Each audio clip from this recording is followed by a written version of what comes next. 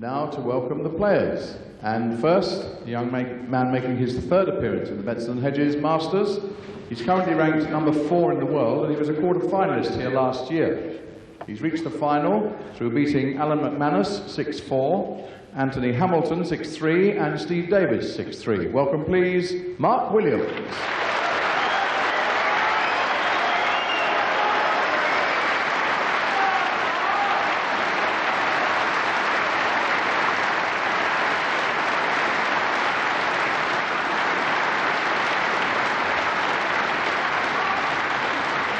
His opponent is in the Betsson Hedges Masters for the 10th time, and this is the 8th time that he's reached the final.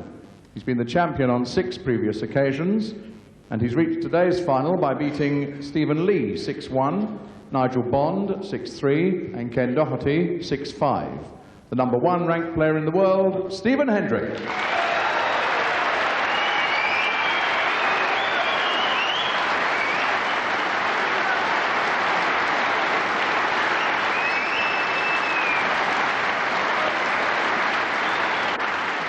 Your referee, Mr. So the players are ready. Let's now join our commentators. Dennis Taylor, first though, Clive Everton. Thank you, Sue. And is this going to be the day that Mark Williams wins his 3rd major title, having won a Welsh Open and a British Open? Or is it going to be the day that Stephen Hendry is going to win a 7th Masters, to add to his 5 UKs and his 6 Worlds?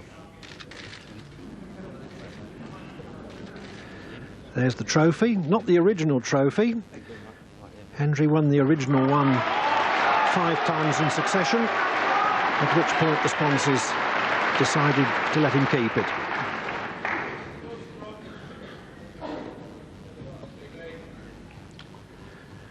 Best of 19 frames. 8 this afternoon, 11 this evening. Good game, Mark.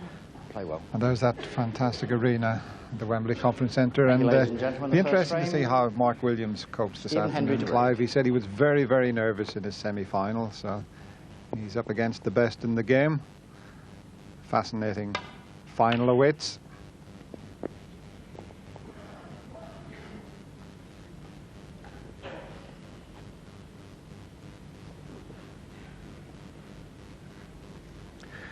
Yes, the manner of Hendry's 6-5 semi-final win over Ken Doherty last night showed that his form is back and his intensity of desire is back after some disappointing recent performances by his standards.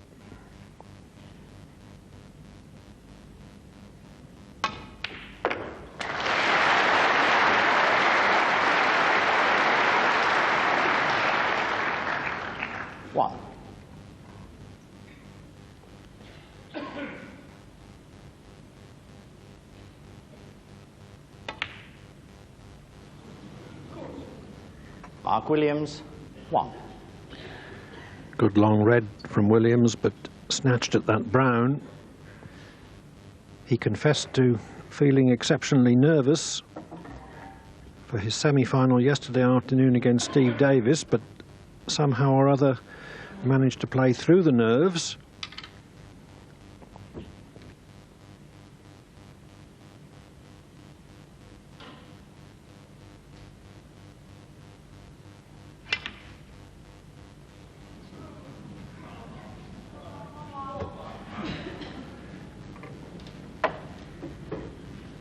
Tricky red that Hendry attempting to hold the screw off a thin edge. 1.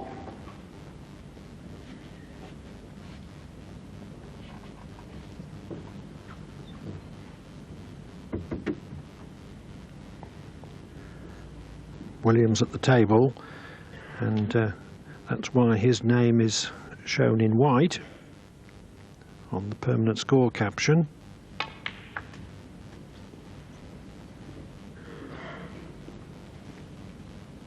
Five.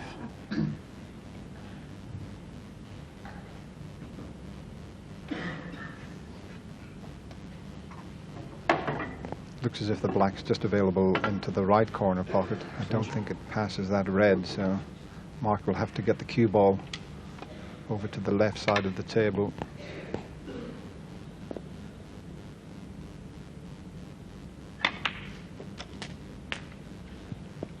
And just got 6. too much bottom on the cue ball. And that took him into the red, so there's a good chance that's slipped away.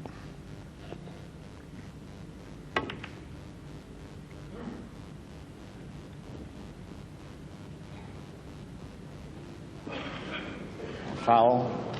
Mark Williams 6, Stephen Hendry 7. Didn't even show a profit.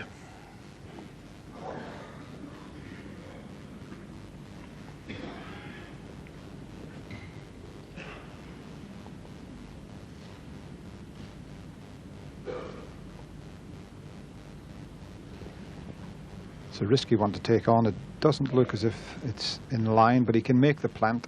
So what Stephen was doing, he was picking a spot to the left of the pocket to knock the first red onto.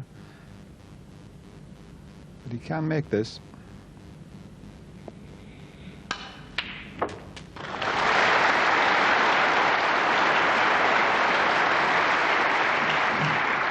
One.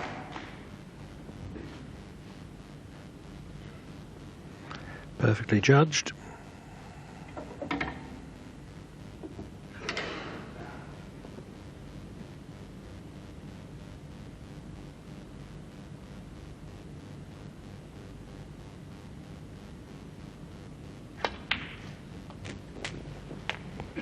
I was very impressed with Stephen Hendry's performance in the semi-final against Ken Doherty. First opportunity 7. in any frame, he was splitting the reds up off colours. 8. And we might just see him do that off the pink here, and he'll go into the reds with quite a bit of pace, I feel.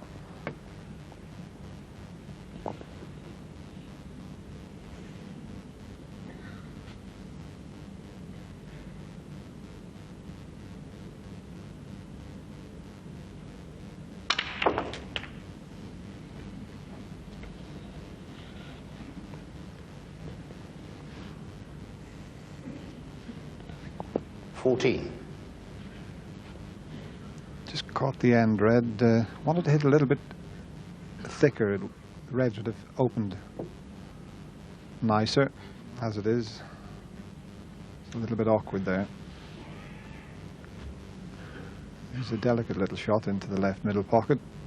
He will be able to hold for the black.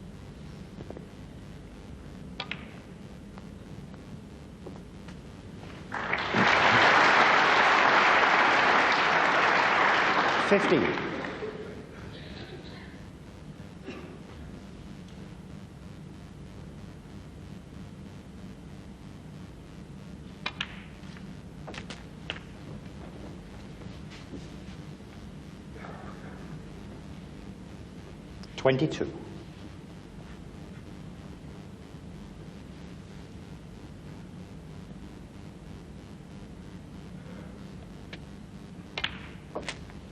$23. Still a couple of loose reds, easy to get on, but once again you may see Stephen cannon into the 4 reds there and try and open them up.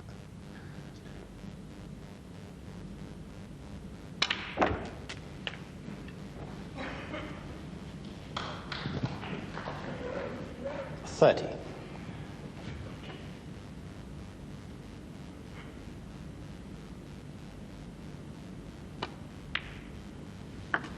$31.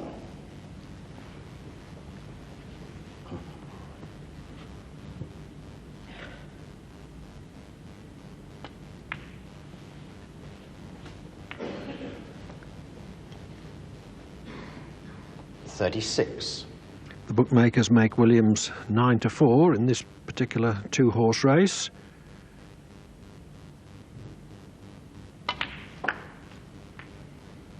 $37. Hendry 3-1 on.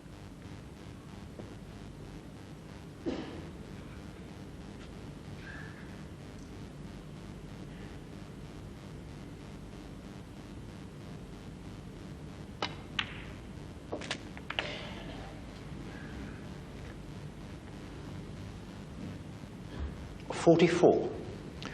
Could have come out better from that. Could well have left something easier.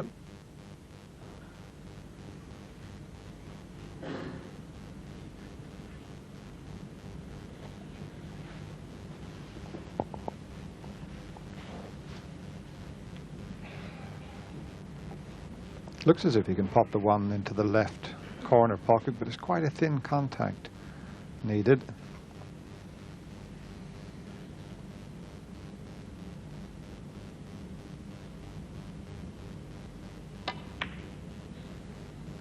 And that's what he was frightened Stephen of. Hendry, 44.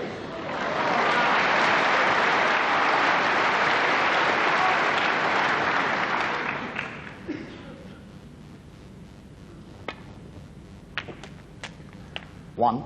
Mark Williams certainly didn't waste any time coming from his seat to the table when he seen that red stay on the lip of the pocket.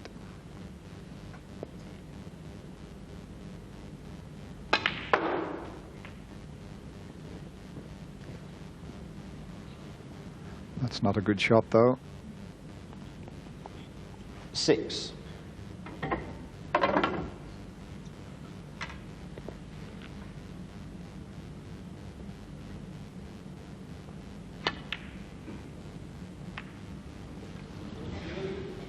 Mark Williams, 6. Williams will be rather disappointed that his counter-attack didn't get off the ground.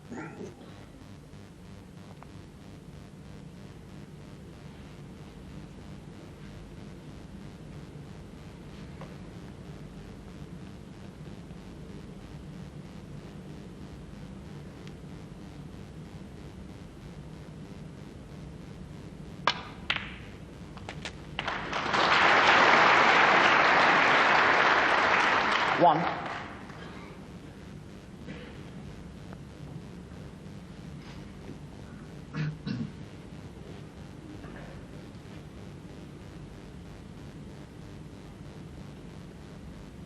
You can get on to the red that's nearest the right corner pocket off this pink, but he's just settling himself. Wants to make sure and knock the pink in.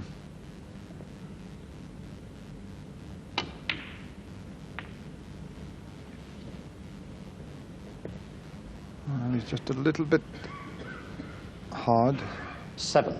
Pace not quite right to finish on that red.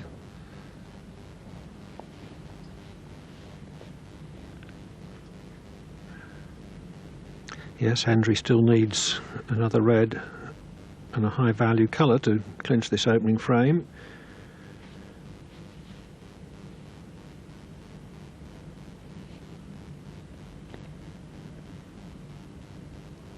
Yes, you could do with a colour safe. It's not easy to play a good safety shot and knock a colour onto a side cushion from this position.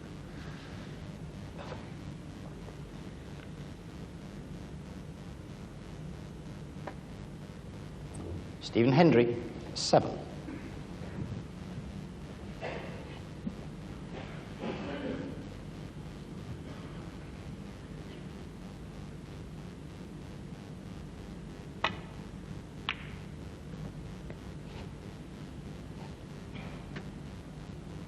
And although Stephen Hendry is 45 points in the lead, he's got to be very careful, because one mistake and he knows that Mark Williams could pinch the frame.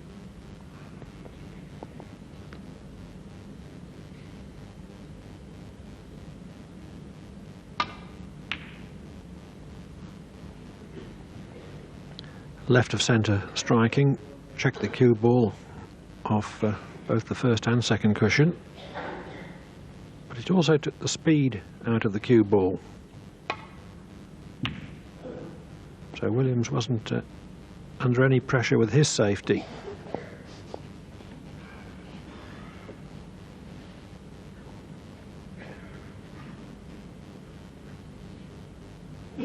Hendry will be quite happy to leave the red on the left-hand side cushion, holding a lead of 45 points.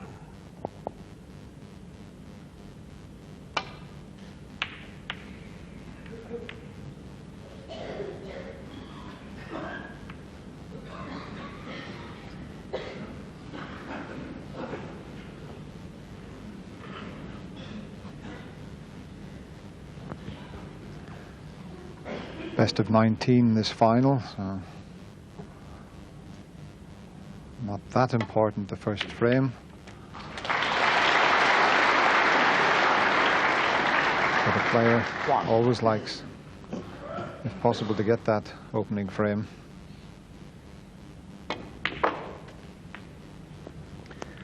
Yes, and I think a good start is especially important to Williams today.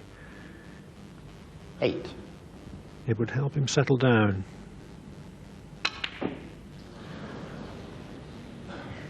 Yes, that was Mark very Williams. quick with the cue action. He's usually such a smooth cueist, Mark Williams. But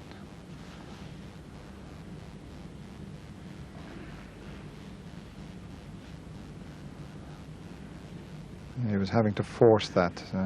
Was the reason he missed it. He's got away with it though. Left it safe.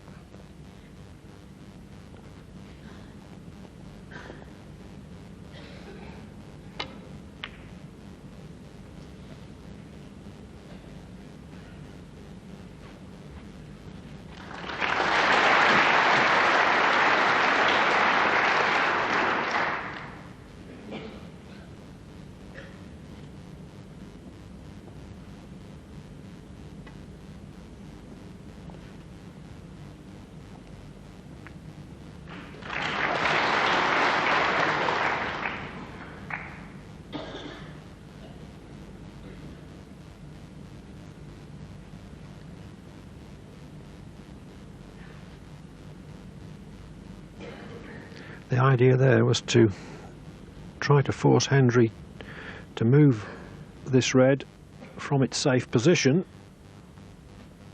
by denying him a shot at either of the other two reds.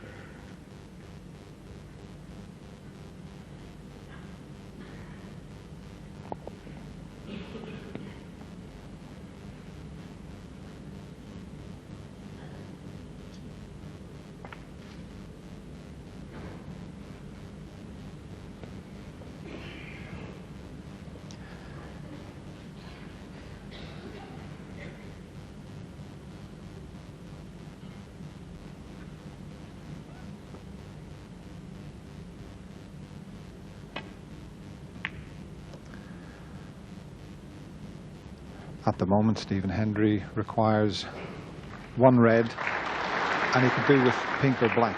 That would leave Mark Williams needing a snooker.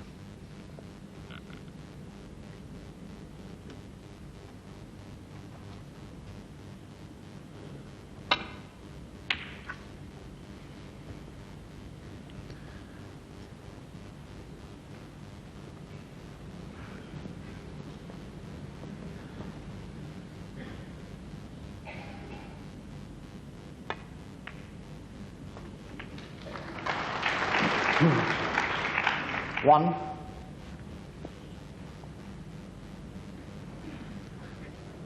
Almost straight on the blue, so very difficult to get to the two reds. He's got to get right up as far as the black to be able to pot either of those reds. Pink's the one that would get him there, but it's a more difficult pot, having to use the rest.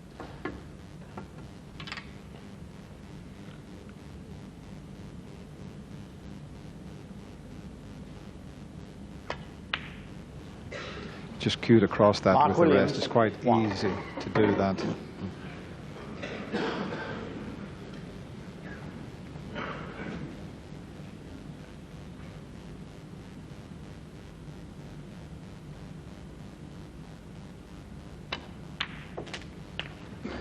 One.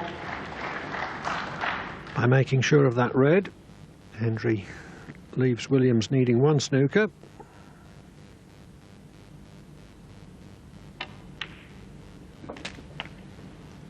And potting that black gives him extra insurance. 8.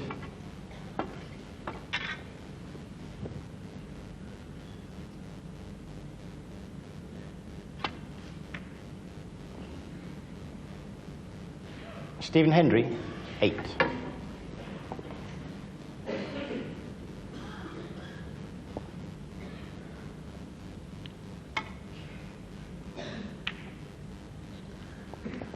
At the moment, Mark Williams requires 3 4-point snookers, but it is the opening frame, so we'll continue. There's always a chance of getting a snooker and a possible free ball situation.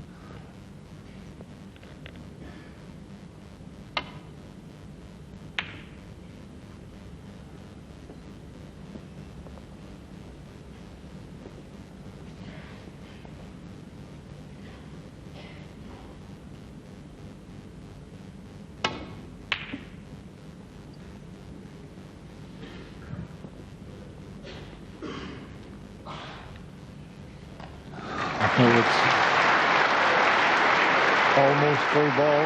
There might just be a little bit sticking out, but you'd have to be so accurate here.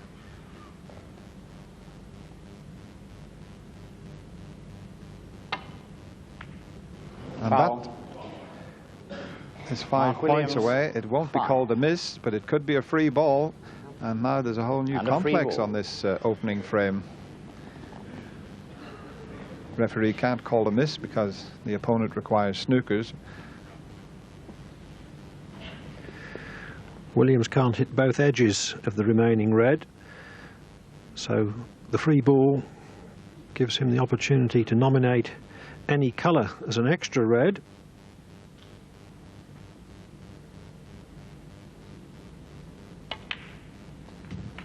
And that means that he can now win without the aid of snookers. 1. Yes, the green counts as an extra red. He's just double checking the scoreboard just to make sure. If he pots the blue, he can now win.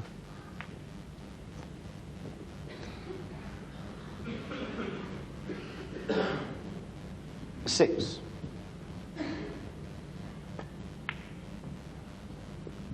Seven.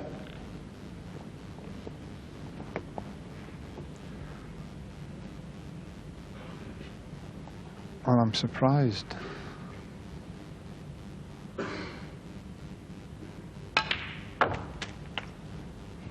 He left himself a little bit awkward on the blue there to get nicely onto the yellow. 12. And plus the fact he can now only tie. I'm surprised he didn't play for the black. He's obviously miscalculated, I think. So that's a bad mistake from Mark Williams.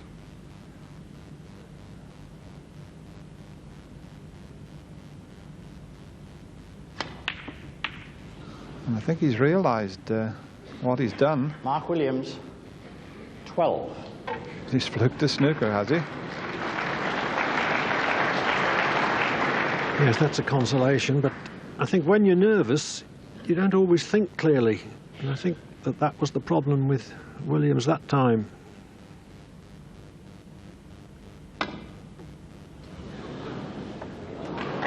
Foul. And a miss. Yes, the miss call this time. Mark Williams.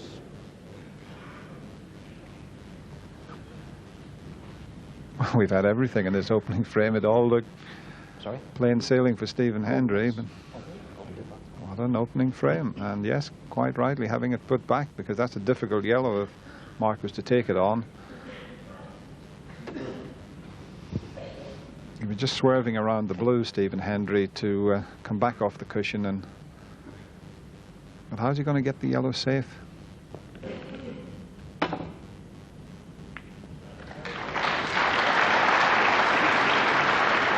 Not like that. Hendry was 45 in front, with only one red remaining.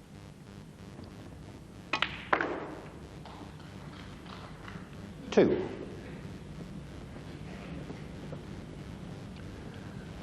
But Williams can win with the clearance.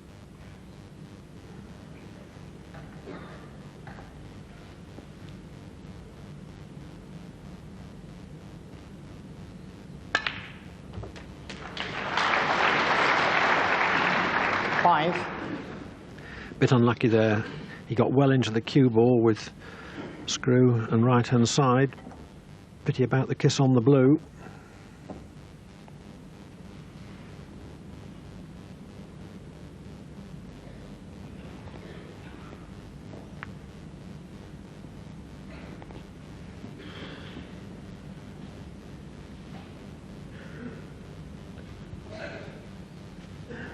It's not only a difficult shot to pot the brown, but to hold for the blue would be exceptional as well. Mark Williams, 5.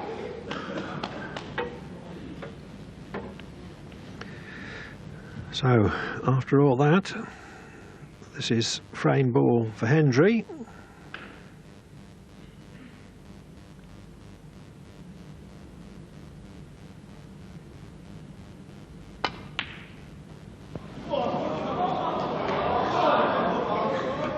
Well, I think that series of incidents has just put a bit of pressure on Stephen Hendry to clinch this opening frame now.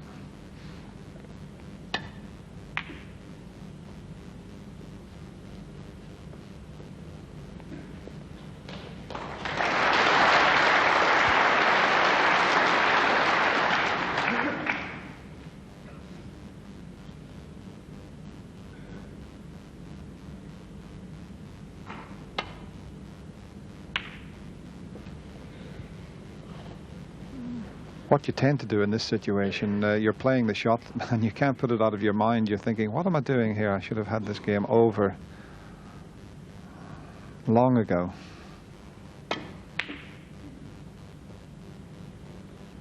And that's not a bad shot.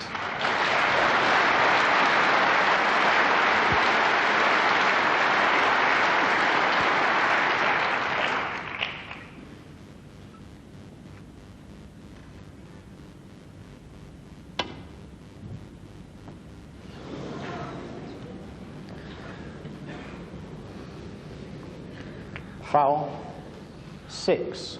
Mark Williams. Well, everything's going wrong. But he has knocked the pink safe, and I have known situations where a referee would have called a miss there, Clive. Mark Williams was certainly hoping for one. He stayed a long time in his chair before he came out. But the escape attempt satisfied Alan Chamberlain. Williams has had to content himself by putting Hendry in again.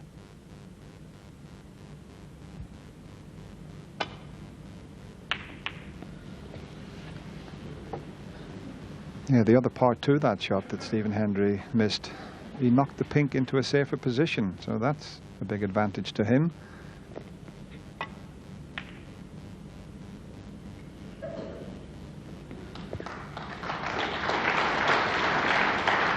Mark Williams requires all 4 colours.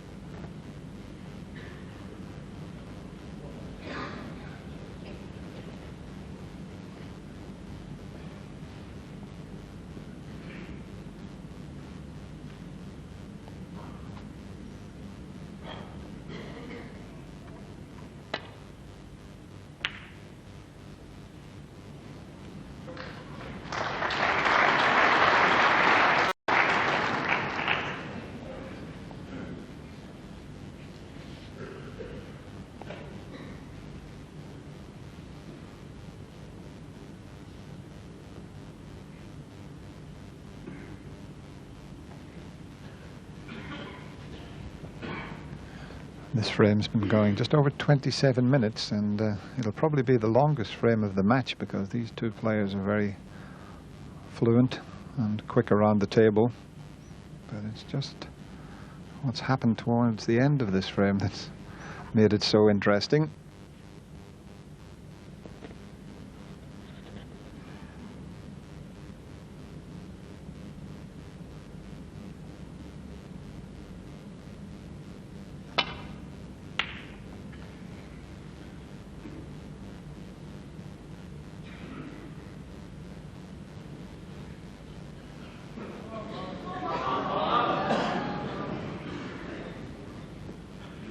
Well, if that was an intended safety, he called it too thick.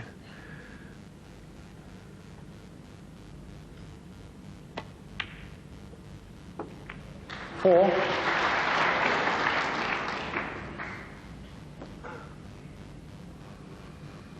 I don't think think Stephen can believe what's happened here.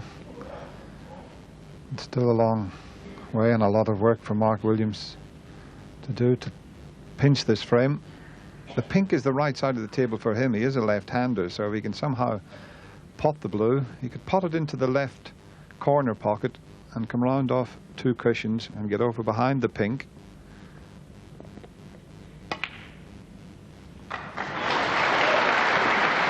A little bit too hard.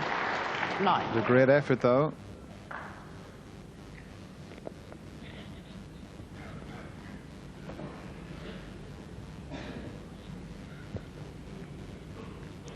It's not really the correct angle to take the double on.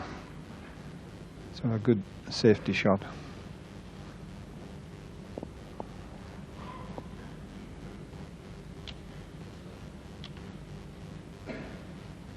You never know, he might just take the double on.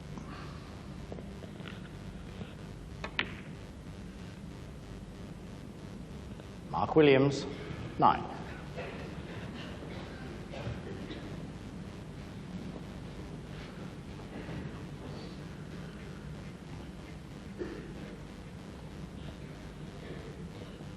Hendry contemplating the pink, which would give him the opening frame.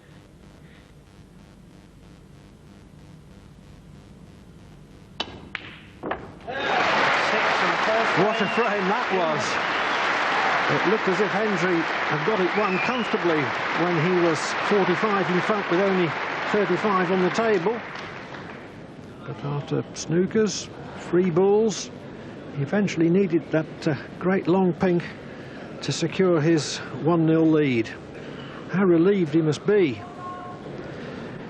Hendry, strangely for him, has not won a title since the Irish Masters last March, which is a very long drought for a player of his standing. His defence of the Scottish Open falls due later this month. But he's shown us this week, after some indifferent performances by his standards, that he's a big occasion, a big venue player. He certainly played his best snooker of the season here at Wembley this week, and in particular in last night's semi-final against Ken Doherty. Yes, he was back to his best in that semi-final. He had breaks of 131, another of 122. That was the old Stephen Hendry, and he had to work very hard to defeat Ken Doherty. But his opponent here, Mark Williams, well, in the 1997 British Open, he defeated Stephen Hendry 9 frames to 2, and that surprised a lot of people. So he knows he can beat Stephen Hendry, but he's going to have to play some of his best snooker here. The second frame. If he's to do that. Mark Williams to break.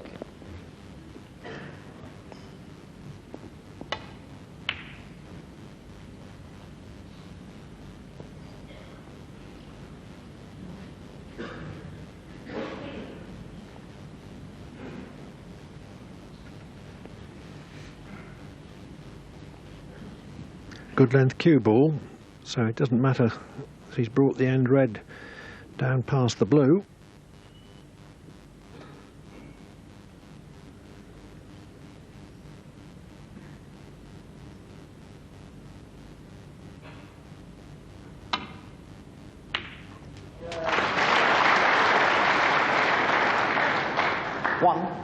That was a very bold shot. Sometimes you see these sort of shots taken on when there's a natural route round behind the back of the black. But that time, Hendry was cannoning into the black and red. Stephen Hendry, 1.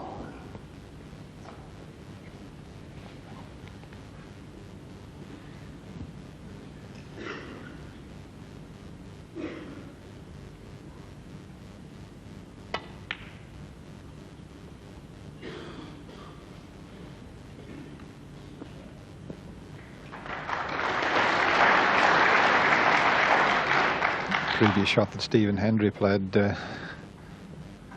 knocked the black safe He'll probably take the opportunity to bring it back into play with this safety shot, although he could play the end red, the one that's to the left of the black spot.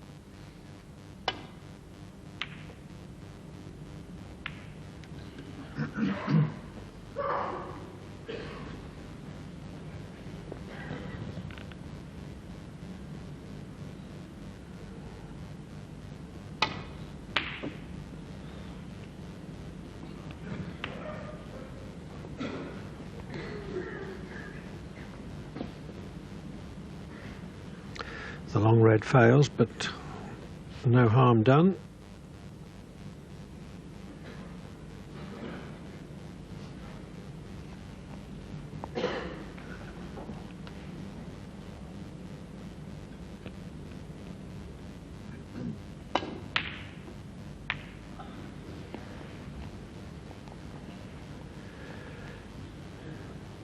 It was always problematical avoiding the kiss with that safety. But the kiss was only thin, so it's perfectly all right.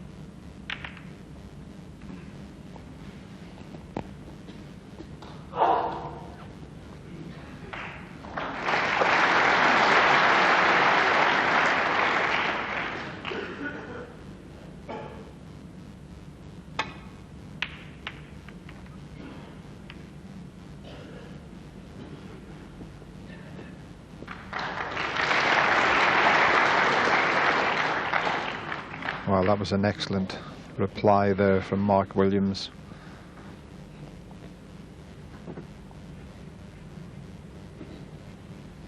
And this needs quite a thin contact to clip the red that's to the left of the bunch of 5 there.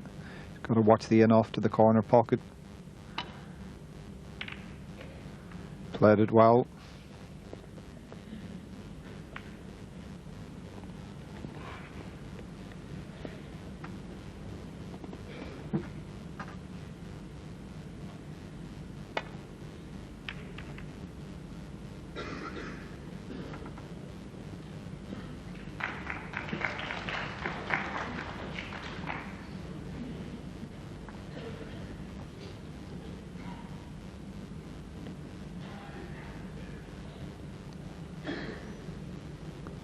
And this is not straightforward. The right middle pocket is in the way for Stephen to come off the side cushion and nestle on the red that's near the right corner pocket.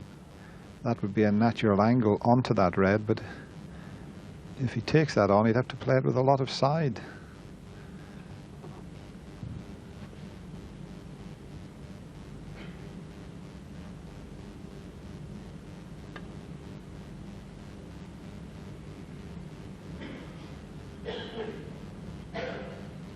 Foul and a miss. Mark Williams, 4. Well, if it's put back, at least he knows that he can get there with the angle. No real advantage this time, so Mark just attempting to get in behind the blue. I thought. Took the risky pot on.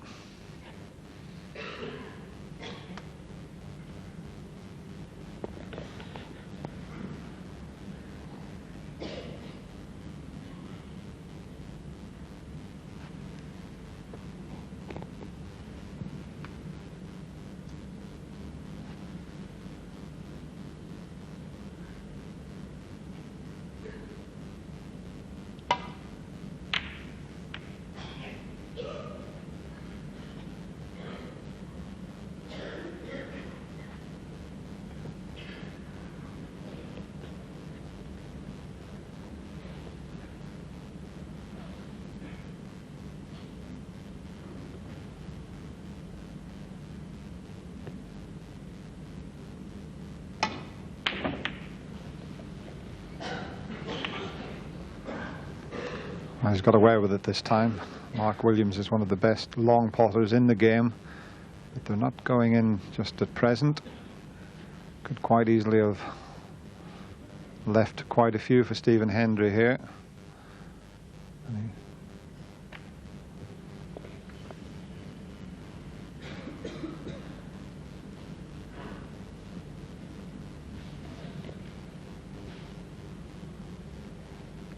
Got a little bit scrappy, the way the balls have gone. There's just one red potted, and the green's the only colour on its own spot. Even the pink's just slightly off its spot, so it's quite unusual to have that sort of situation.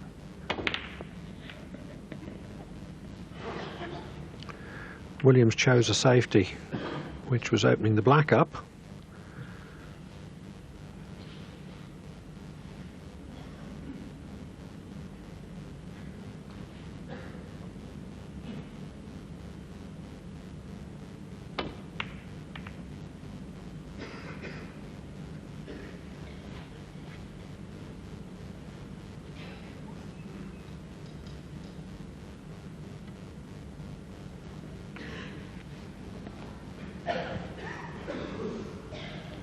With the two reds up the other end of the table, there's not a lot else that the players can do just at present. Just take a few shots to sort this situation out.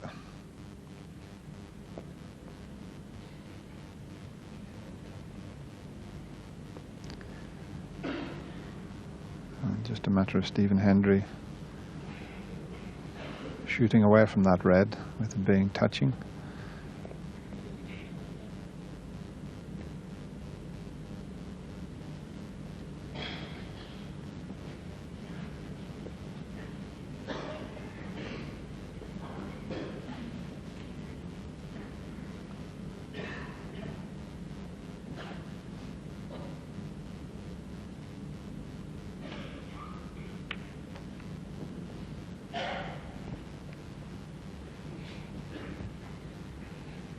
The second frame still bogged down, but you have to play all sorts of frames to win snooker matches.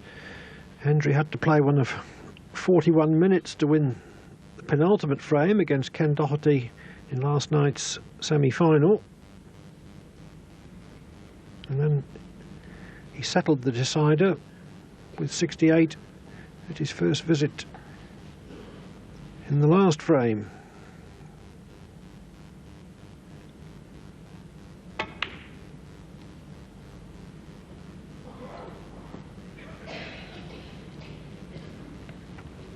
Well, that red would go,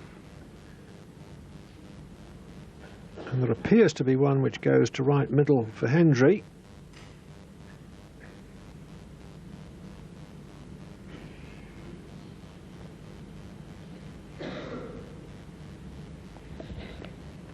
It's a very risky one. If he commits himself to that pot, it will have to go in.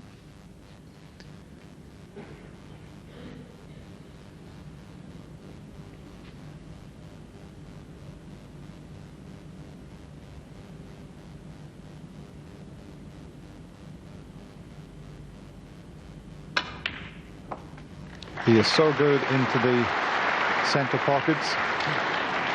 One.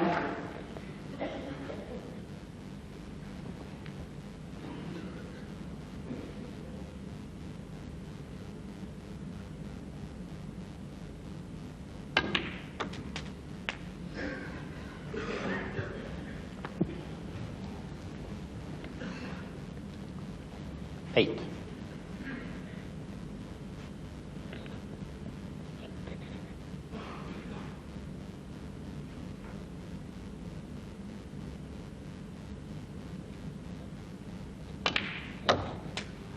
Nine. So we had almost 10 minutes of tactical play, but they're all there now.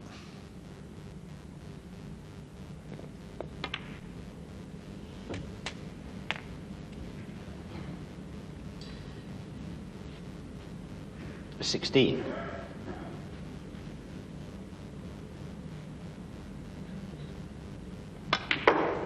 17. And this will get the yellow back onto its spot, and gradually the colours will be replaced on the spots. That will make it easier.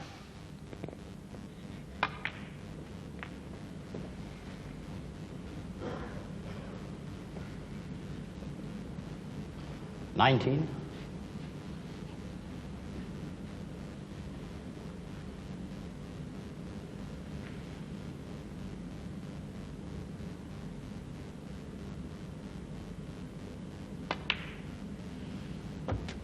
$20.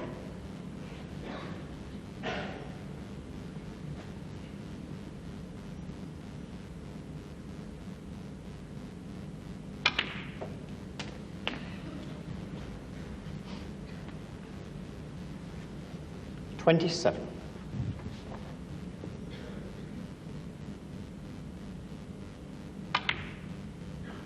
$28.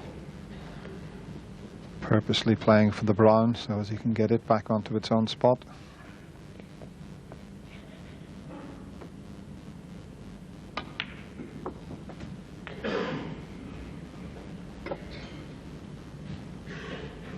$32.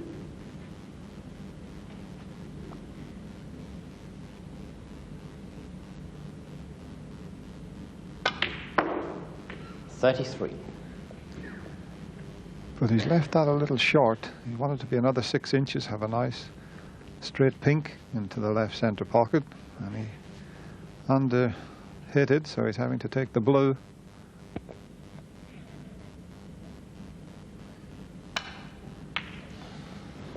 Stephen Hendry. And he hit that one all wrong. Fortunately for him, he didn't get good position on the red, but it will still cut in this.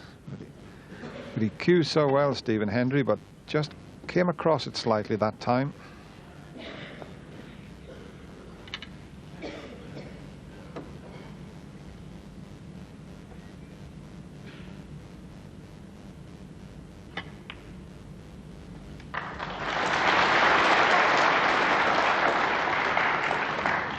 $1.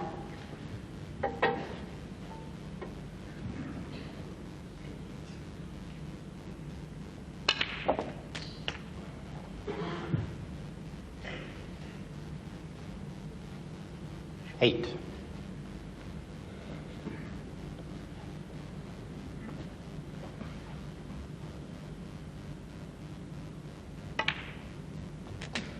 $9.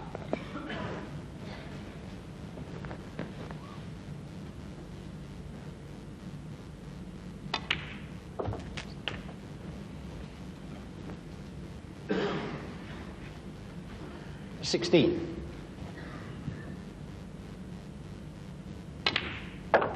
$17.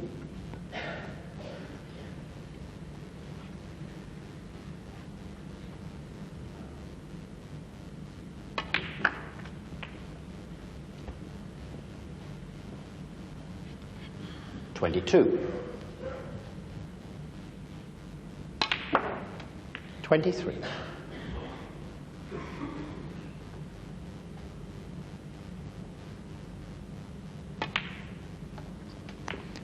Still got quite a bit to do, has Mark, and I'm sure Stephen Hendry will know that 27. the red that's on the side cushion may come to his rescue. 28.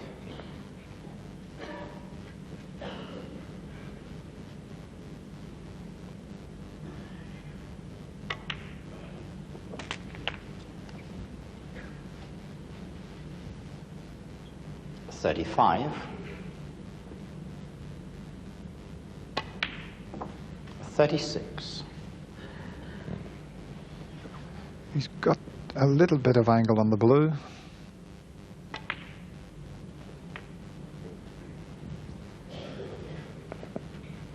$41.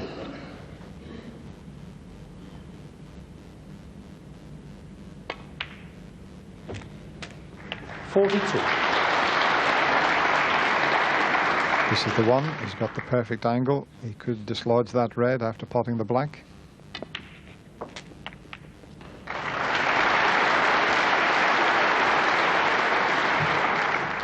$49.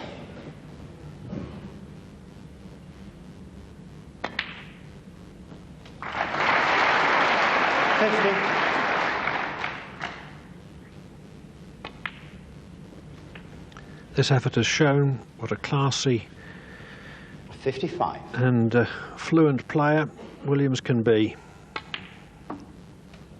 57.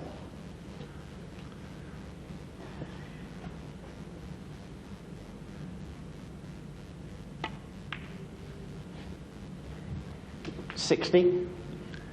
Not only has he done enough to win this second frame already, 64. but he's won it in a way which will do a lot for his confidence. 64. And the frame, Mark Williams. So that 64 break enables Mark Williams to level the match at 1-all. And it's good to see him playing something like his best standard again, because for a world number 4, he's had a very disappointing season. He came to Wembley having won only 3 of his 10 matches.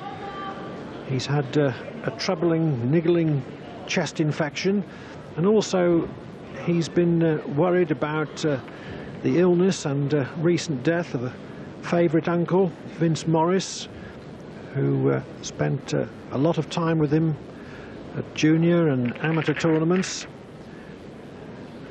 And it's only really after Vince Morris's funeral last Thursday that he actually seems to have just relaxed a bit. And his win over Steve Davis in yesterday's semi-final by 6 frames to 3 was certainly not a result expected by most pundits, given how well Davis had played ladies and gentlemen, in beating Ronnie O'Sullivan in the quarterfinals.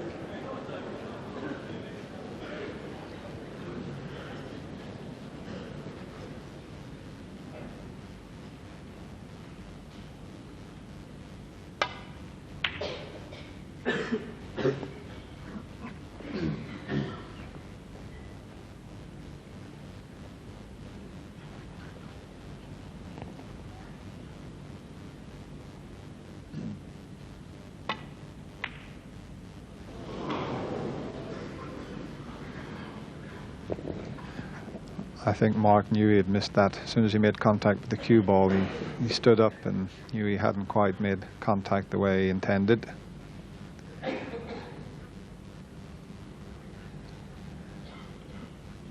It looks as if the black's available into the left corner, but it's a bit risky. He hasn't got a good angle on that red to the right of the bunch.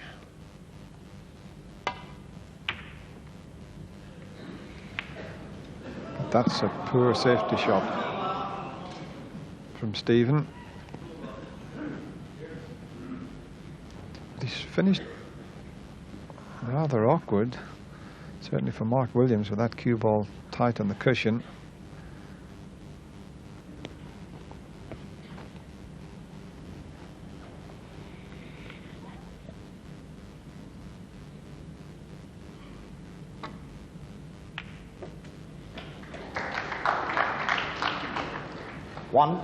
That was a fraction away from being perfect. Had he have missed the contact with the black, he would have been nicely on it.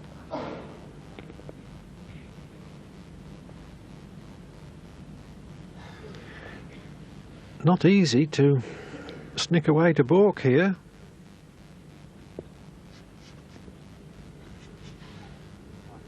Black ball.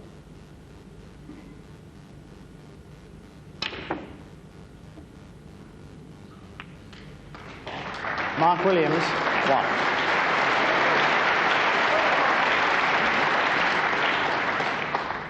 For someone that's never played billiards, that was an excellent shot, Clive, to get the white back down the table.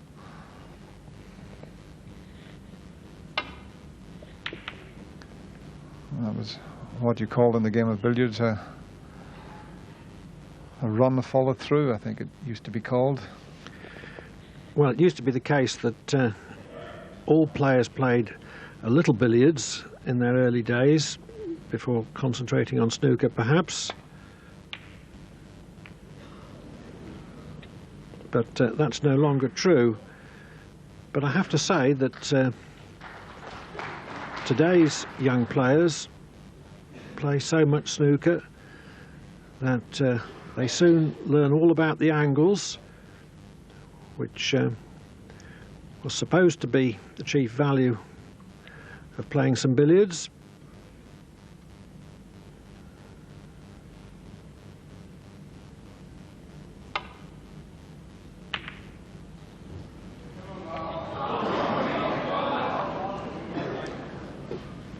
That seemed a very risky shot. I think he was just trying to pot his way out of trouble there because there was no colour available. And just depends on the angle that Mark Williams has here. He'd like to be able to play for the black that's up the other end.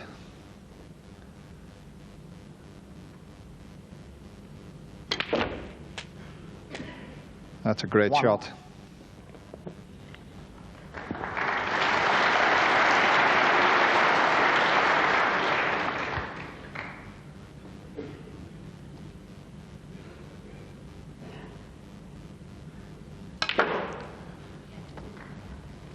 And even if the black spot is occupied, much better on the blue than out of the game, but there's enough room there. 8.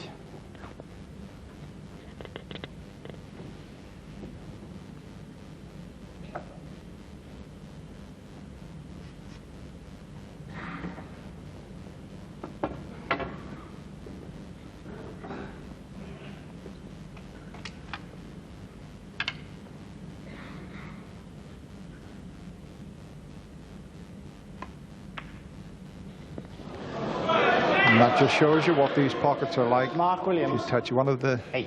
angles, the pot won't drop. Just touch that near knuckle, and chance for Stephen Hendry.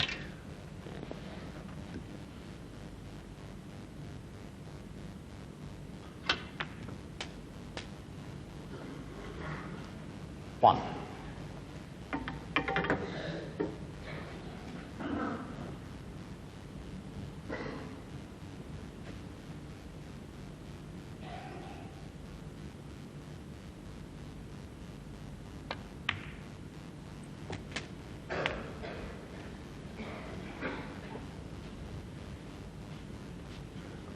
Eight.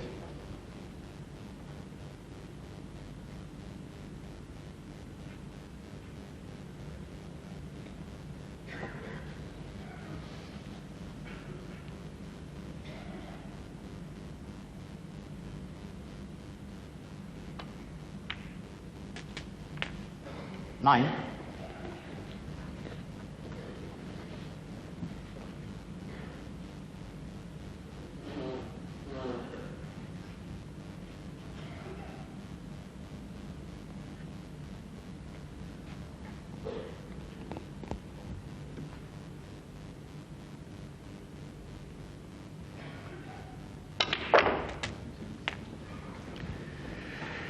He was just off the straight, the awkward side. 16. And not off the straight far enough to get the cue ball round off the two cushions.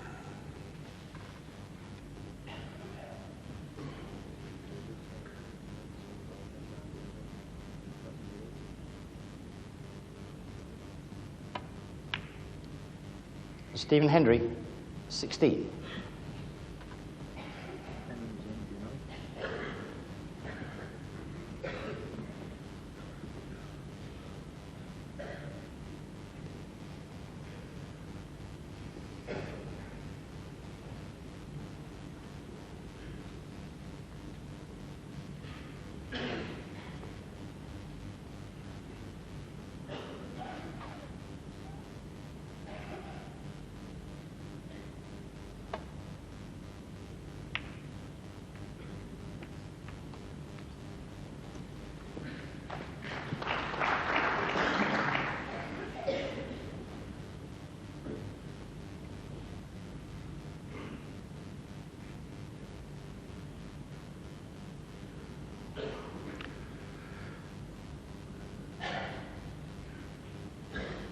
A red may well be potable to left middle, but with the cue ball so close to the cushion, certainly not easy.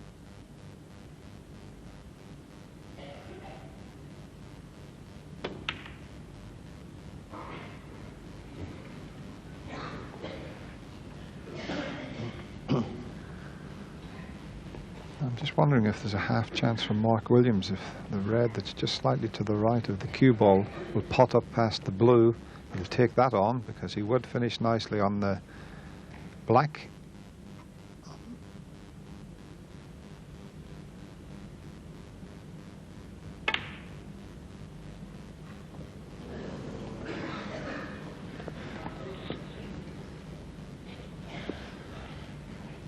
The red has rebounded and gone over the corner pocket, but no way through to that one. Stephen Hendry. So that in itself is going to cause a few problems here. Players will have to keep covering that one, make sure they don't leave it on.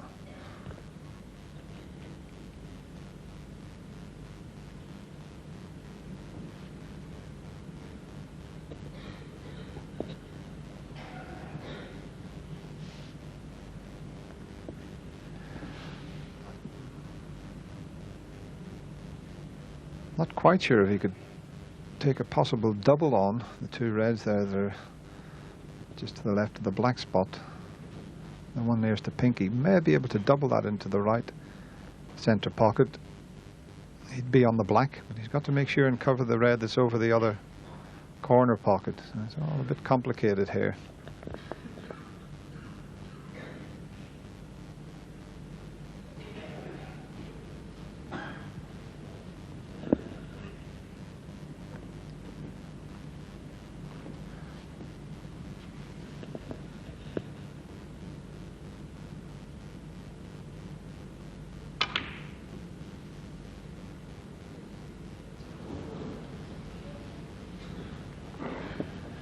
I don't think he's covered that one that's near the bottom corner pocket. I think there's a path through to that.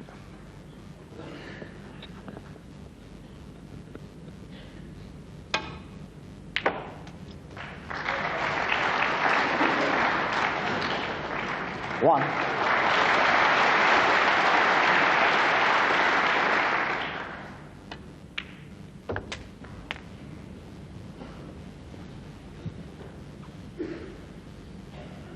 Eight. 9.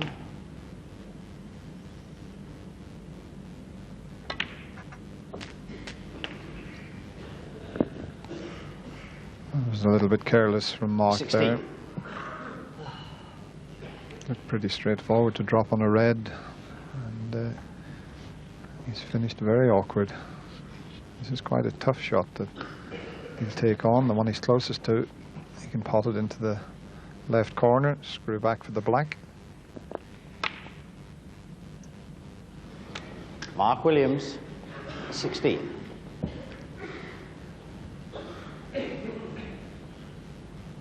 Let down by his positional play there, which, for all his ability, is a comparative weakness at the very highest level.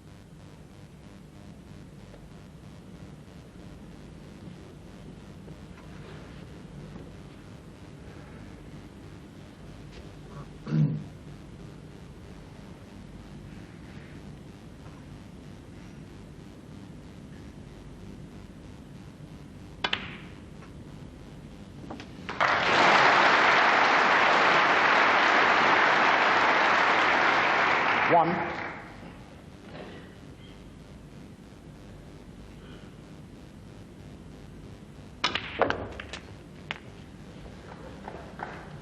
And once again, Stephen Hendry, the first opportunity he had, he opened the reds up.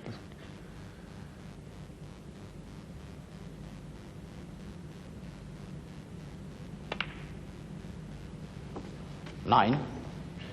Yes, there was a group of 3 underneath the pink, and even with 2 reds loose, he thought the odds were well in his favour.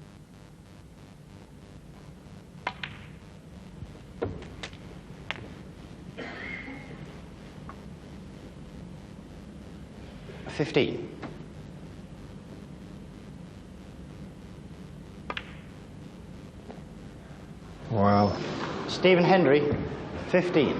that's not going to do Stephen's confidence a lot of good, missing a straightforward pot like that. And just watch his eyes. He glances to the pocket, or just before that, he glanced to the pocket. Little mannerism. He always has.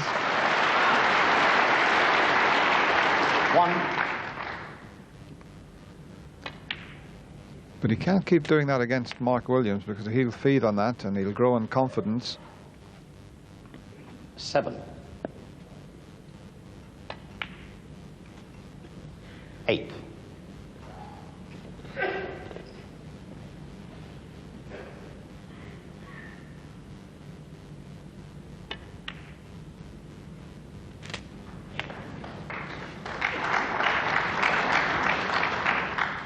15.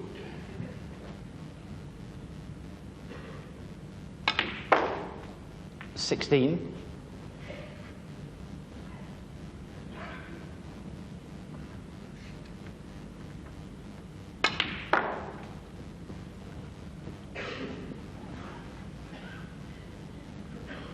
20.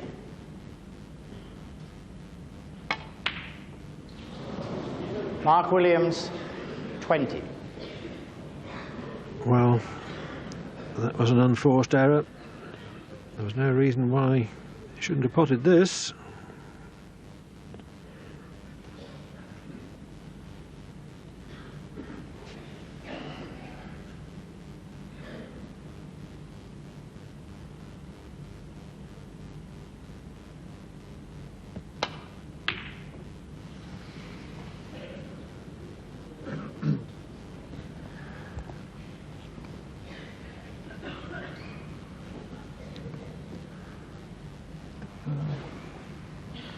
Both players suffering from, seems like a little bit of nerves here this afternoon in this opening session.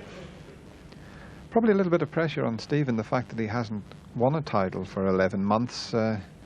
He's played so well to get into the final. Maybe that's at the back of his mind.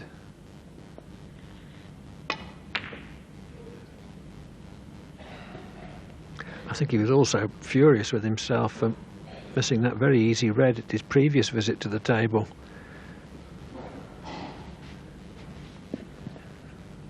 A chance to screw back in behind the black. He's got to be careful that he doesn't bring the red back up the table.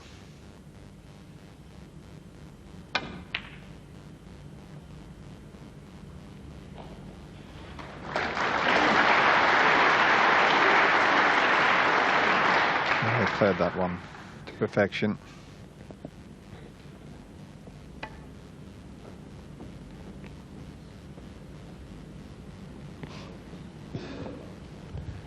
A foul and a miss for Stephen Hendry. But Williams did not play the escape to perfection. He was meaning to roll up to the red nearest the baulk pocket on the safe side. But here is Hendry on the potting side.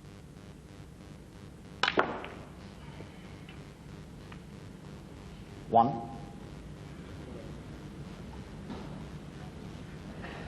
Could have done without the kiss on the blue, but still reasonably all right.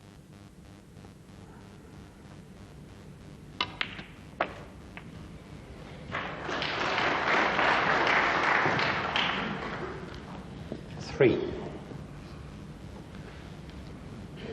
Yeah, a round of applause there from the snooker enthusiasts.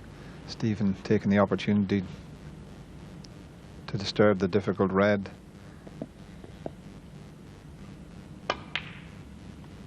Four.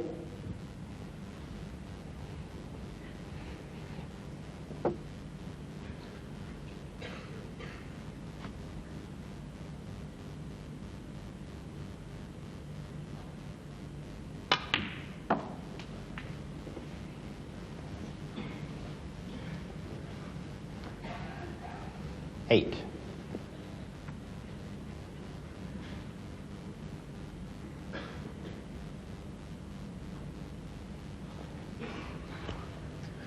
And the audience here this afternoon at the Wembley Conference Centre, they're very, very knowledgeable, and they're very, very quiet when they have to be. There's just under 2,000 spectators in here this afternoon.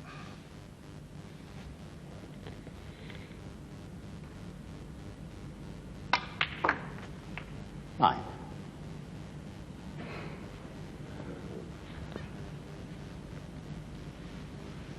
just watch the positional side of this shot.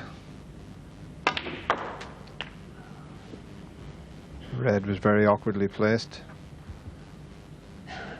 15. He still has to pull a good pot out here.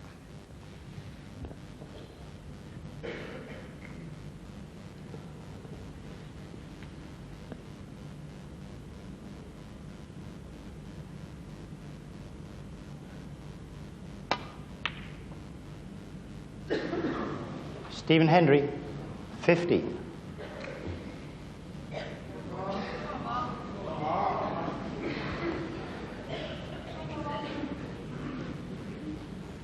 So Williams still in the frame. Stephen just having a little look at the red. He knows there's a very thin contact required, but there's a chance here. We just hit the cushion first. And where's the white going? Foul. Stephen Hendry, 4. Rather unfortunate. The red was always going to be on, but the fact the white dropped in, Stephen can place it anywhere in the D.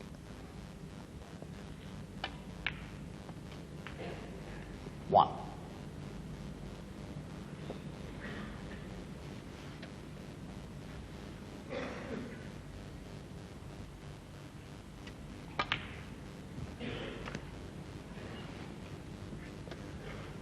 Just needs those 3 bulk colors, yellow, green and brown. 7.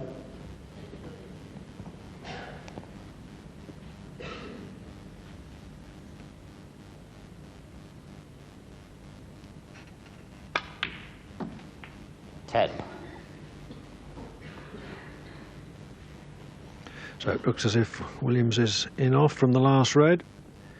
It's going to prove fatal. 14. 23 in front, 18 on the table.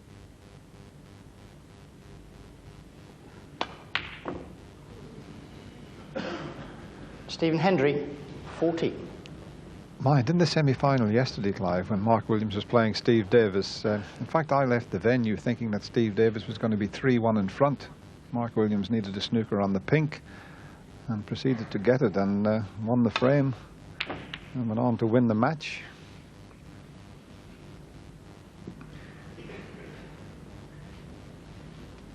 Yes, Davis identified that as a very important point in the match. He said that it gave Williams momentum to snatch that frame.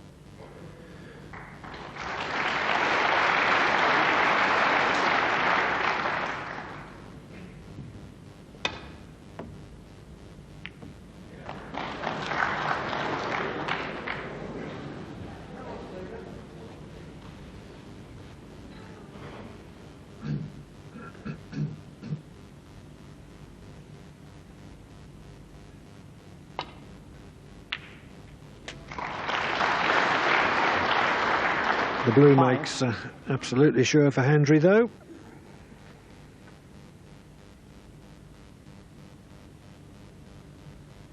$11 on the frame, Stephen Hendry. And that was how Stephen Hendry led Mark Williams by 2 frames to 1. Money isn't uppermost in the players' minds by any means, although they do tend to get quite interested after the event.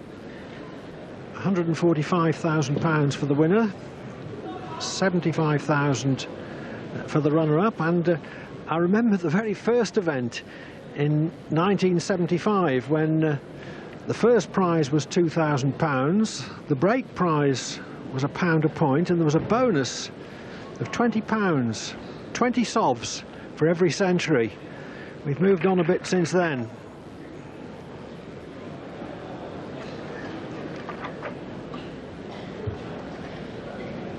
Stephen Hendry beaten 9-2 by Mark Williams in the British Open final at Plymouth last April, when he was perhaps exhausted by winning a lot of tournaments and getting to the latter stages of most of the others. And that may have blunted his challenge at Sheffield, which Mark Williams to break. ended with defeat in the world final by Ken Doherty.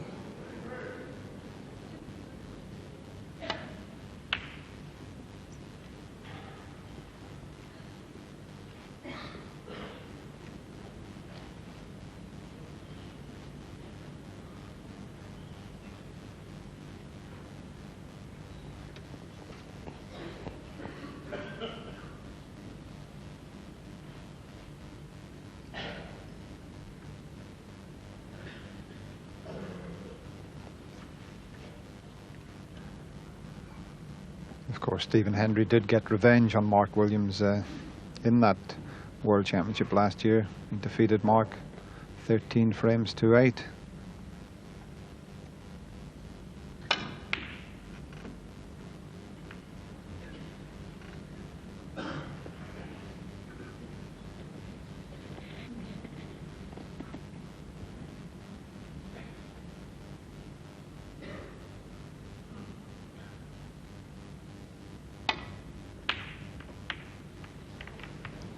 Well, that was a very risky one that Mark took on there.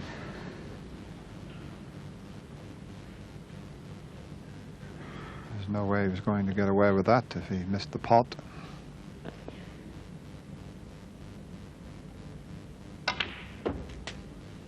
One.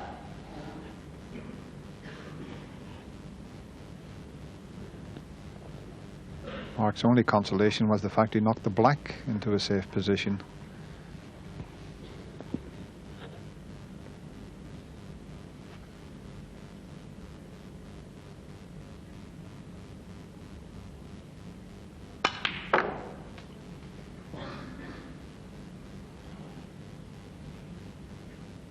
Four.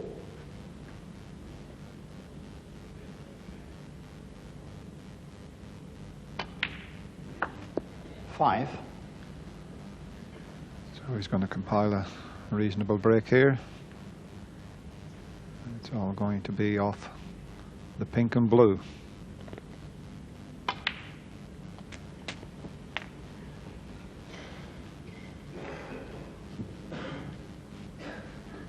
$11.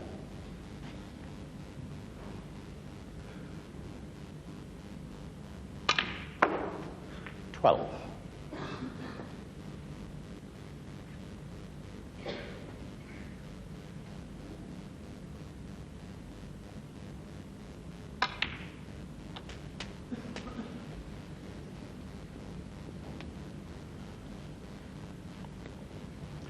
$18.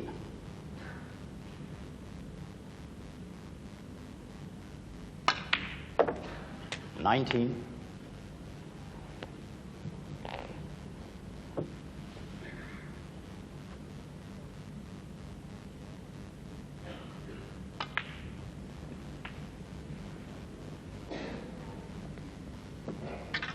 24.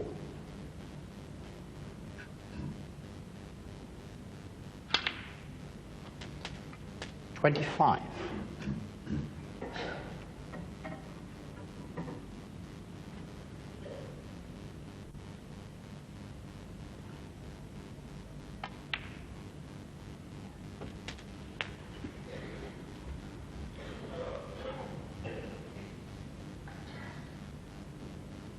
31.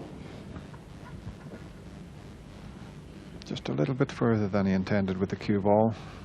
Extended rest. He needs the extension on the normal rest.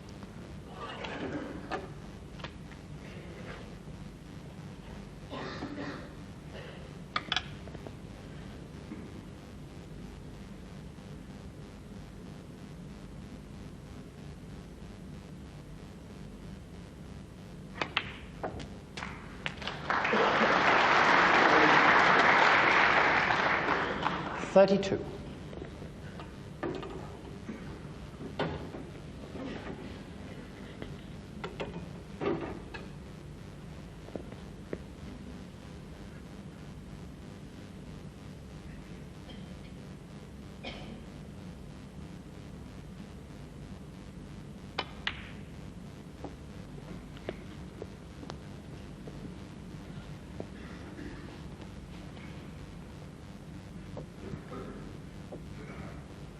38.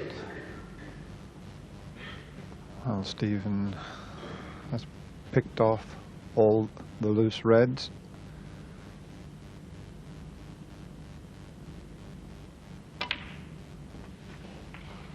$39.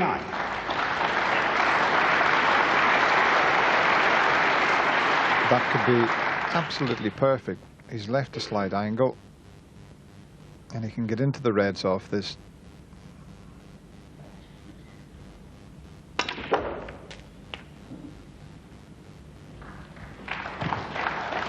A lot of top on the cue ball to run it through 45. the reds. You see the white stop and then follow through.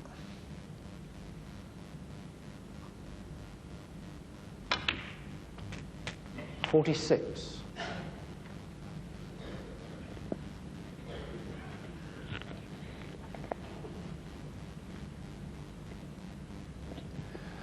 No, he's let the cue ball slip away slightly there. Just looking to see if there's anything available. Nose reds by the pink.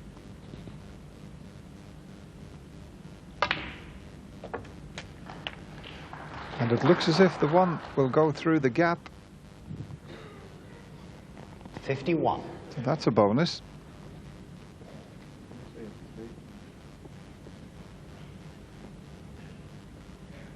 Just enough room through.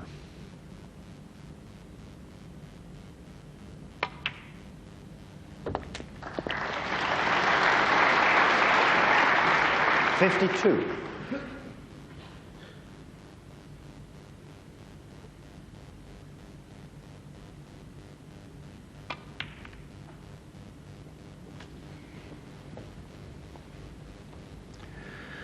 Slid off the reds 58. and finished tight under the cushion. You can never take these for granted.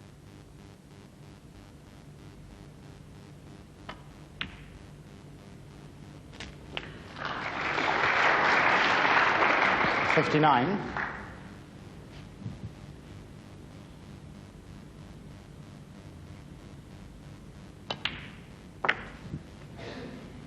This has been an excellent break. The black's been out of commission. 65. Very often only one red has been available. There's been a lot of 66. good positional play.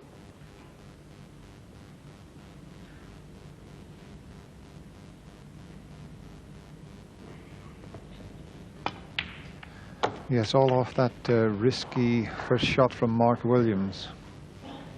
72.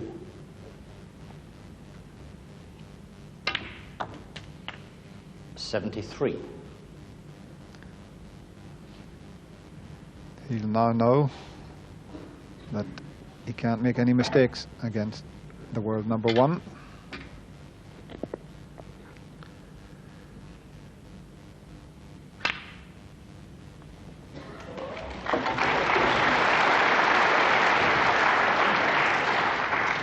$78.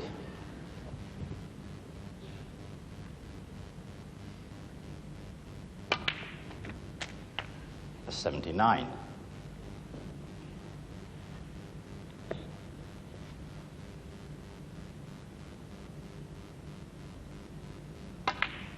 An awful long way to go in this final. Mid-session interval coming up after this frame. 84. It's nice to lead 3-1 though.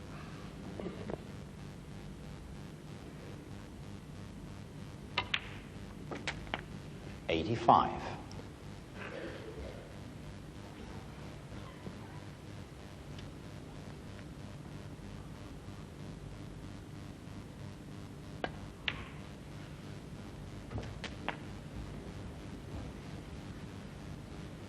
$91.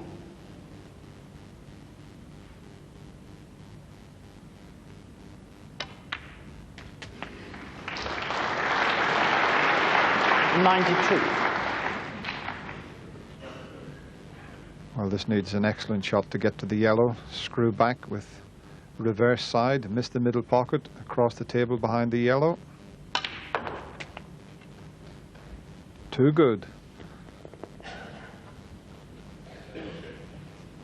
98. So it looks as if his 4th century of the tournament will have to wait. I think he surprised himself just how well he made contact with that cue ball there.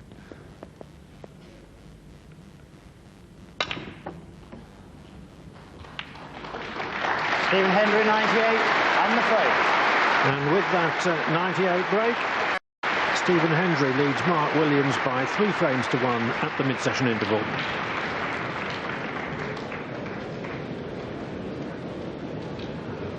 We're back with Ray Edmonds and Jim Meadowcroft. Thank you very much, Steve. 1. Stephen Hendry had the first chance in this frame. Got a couple of blacks. And the pack didn't open nicely. And this red will go to the corner now between the gap. So a chance for the young Welshman to retrieve something. I think he felt he should have been 2-all at the interval.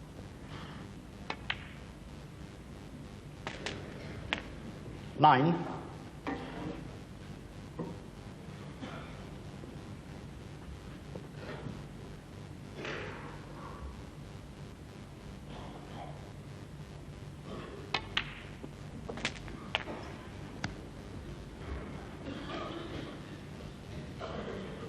$16.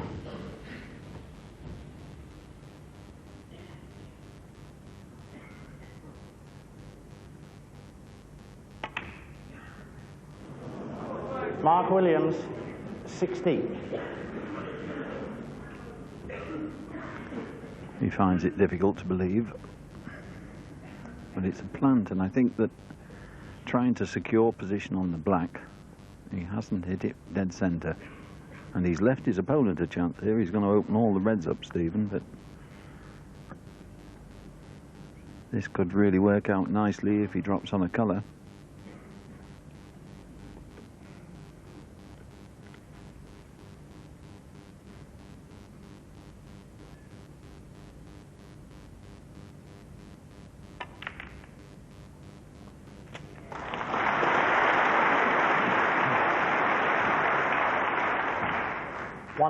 That was well worked out and very well executed by Stephen.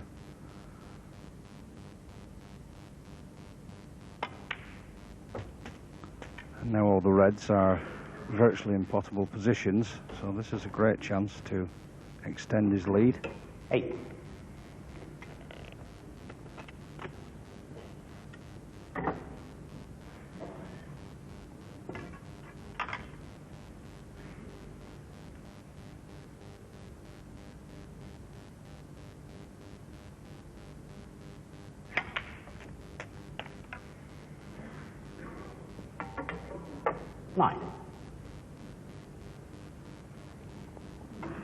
A little bit straighter than he would have liked, but he has got just about enough angle to run round 2 cushions for the next red.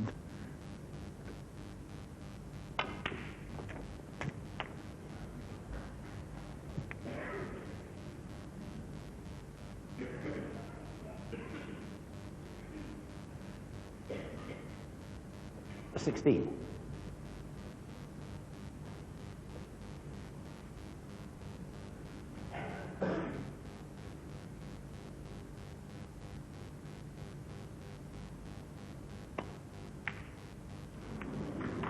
Stephen Hendry, 16. Well, certainly not the type of shot that you expect Stephen to miss. All the signs are there that he's coming back to form, but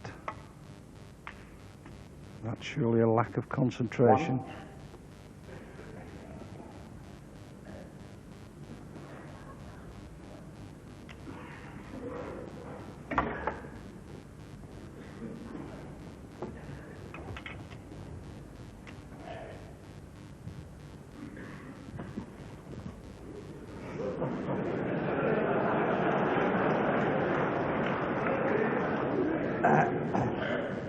Well, a bit of humour there. Mark Williams was doing a bit of shuffling around, and Alan Chamberlain shuffled around as well to make sure he was Bang on line for the two reds that are underneath his middle there.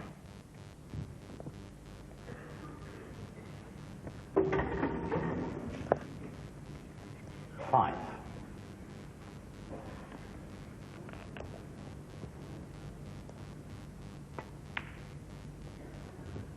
6.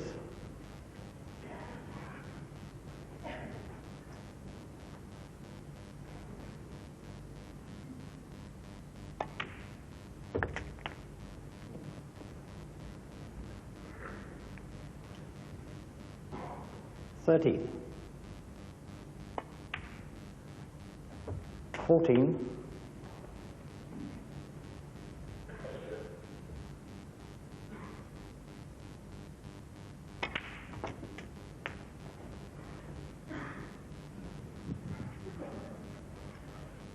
21.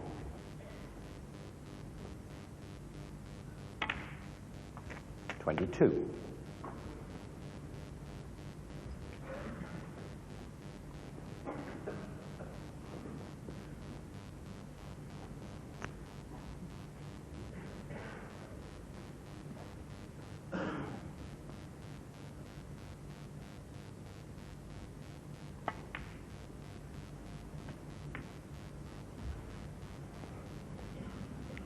27. Shake of the head, a little careless there. This isn't an easy pot to the middle. Didn't play for this one.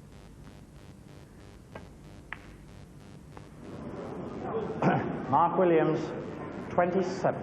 He had a good chance there. These two loose reds would have put him virtually within sight of victory, but now a chance for Stephen. I think he can get this red to the middle. There is a gap between cue ball and red.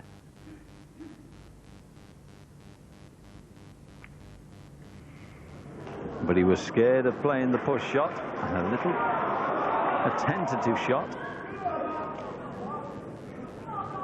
And I think Mark Williams will get it this time. What a chance now.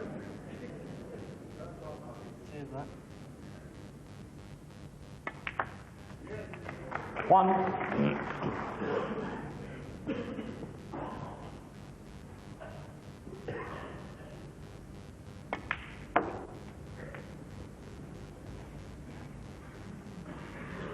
Six.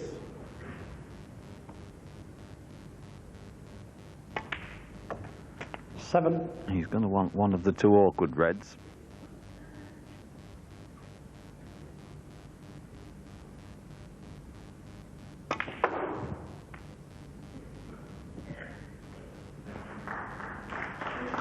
12.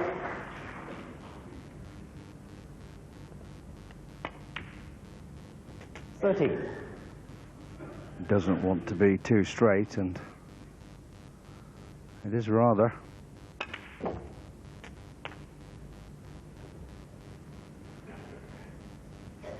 20.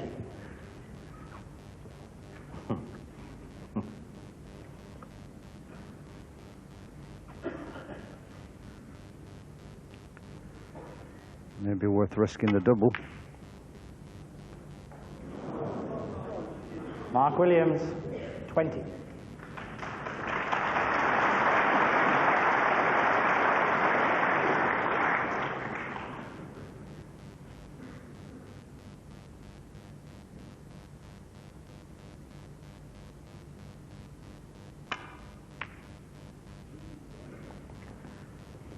And again, Stephen less than solid on that shot.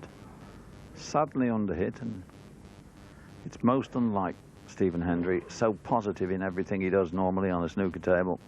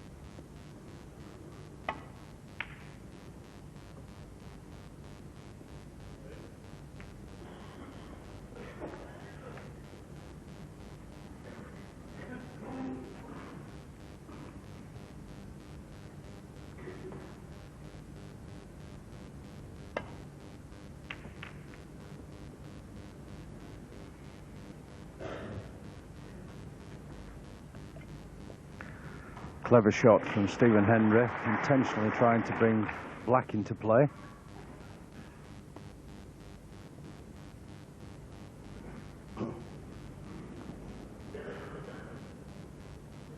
Foul and a miss for Stephen Hendry.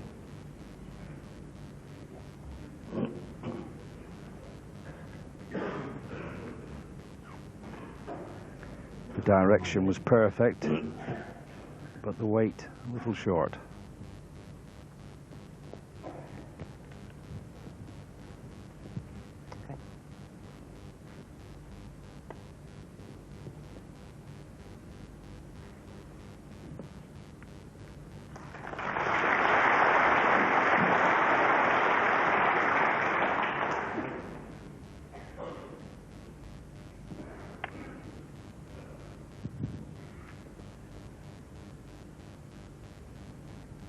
He's not left Stephen any easy way of getting the cue ball down to the baulk end without coming very fine off the right hand of these two reds.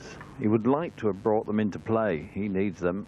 It's Mark Williams that's 27 points in front, but I don't think he'll be able to get them out this time.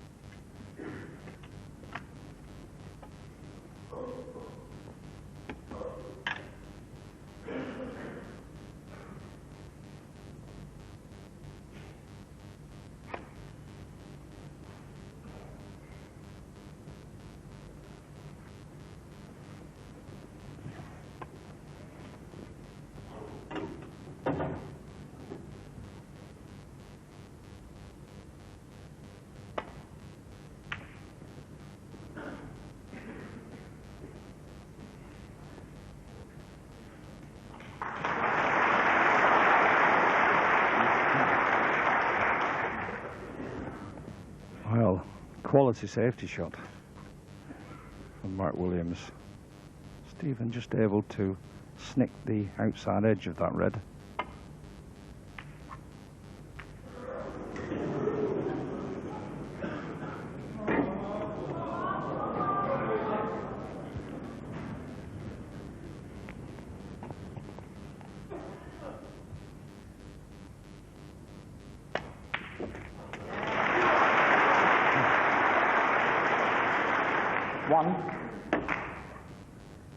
The black will put him 35 in front with 35 on.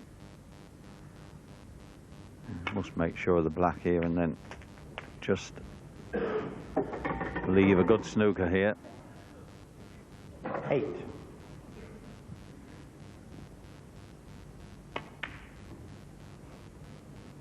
Mark Williams, 8.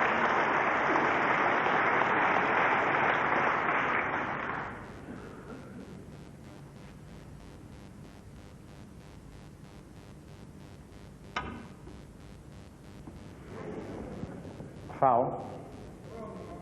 Mark Williams, 4. Well, that certainly puts paid to any chance that Stephen had.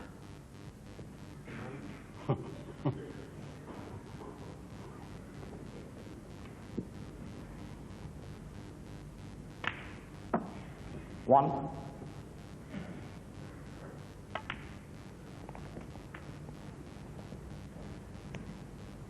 5.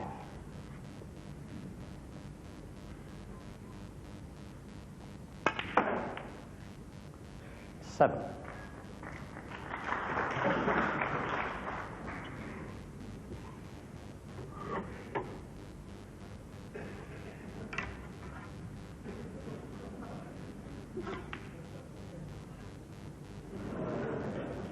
7 and the frame, Mark Williams. So Mark Williams pulls one back, but he's still trailing at 3 frames to 2 to Stephen Hendry. And this match, a little following the fashion of Mark's semi-final against Steve Davis yesterday. Steve looked to have been playing well, got the breaks. All of a sudden, Mark is still only 1 frame behind, and really, Jimmy, I don't think he's played well yet, so he must be reasonably happy. Well, I think, Ray, that's pretty fair on the summing up, but Stephen must be very disappointed with this game because he was the man that was in first there and had the table relatively easy, certainly by his standards, and certainly should have scored much heavier than he did. And he was really annoyed with himself when he missed the red over the left middle pocket. So it's fairly even, but Stephen tending to slip just a little bit, Ray.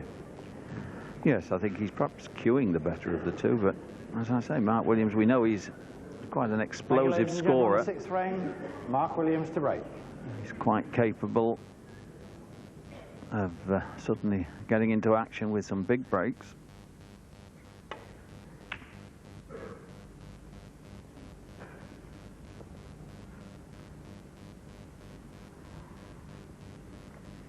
Hasn't quite covered the path to this red. Shot to nothing left for Stephen.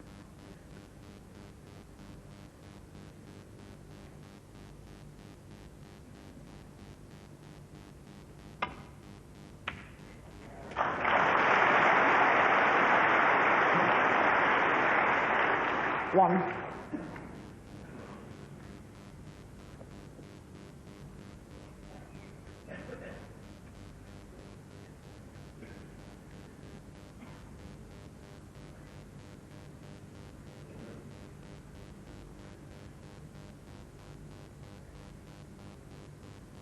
Stephen Hendry, 1.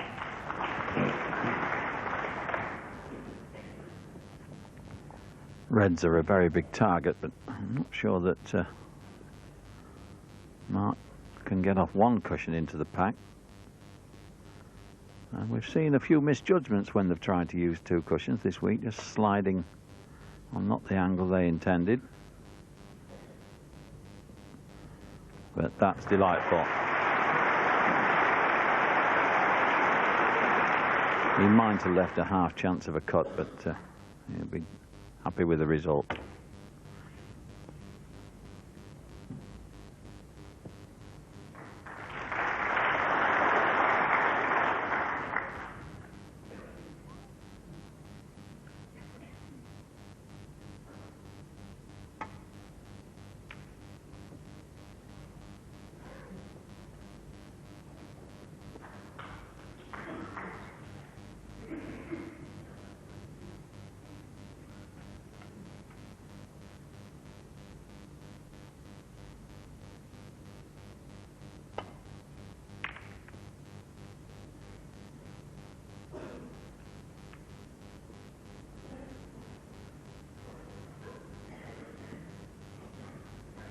This red's on, and there is a chance that he could drop on the pink if he knocks it in.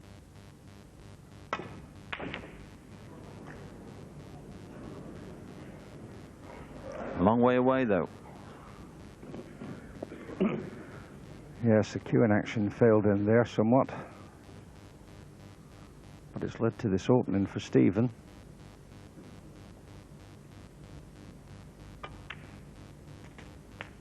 One.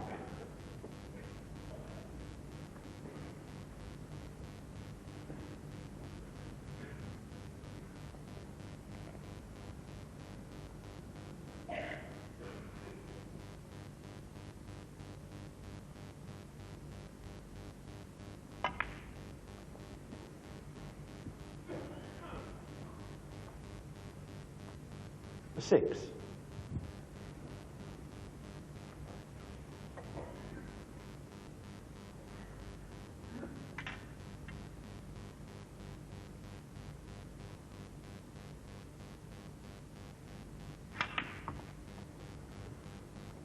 A 7.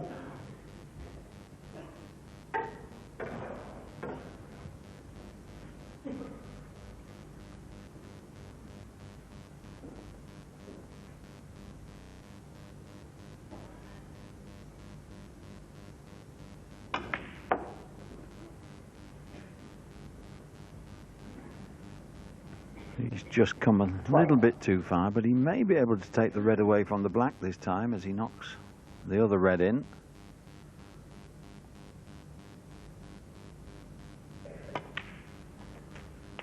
I'm not sure that he played to move it. No, he didn't quite have the angle, Ray, and that's the reason he's had to come back for blue. But it was very close. That type of shot will be coming up very shortly.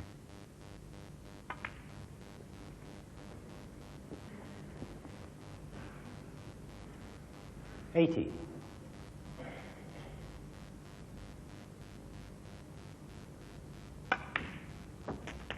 $19.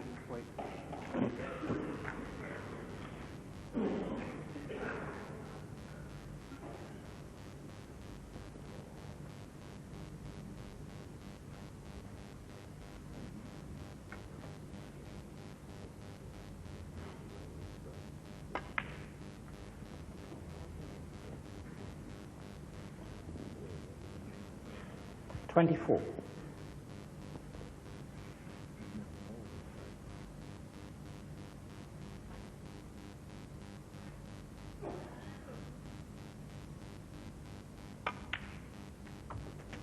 $25. Pink now available to left centre.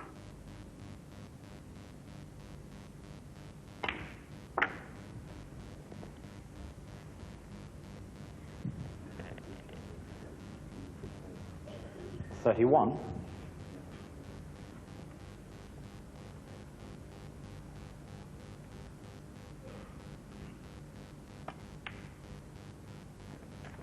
$32.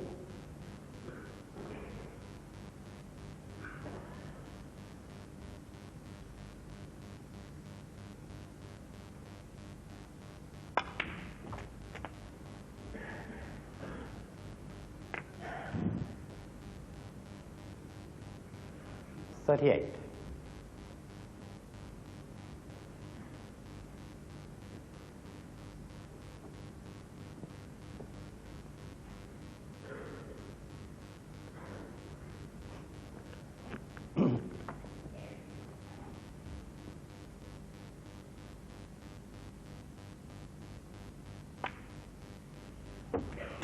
$39.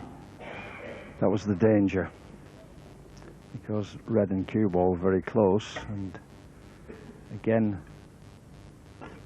being very aware of the push shot, he's tended to pull the cue a little bit quick.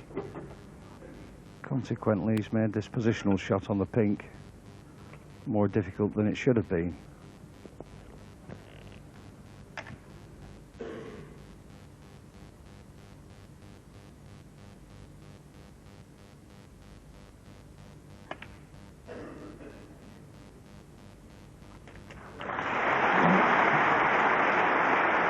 Good recovery.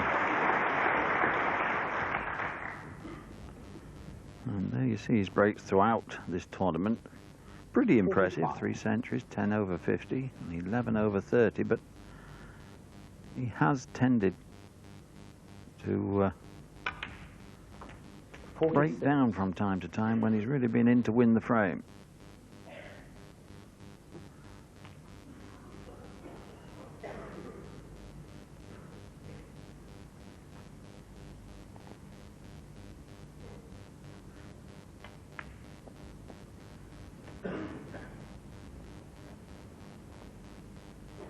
$51.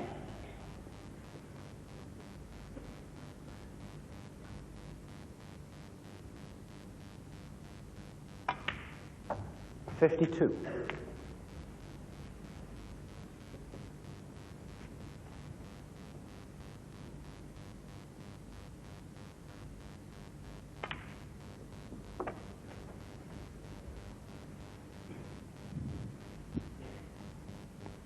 $58.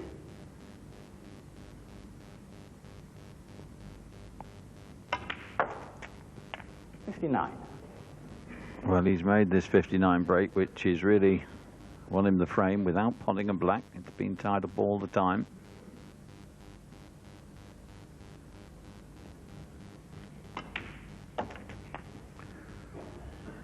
Yes, and just to add to that, the pink that Stephen has just potted has 65.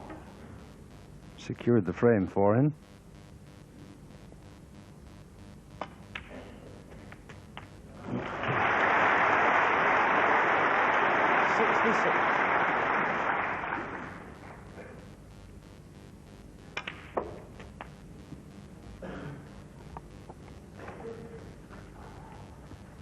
$73.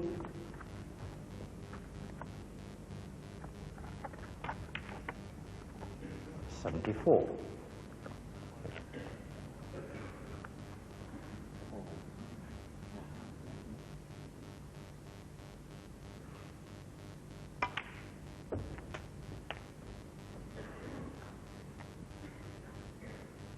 '81.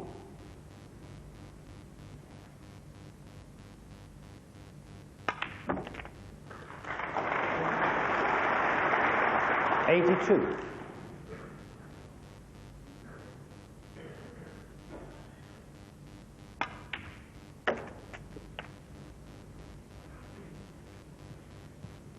88.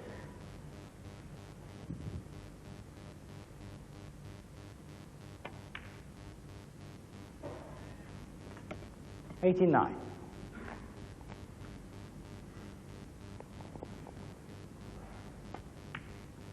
'He's had a 98 break in frame 4. Was disappointed not to make a century for this huge crowd at the Wembley Conference Centre this afternoon. 95.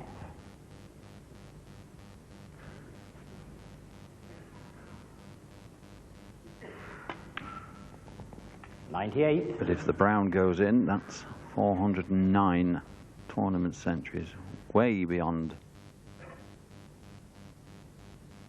anybody else in the game.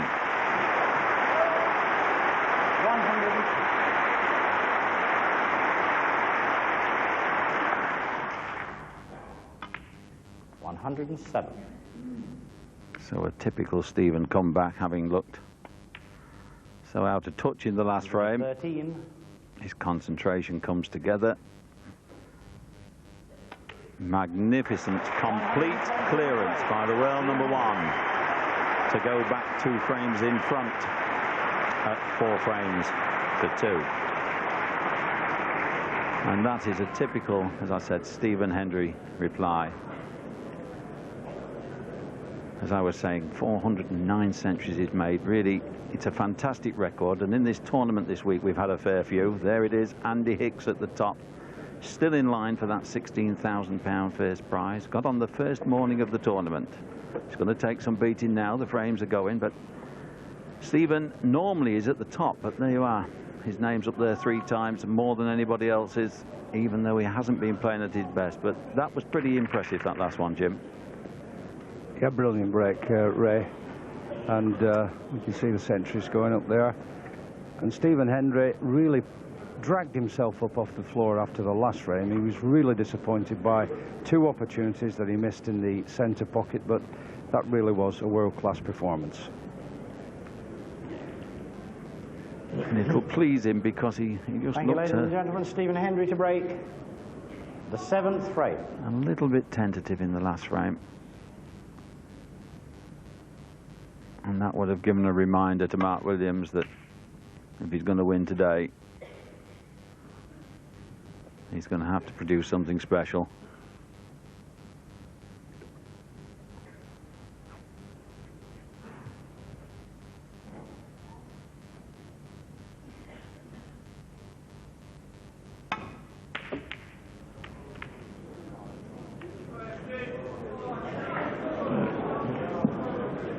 Well, that was rather a thrash by Mark Williams.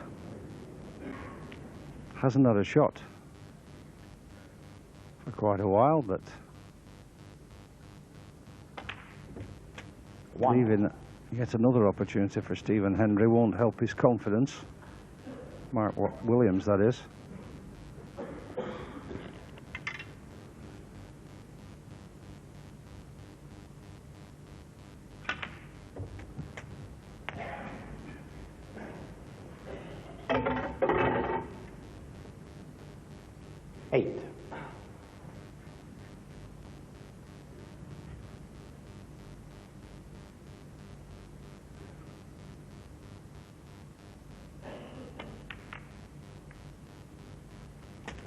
Nine.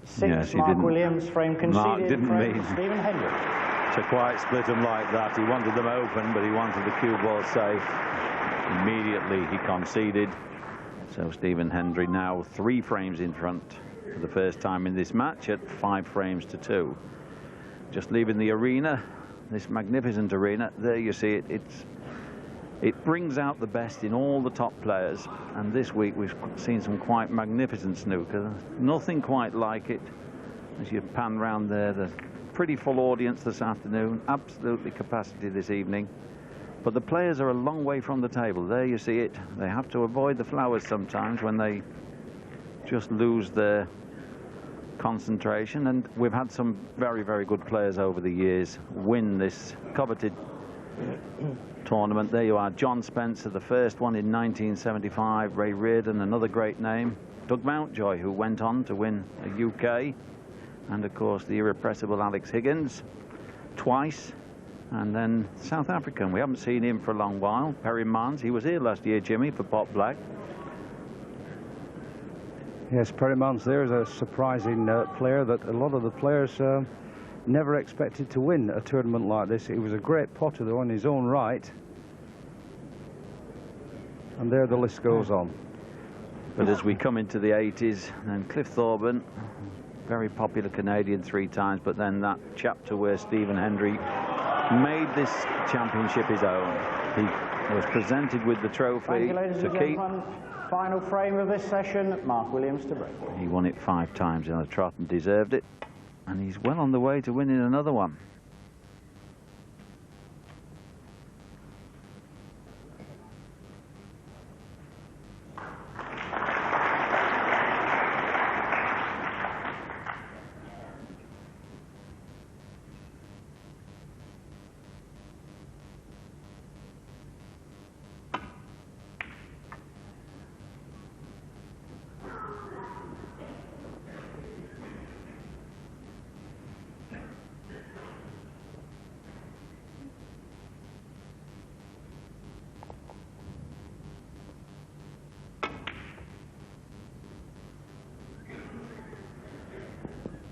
Final frame of this afternoon session, and I think Mark Williams badly needs to win it to stay in touch.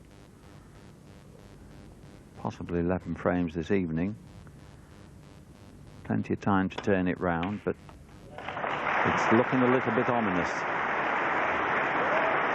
at the moment. Stephen Hendry, 2 successive frames. And applause for that wonderful positional shot.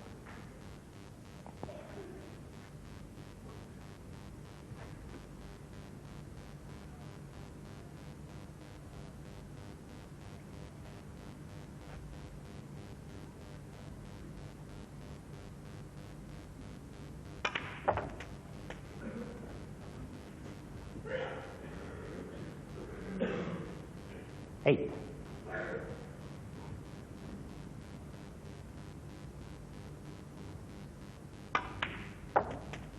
Nine.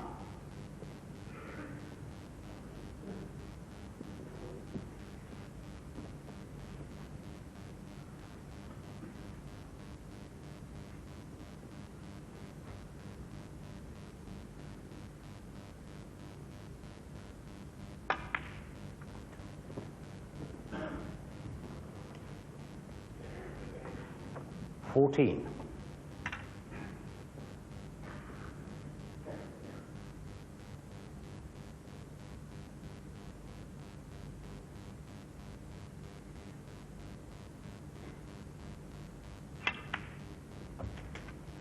$50. Well, Stephen had a look at the 2 reds just at the back of the pack some time ago, and I don't think either of those will pot into the right corner pocket.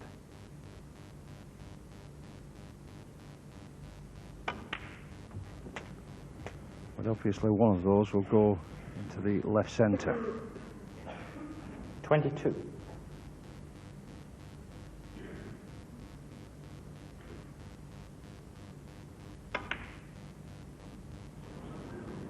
Stephen Hendry, 22. Well, way he was going, you wouldn't have expected him to miss, and in the middle pockets, he's usually so strong. Pretty strong everywhere else, but particularly so to the middle. And he's a little lucky that that red didn't come into a better position for his opponent.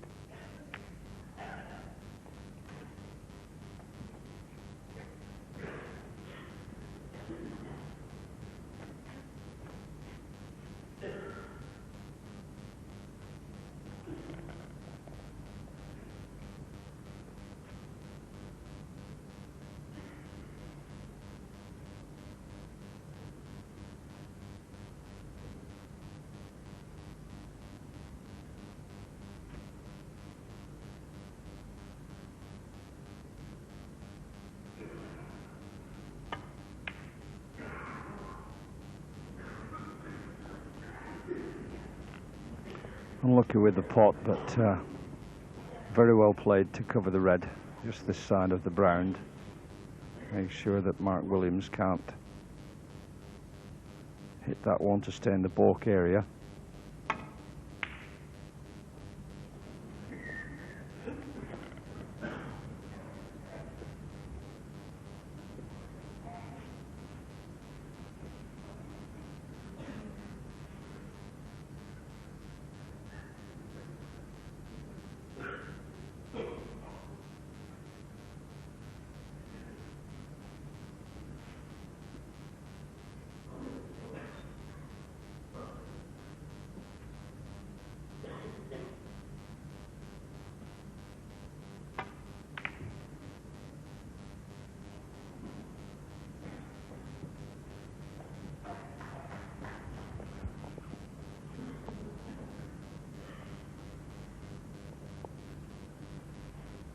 Certainly a quite remarkable turnaround in Stephen Hendry's play in the last couple of frames. He looked as if he was letting it slip.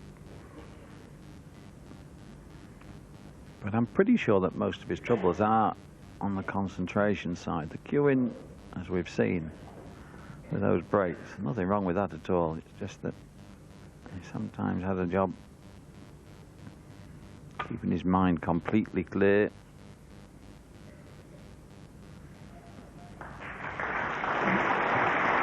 When he gets it clear, his opponents want to look out, as we've seen.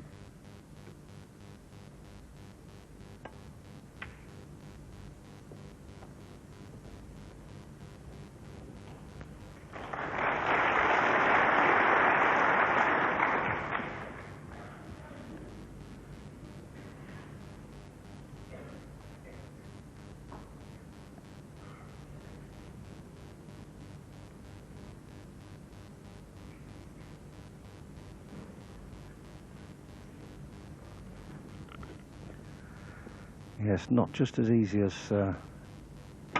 he would have liked. Difficult cueing. I'll be hoping that the red sticks to the top cushion. Well, there's a little bounce there, but it would be a risky shot should Mark Williams take it on. He's come to have a look. Maybe tempted.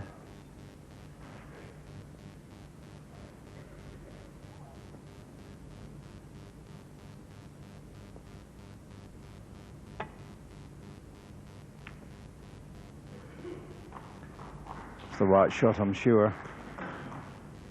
Would have liked to have missed the green. This has got to be an opportunity for Stephen. It's a tough shot, but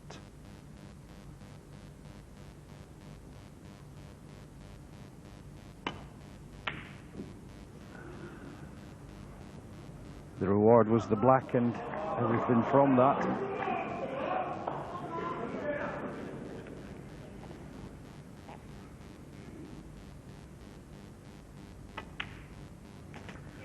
Well, Stephen wasn't under any pressure to go for that one. There was an easy safety shot, and he knew he was going to leave a red over the middle, so well, he's obviously feeling very confident after, as we've said, the last two frames, but seen so many times if you relax your concentration and just take things a little easy, things can soon change round. But Mark Williams with a massive task.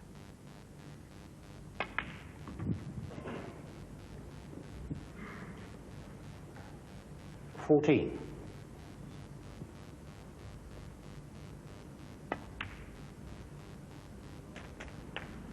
15. Really, to give himself a fair opportunity, he must take this last frame of the afternoon Excuse me, session. please, no more shouting out when a player's down at the table. Rather enthusiastic audience here at Wembley Conference Centre.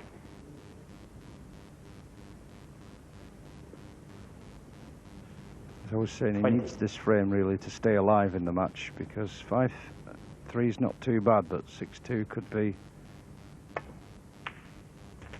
21. very, very bad indeed for him.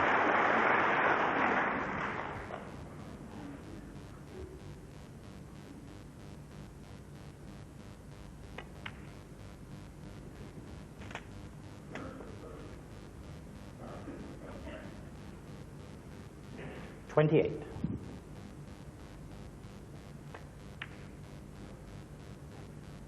29.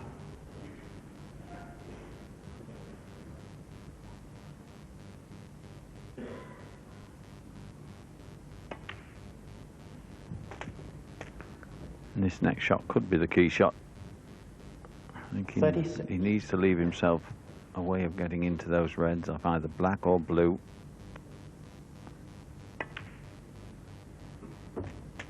$37. The pink is just a little away from those reds, and if he catches it other than virtually full in the face, he could send the cue ball near the corner pocket and not open the reds. But if he gets it right, could be a frame winning chance.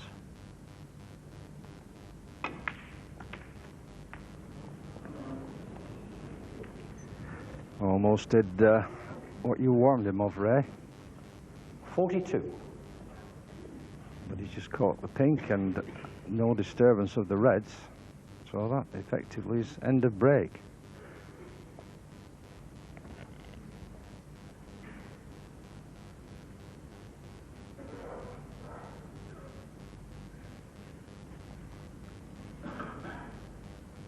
So close to that corner pocket, but no real problem for him now, as long as he gets this pretty well tight on the cushion.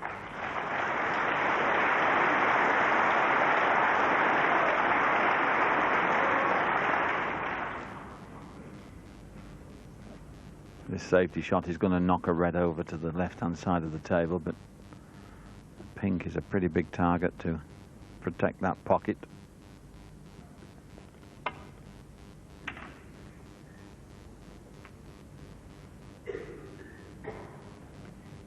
This looks useful.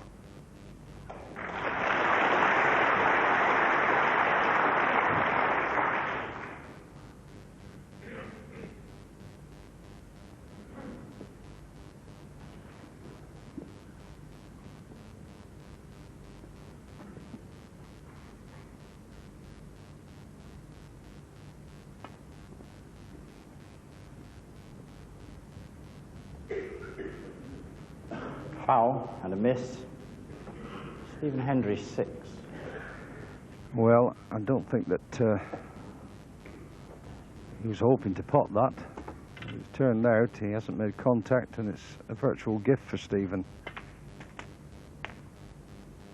1.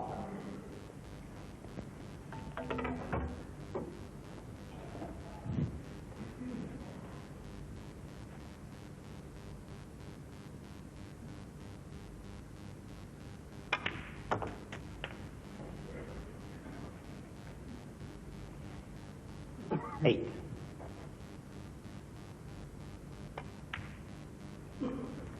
9.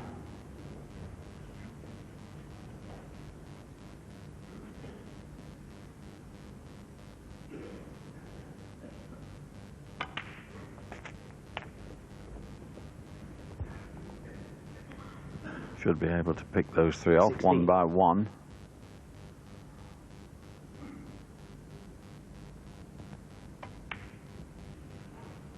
$17.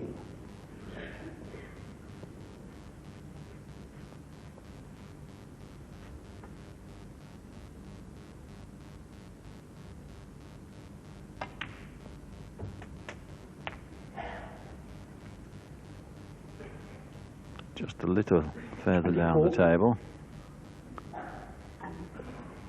than he would have liked. He's probably going to hit the other one, although he may just be able to screw past the one to the left. Trying to hold the cue ball for the black. Easy to do. He's 10 points in front, but he knows that was a frame-winning chance.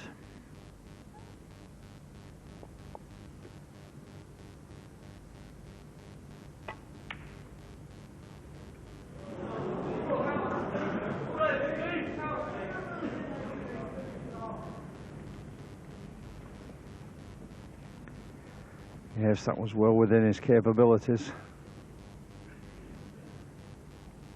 Very important frame to both players.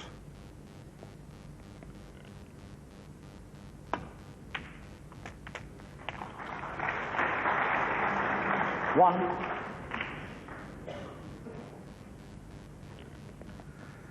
Nicely on the black. Now does Stephen release the red to the side cushion or just concentrate on the easy one to the right corner pocket?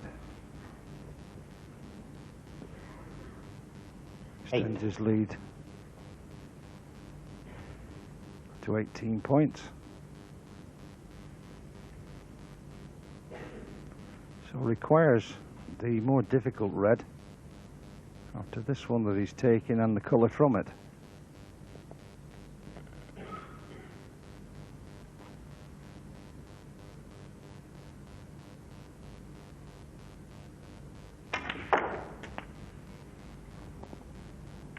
Nine. Well, I'm pretty sure there that he tried to release that other red at the same time as he potted that one, and well, I wouldn't say my knowledge matches his, but I was always told not to release a red with another red unless you were certain, because now he's certainly got a difficult shot to get at it.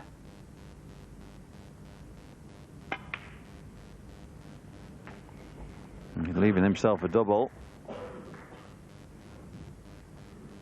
He'll come towards the black if he knocks 14. It in.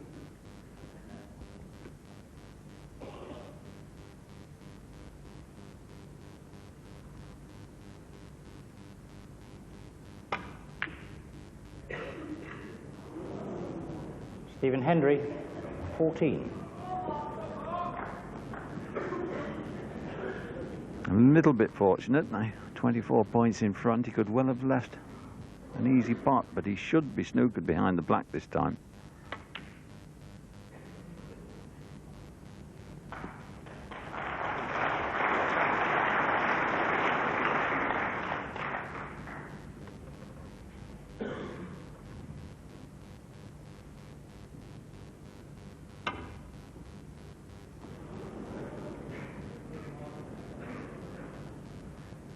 Foul, 4. Mark Williams.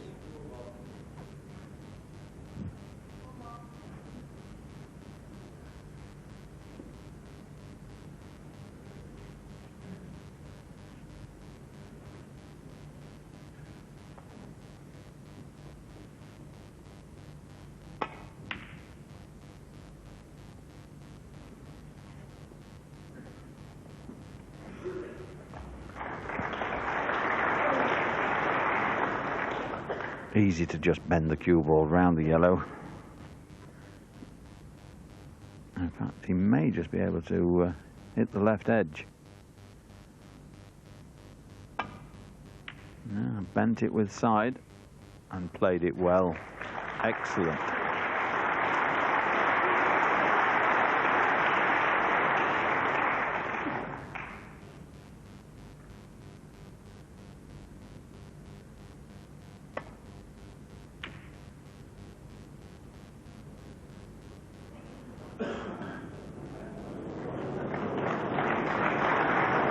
Well, there's a bit of good fortune there, I think, for Mark Williams.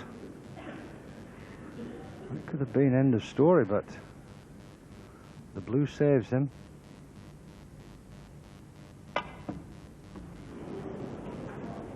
Foul and a miss for Mark Williams.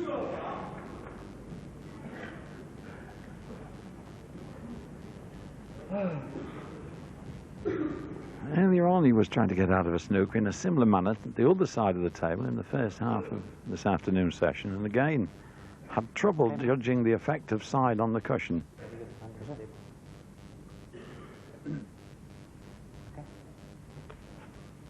It's the pace that he's playing at, he's just taking a bit of the angle out of it.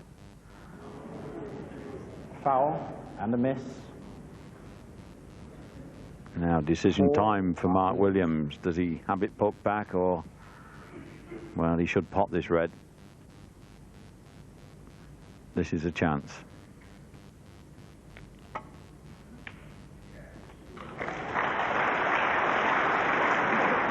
"11 points behind then Mark Williams, but what a wonderful opportunity this is to win the final frame of the afternoon session.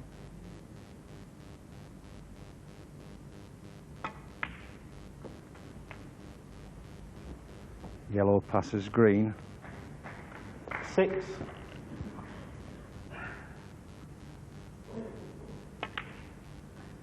Eight.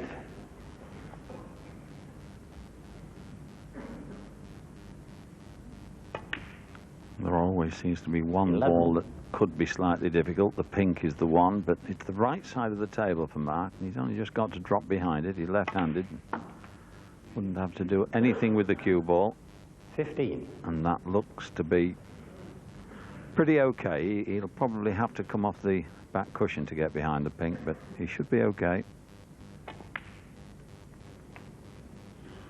20.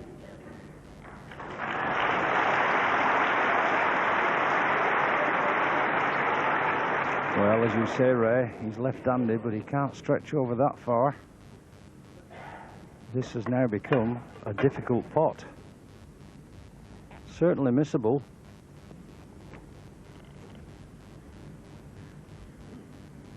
It's away from the cushion a little, and really, as long as he doesn't try and play it at pace, just commit himself to drop it in dead weight, he should be okay.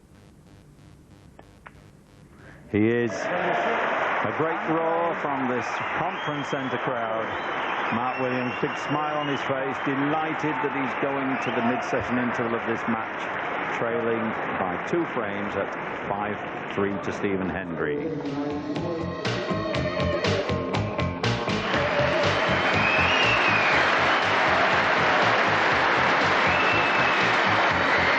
And now, ladies and gentlemen, let's welcome the players, Stephen Hendry and Mark Williams.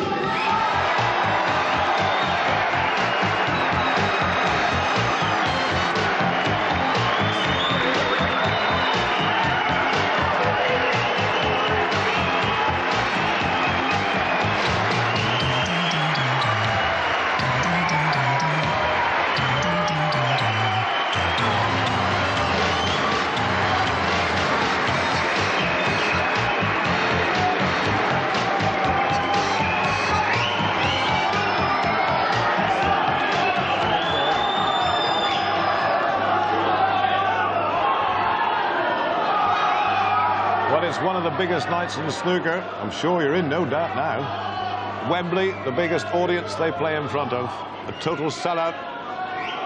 Over 2,500 people. This year's Wembley Masters, Benson Hedges has broken all records.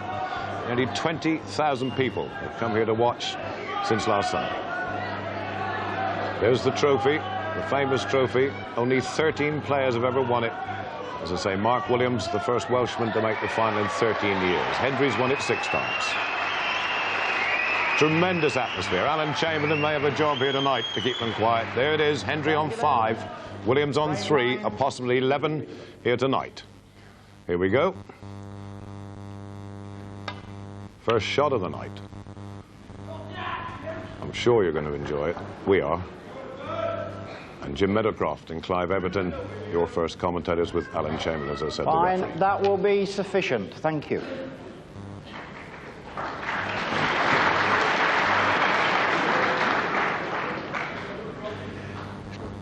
Terrific atmosphere, and very important for Mark Williams to make a good start, resuming 2 frames in arrears.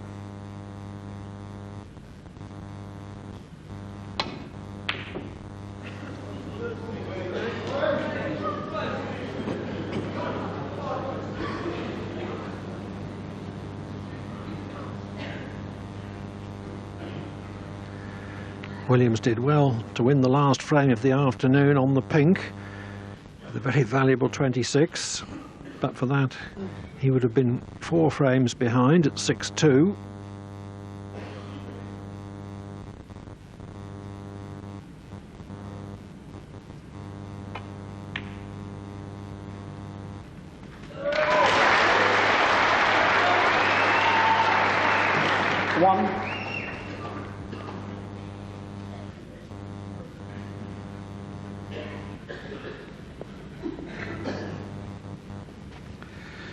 Well, very seldom do we not see Stephen Hendry rise to the occasion. And he revels in evenings like this, especially in this, one of the very special venues here at Wembley.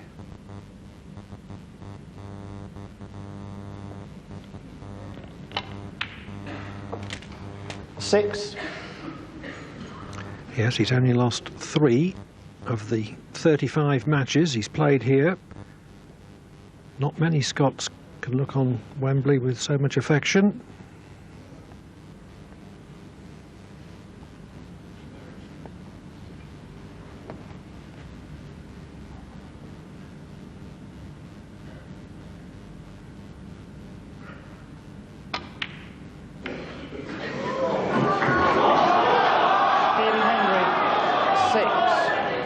That wasn't a difficult black, but maybe he gave a little bit too much of his attention to position.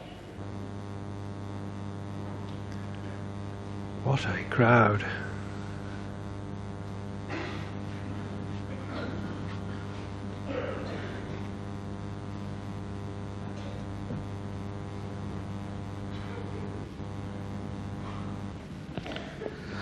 This one's not too easy for Mark Williams, being a left-hander.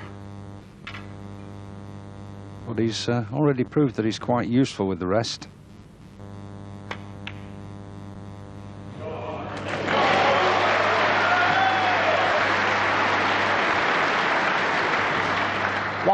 Now this is the second bite of the cherry in this opening frame this evening. He's had some chances this afternoon. It must be said that both players have had several unexpected misses, but Mark really has got to make every shot count. Still trailing by 2 frames.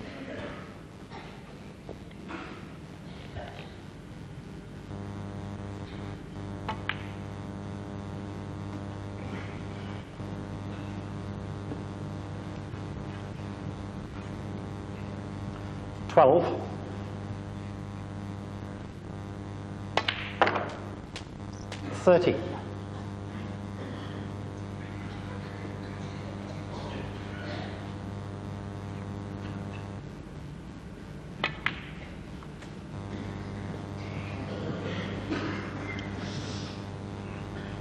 $80.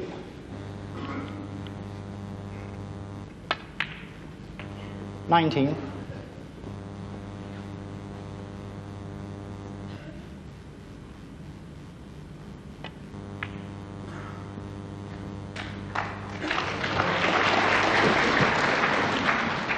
$24.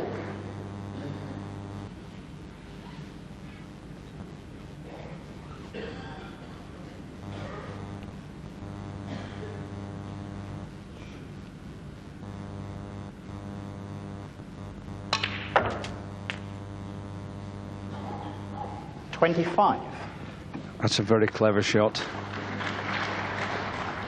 Got enough backspin on the cue ball to come across the table on the black, and he's already checked out that there's a stray red just at the back which will pot into the left corner pocket.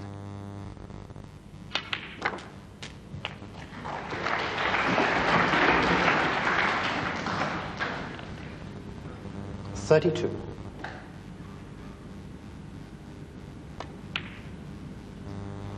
$33.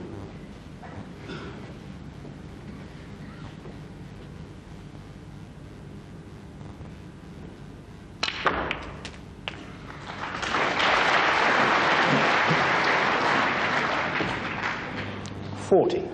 Could have been a lot luckier than that.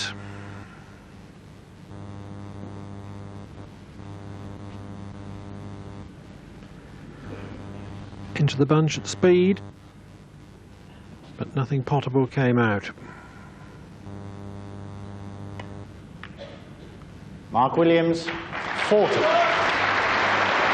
But that was a confident, positive 40 from Williams. The way that he would have wanted to start this final session.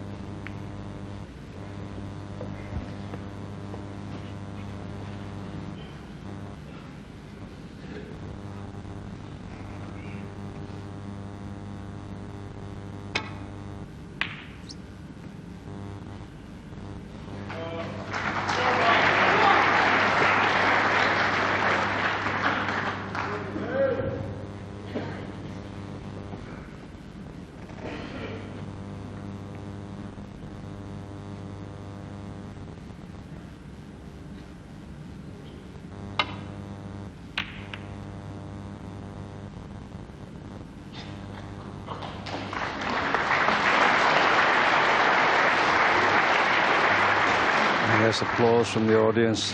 Great length on the cue ball. Must be said that as well as being very enthusiastic here at Conference Centre at Wembley, the audience have proved to be very knowledgeable this week. We've seen a lot of good snooker down here over the years, and this week has been no exception.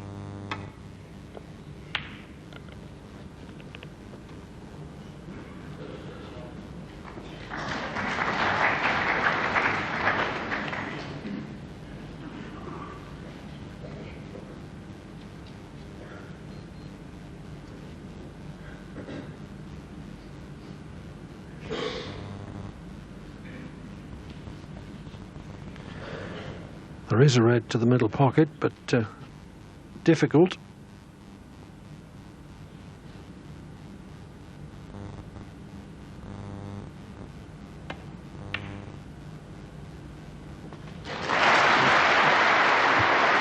Played it dead weight. One.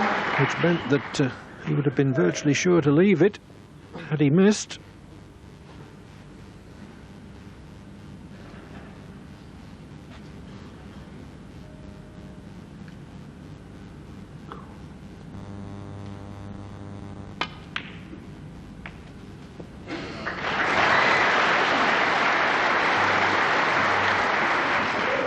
Yes, another excellent shot, developing the red from the side cushion.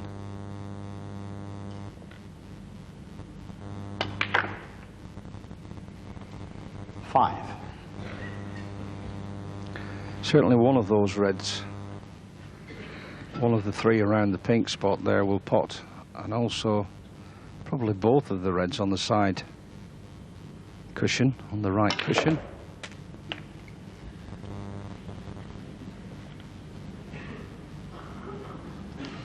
12.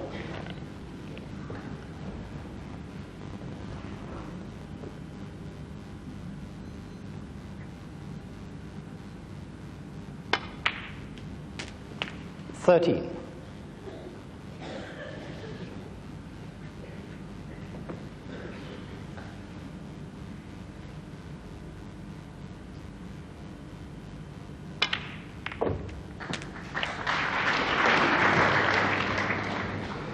Well, they've split just a little anyway, pushed one out clearly. And of course, he's trying to be pretty precise when playing that shot, but a player can never be exact as to how the reds are going to split. And he's finished rather close to the one that looks as though it may be on in the right corner, so having to settle for safety now.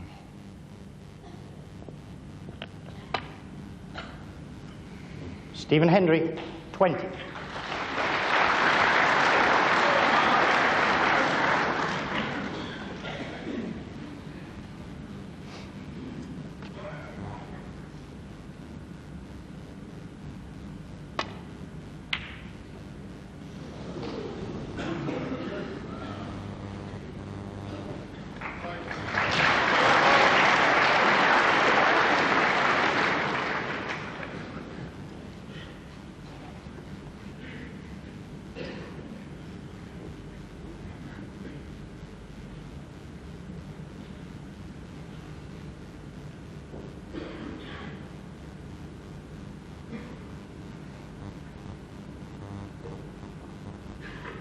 Hendry not very keen on this.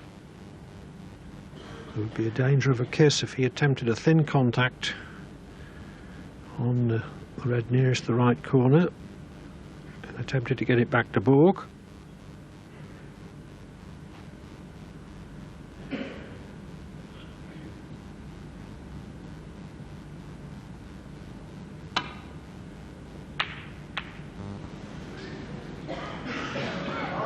Tried to pot his way out of trouble.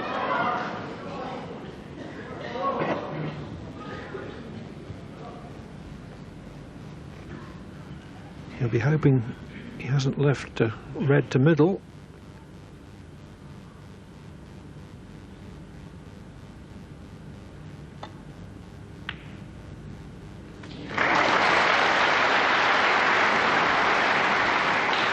One. Good pot from under the cushion, and he's got to take on the yellow ball. There's another red waiting at that same middle pocket.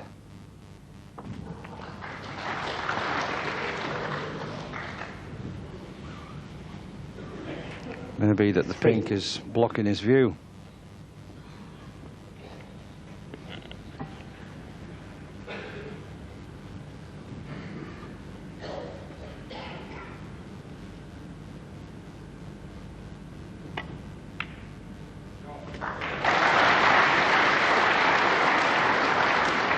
Aided by a little swerve and right-hand side on that to make the pot.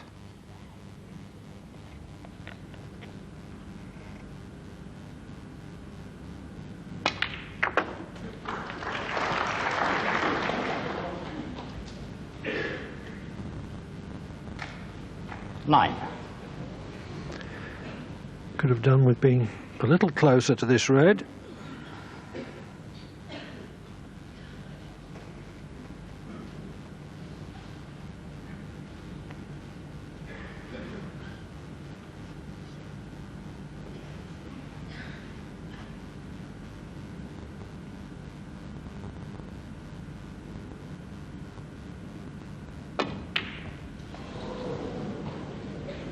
Mark Williams, 9. Hedged his bets.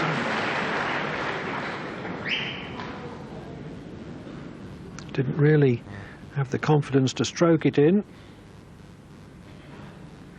when holding a 23-point lead, which meant that red colour red would have been enough.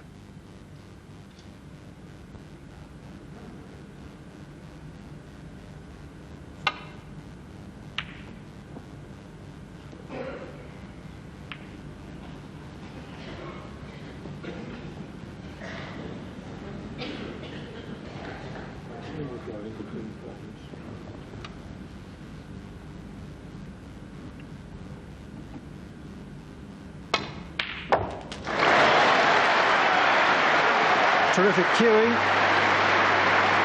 Can't hit them truer than that. One. The pink is easy, and so should the last red be.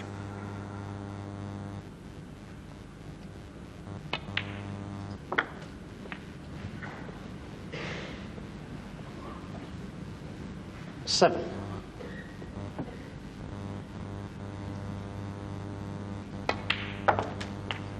Eight.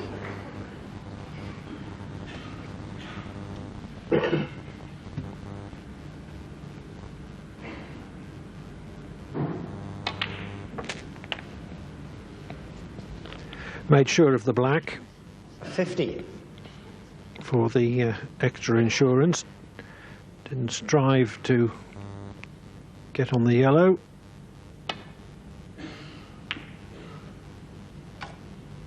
Mark Williams, 15 and the frame. Hendry concedes.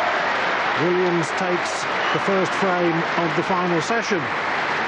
So, things looking up for the 22-year-old Welshman, who was 5-2 down, but by winning the last frame of the afternoon and the first frame of the evening, he's reduced the gap to only 1.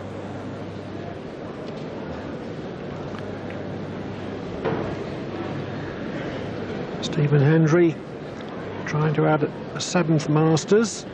to his 5 UKs and 6 world titles, and quite a few celebrities in the audience. That's Robert Powell, the actor who's appeared in entertainments as diverse as Jesus of Nazareth and The Detectives.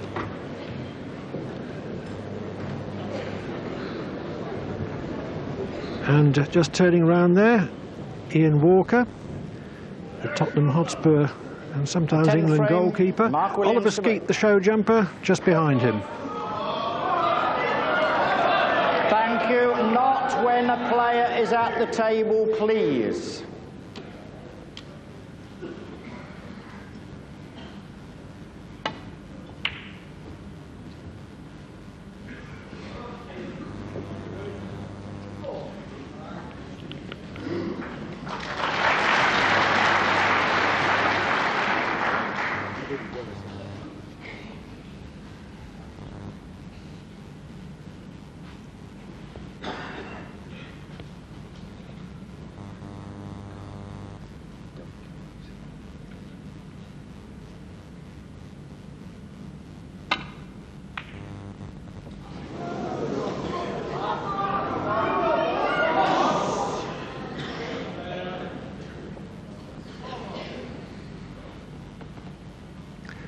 Not an easy cut, that.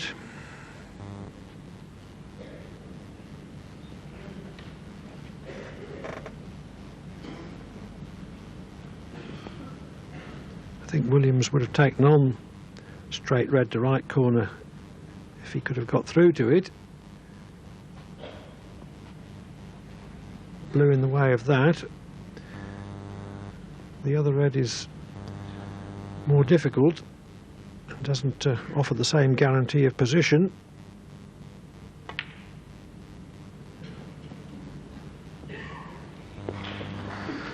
Yes, and just checking that red out to make sure that when he put the cue ball in that corner of the table that red was also covered for Stephen.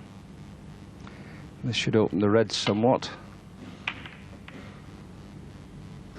And he didn't want that bump. But may have come out of it safe. So a little unnerved, Stephen Hendry. He was the man in with the first chance this evening.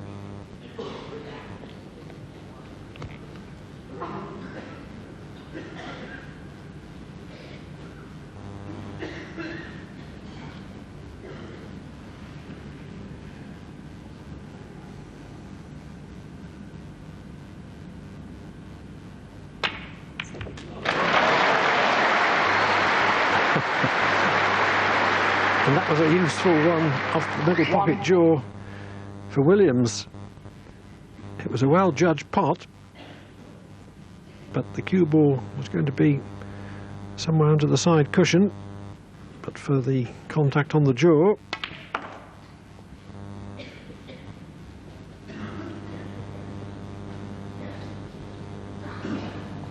Three. Not a very good positional shot, though.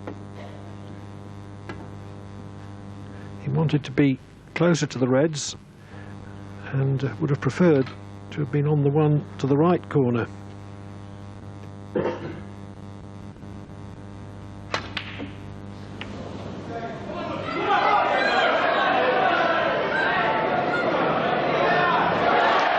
Oh, he's getting good at those. Those 4 cushion pots. He got a vital one against Steve Davis. Mark Williams, 4. In yesterday's semi-final, it gave him a shot at the frame and match clinching black, which put him through a 6-3 winner.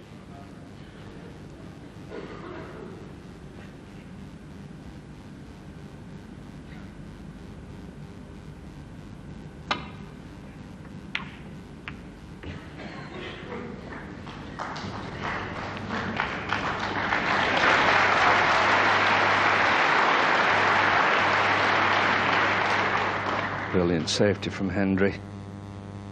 Almost dead weight with the cue ball. And this is not so easy for Mark Williams to return back to baulk. quite a number of reds out into potting positions. Looking at what could be a possible plant,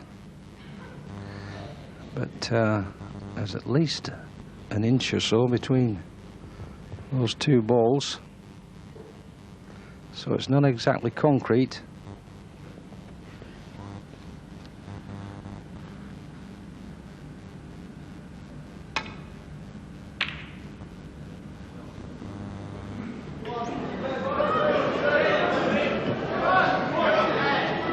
Well, in taking on that plant, he's now opened the black and of course left this red, an important red, to Stephen Hendry.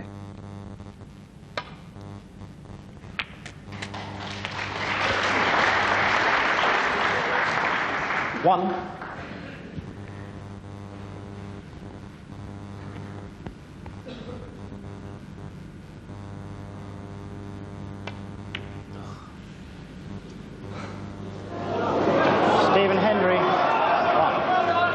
Hendry gasp as soon as the cue ball hit the black. That was a kick. The black went very straight.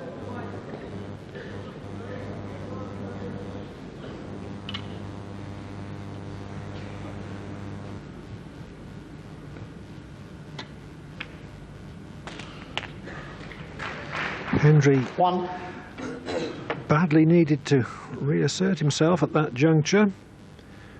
And how very frustrating to miss through no fault of his own.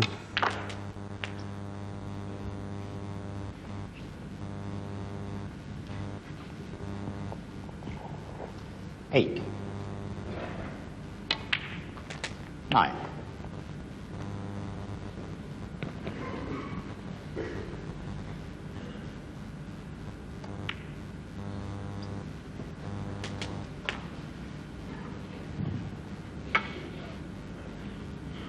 Sixteen. 17.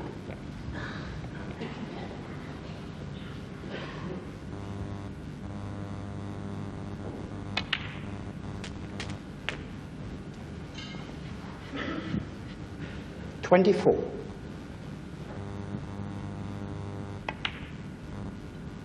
25.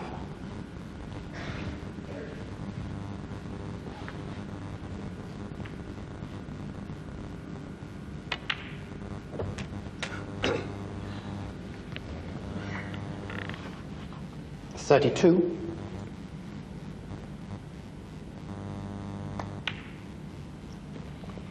33. Well, he's no slouch, Mark Williams, and when the balls are there, he scores in quick time. He's a little straight on this black.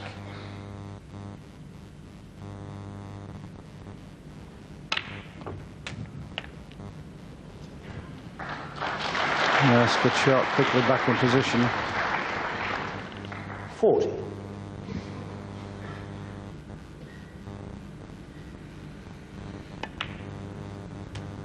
41.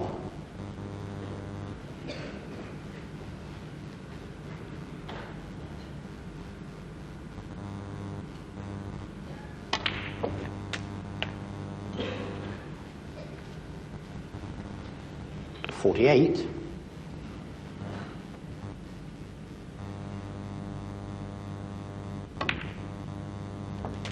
49.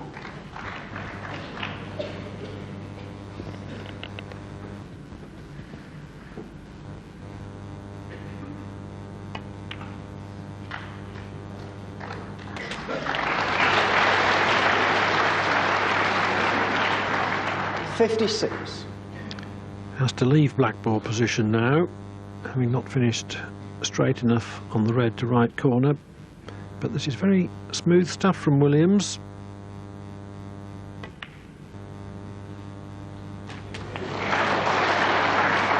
$57. And now he's 60 in front with only 59 on the table.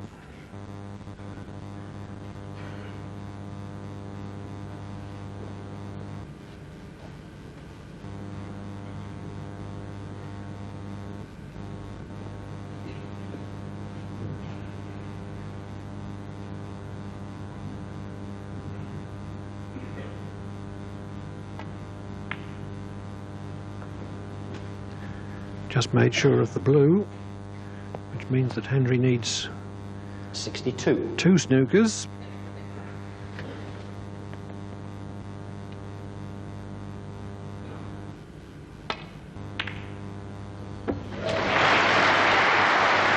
And now that he's sure of winning the frame, there's no tension in that Q arm at all. No reason now why he shouldn't make a century. 70. 71.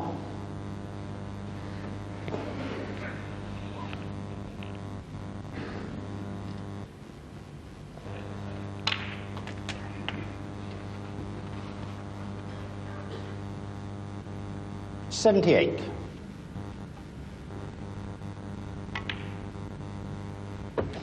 79.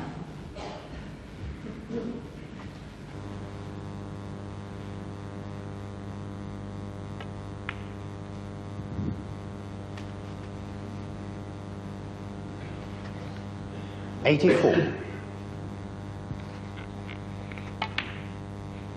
85.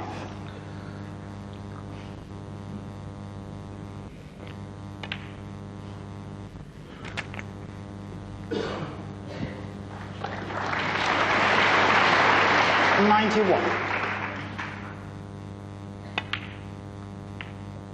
93.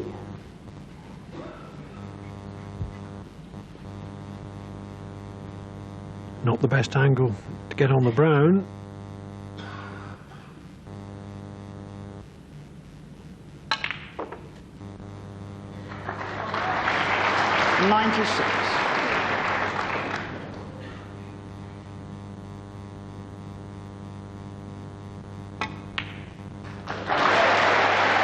There's the 100. Williams' second century of the tournament.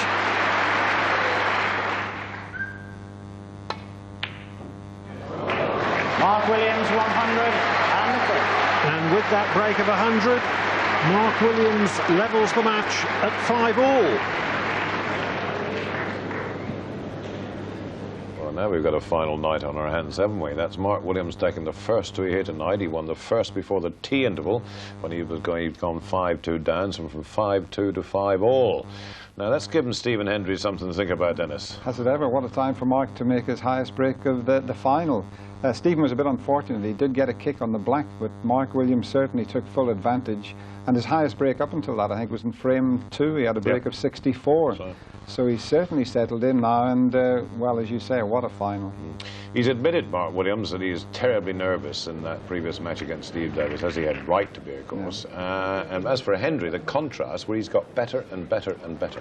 He looked at frame 6, Stephen knocked in a 120 break. Frame 7, he knocked in another big break, 70, and he looked like he was going to walk away with it. But Mark Williams has hung in there, and it's very difficult to pick a winner now. With Hendry, of course, I mean, we all keep talking about his bad season, no title for 11 months, but as we were saying before, we remember he had a pretty bad season in 92 and came here and won the Masters. He wasn't very good on the run-up in 93. There's something about this place. He absolutely loves the venue, and it's just going to be so interesting. 5-all, then. Remember, it's the best of 19. So the first to 10 to become the Master in this 24th year. 13 people have won the title in all that time.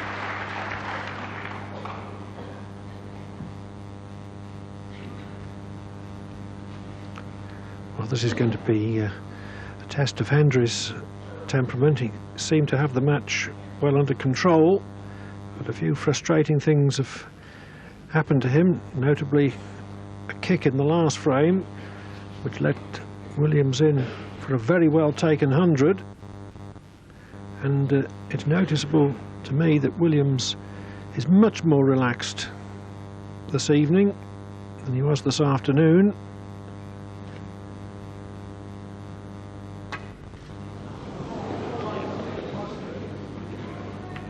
Oh, that's a miscue. Not easy when tight under the cushion like that, but it's led to a very welcome chance from Stephen Hendry. Trying to right what went wrong the last frame after that severe kick. He'll be desperate to establish himself again.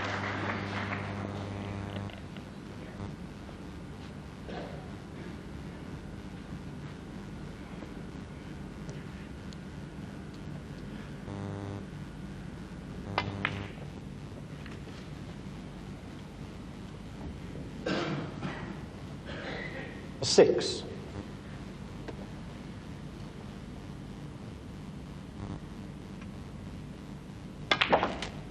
Seven.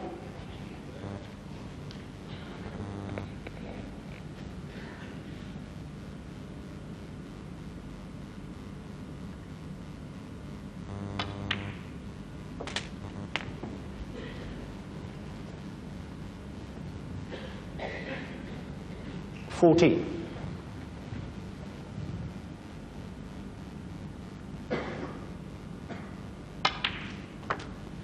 15.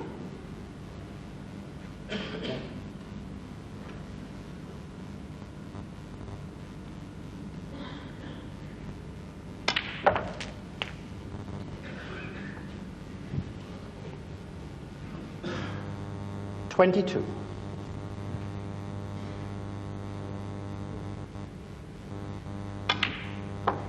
23.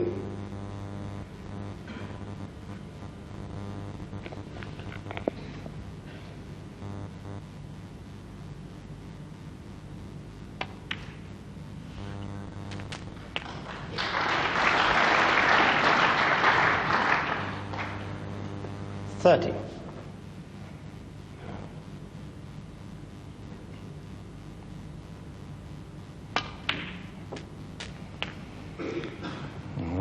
The last of the available reds, but left the perfect angle to pot the blue and cue ball to go into the pink and spread the reds. This is a shot that Stephen established himself. At this time it's gone wrong. Stephen Hendry, 31. Fortunately for Hendry, he hasn't developed reds into potable positions.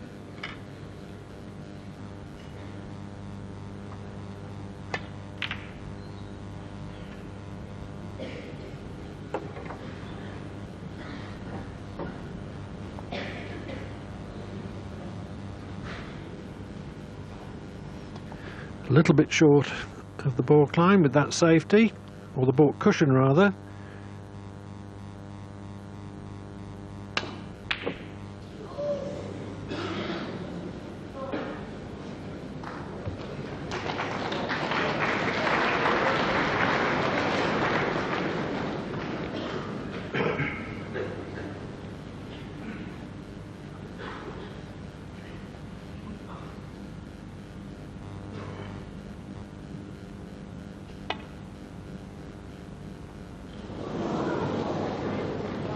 Foul and a miss. Stephen Hendry, 4. Needed to be thin going across that red.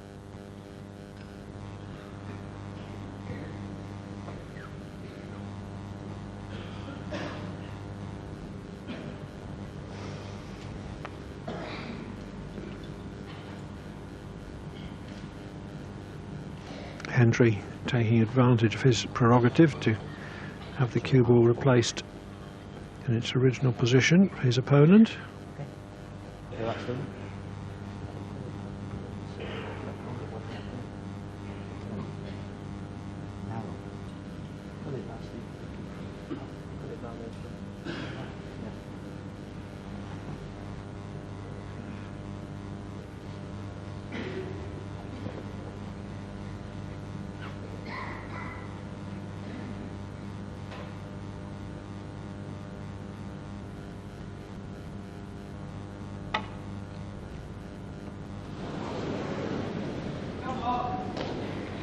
Foul and a miss. Stephen Hendry, 4. Yes, it'll be replaced again.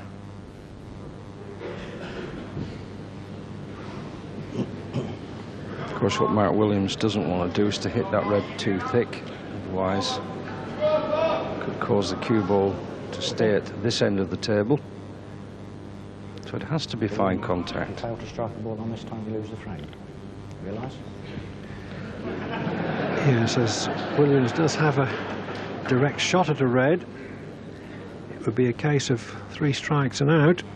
If he failed to make contact this time, he would forfeit the frame.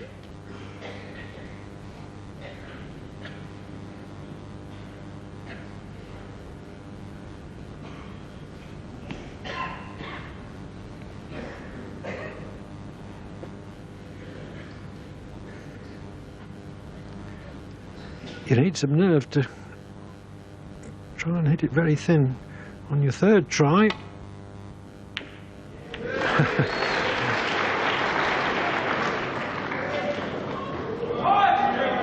In fact, he hit it half ball and trusted to luck.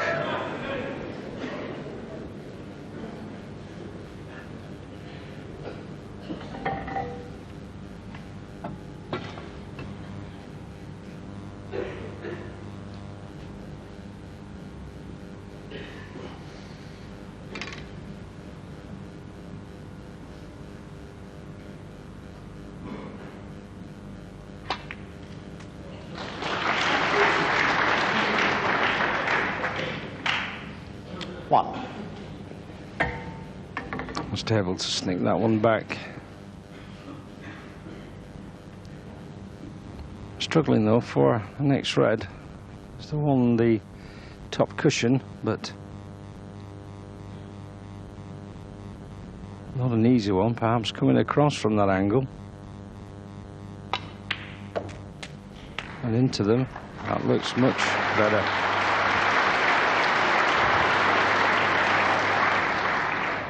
Seven.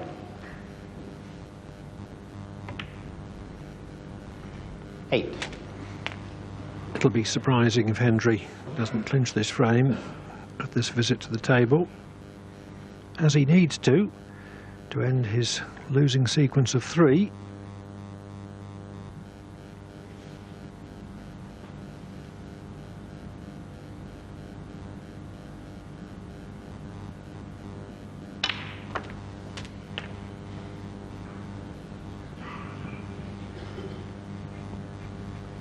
$15.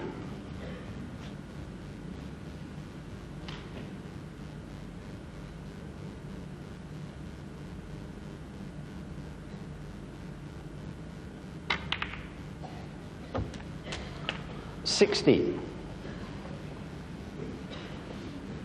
Judging the contact off the 2nd ball to leave black ball position.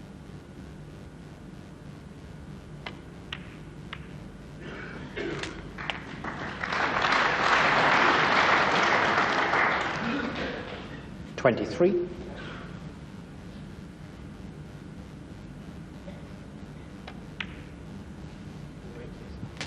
$24.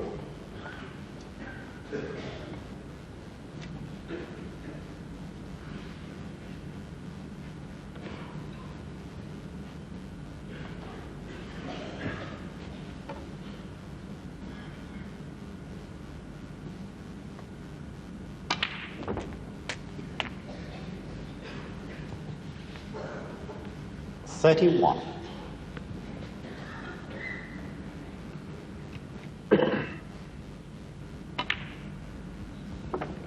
$32.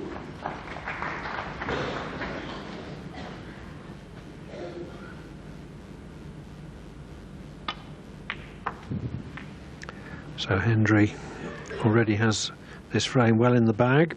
37.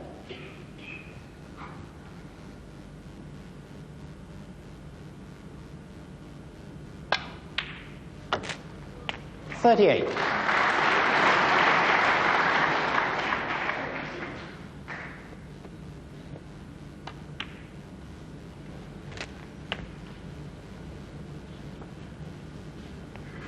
$45.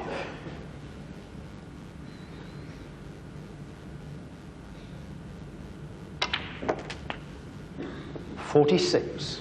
The world #1 needed to reassert himself And he has.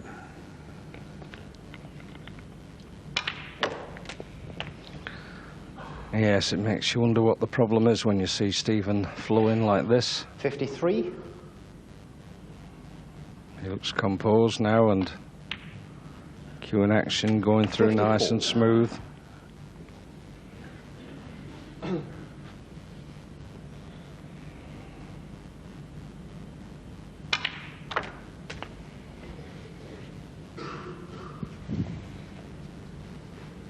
$61.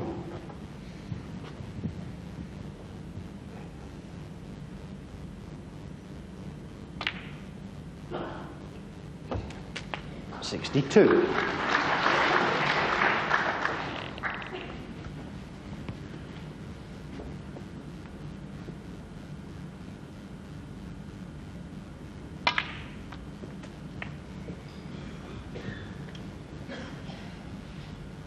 $67.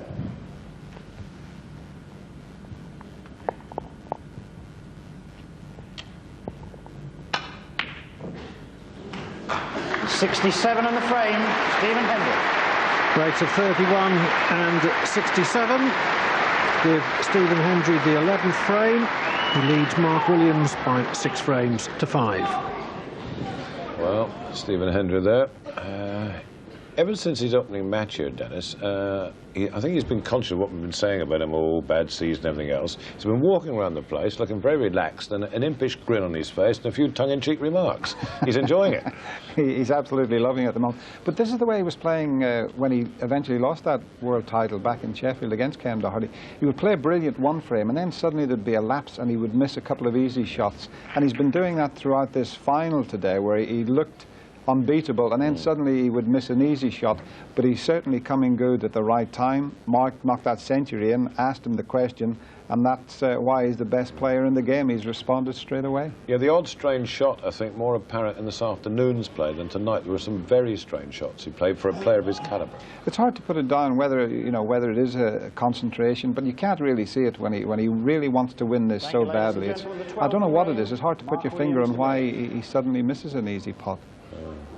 And as for Mark Williams, I think he probably has got over the nerves. He was terribly nervous in his previous match. He was very nervous this afternoon. He's not the greatest player with the rest, and he missed a few with the rest, but I think he's settled down. I think he's beginning to believe in himself. Mark will carry on playing the same type of game. He takes the risks. He always does that. He was a little bit loose this afternoon. If things are not going so well, he could do with tightening up a little bit, a few good safety shots. But he'll just keep on playing the game the way he loves to play and the way he plays in practice. And he is a brilliant player. So just reminding you, this is one more to go before the first or the interval tonight. Just watch Hendry. When he hit one of those this afternoon, and that one equally as good. When he really has to put out those long pots, he definitely is the master. As I was saying, the best of 19. Stephen Hendry looking so good.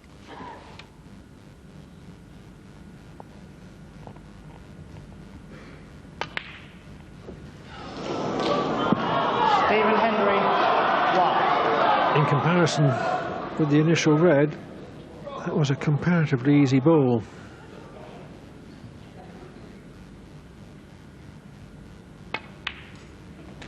One.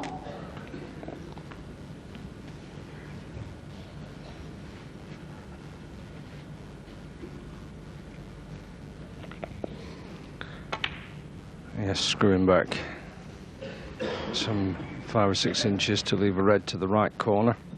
7.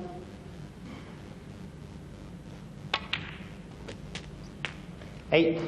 Not ideally placed on that red, so I had to screw onto the second red, which is pushed to the left.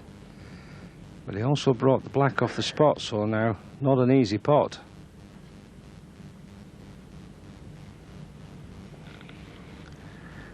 Yes, he shouldn't have cannoned the black, really.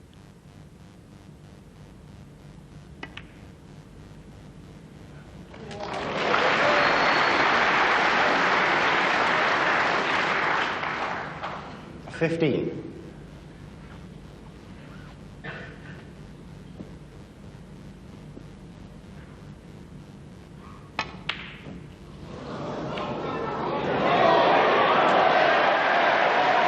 Very welcome.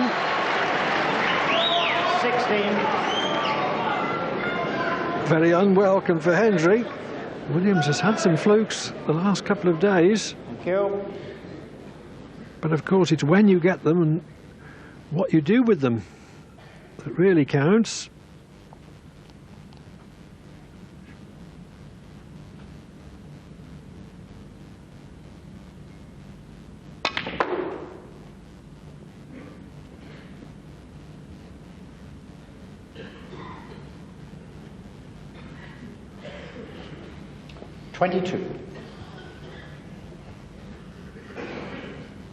Well, he's only got 7 points from that.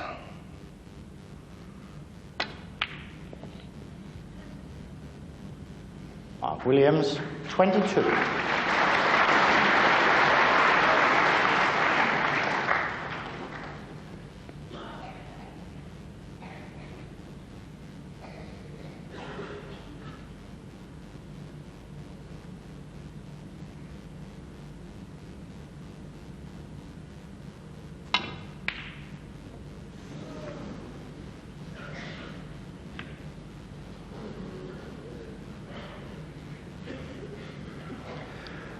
Always nice when you attempt a red to see it run safe.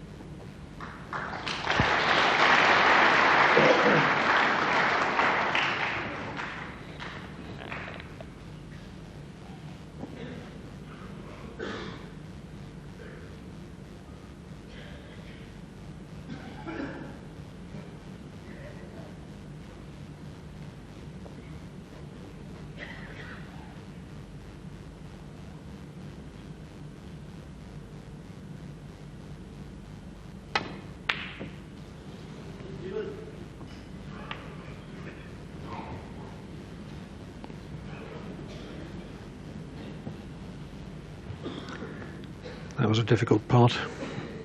Williams only took it on because there wasn't an easier safety.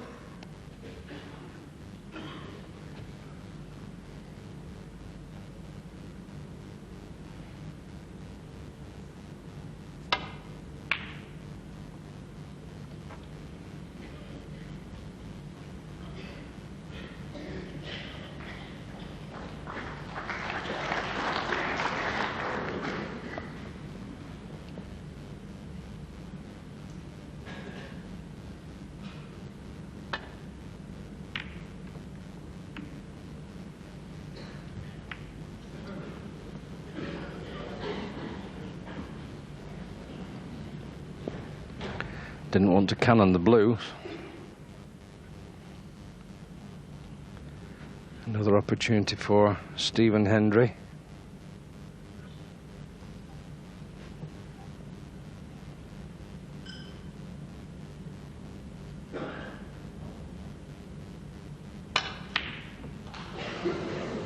Hit the red full in the face. And it's coming back as a gift for Mark Williams. Yes, even if that red hadn't finished in a potable position, Hendry always knew he was leaving another to the left corner if he missed, so quite a bit of pressure on that pot he attempted.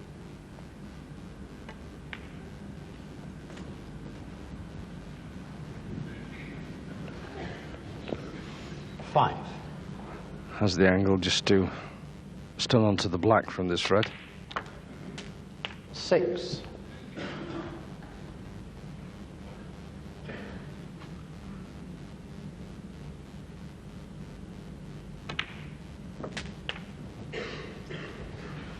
This red goes into the left corner, and when it's 13. potted, it frees another red to the right corner.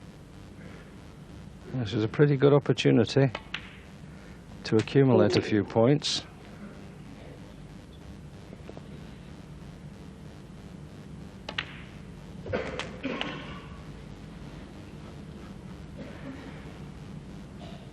21.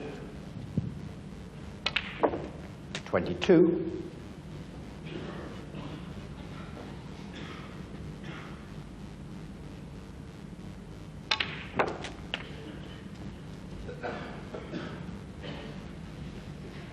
29. Having to go away from the black now. 30. Still a single red at the back of the pack.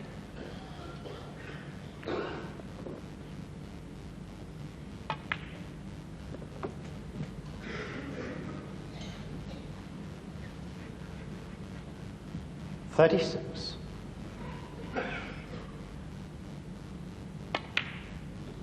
37.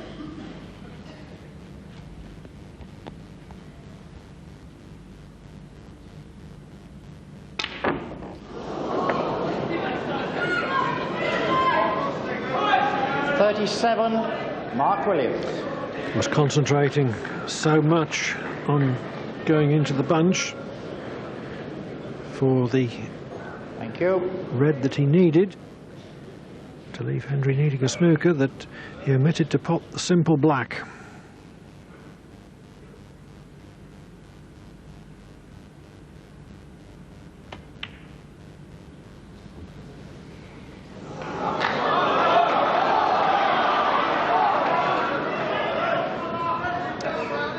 Well, Hendry seems to be wavering a bit. He missed a red from middle distance at his last visit to the table. One of a sort that he usually pots. I would have expected him to get that red as well. 1. Mark Williams is 59 ahead, and there's 59 on. So the brown should put him safe, but really needed at least one more of those reds for a bit more insurance.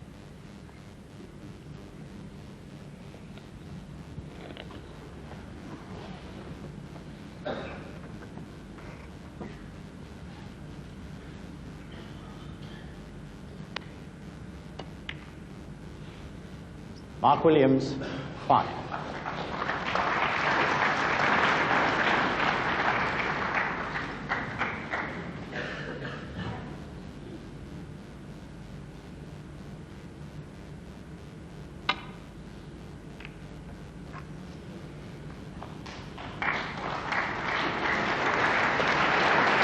From Hendry's point of view, it's 4 reds, 4 blacks, and a snooker to tie.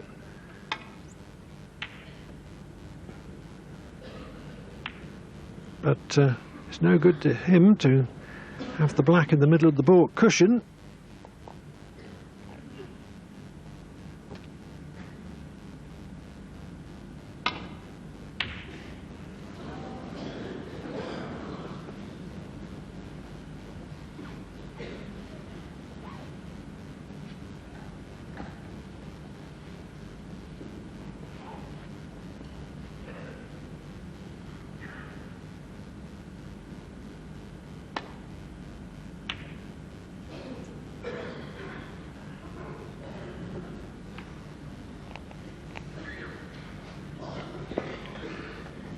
It's a little uphill task normally in situations like this. Stephen's been known to concede, but whilst there's a glimmer of hope and things aren't quite going his way, he's going to try.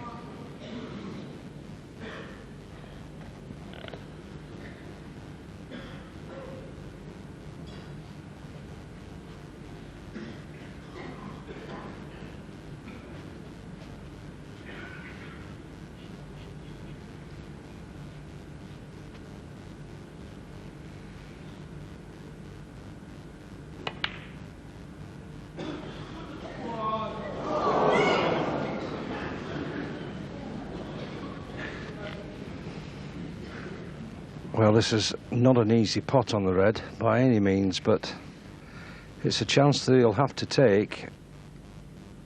And in taking this red on, if he pots it, He'll then attempt to get the black back onto its spot. 1.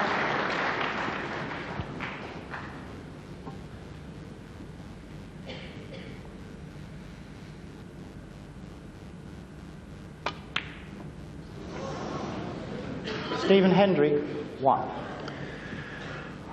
Well, that looks like it for this frame. A difference of 62, only 51 on the table.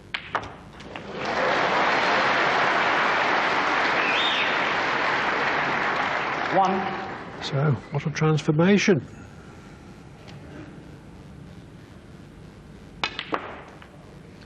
Hendry appeared to be heading for a comfortable victory when he led 5-2.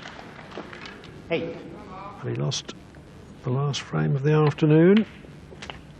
9. And the first 2 of the evening. He regained the lead. But Williams has been much more positive, 16. confident and assured this evening than he was this afternoon. 17. And has equalised in convincing fashion.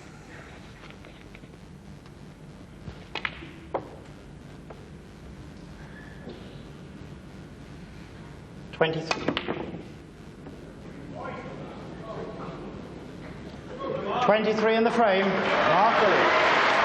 6-all at the mid-session interval.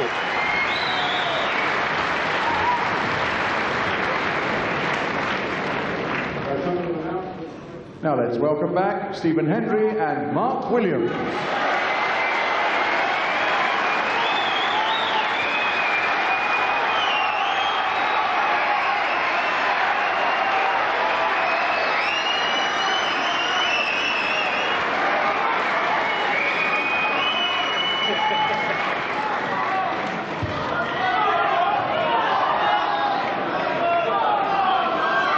Oh, and just listen to this audience.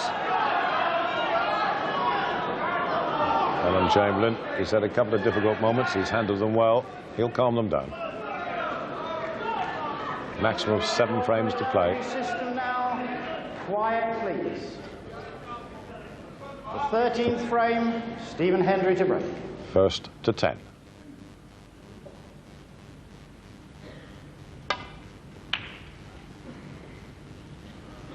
Absolutely level. It's on this. It's become really a 7-frame Masters final. Good break off, and Ray Edmonds and the snappily dressed Dennis Taylor in the commentary box. And whose nerve is going to hold in the final session of this match?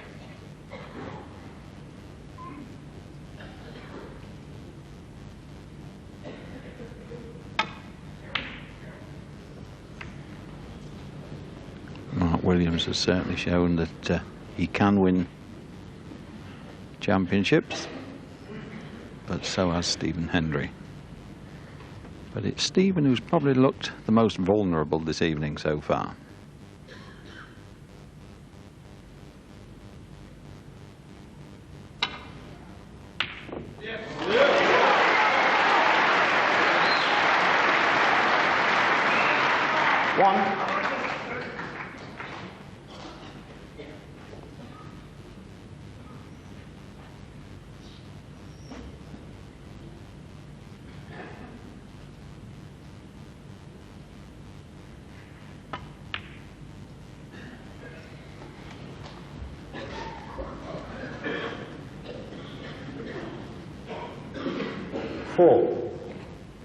Too near the cushion to attempt to get the cue ball close to the reds.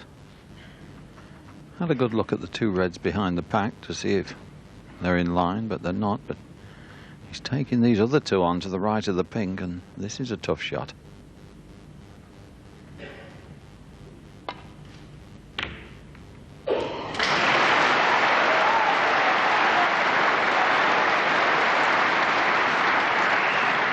Cracking plant that was. Had to make it.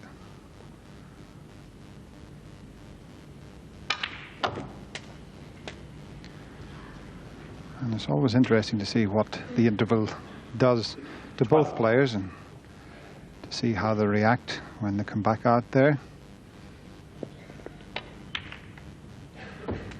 13.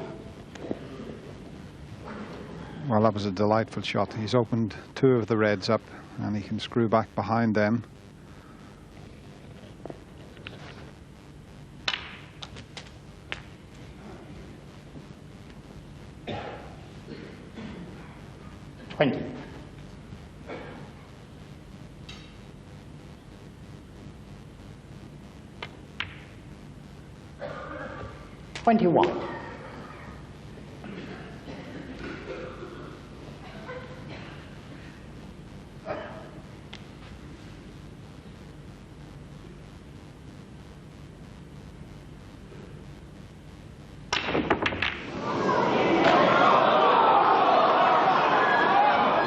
Stephen Hendry, 21. Well, everything about that shot was right, except the black didn't go in.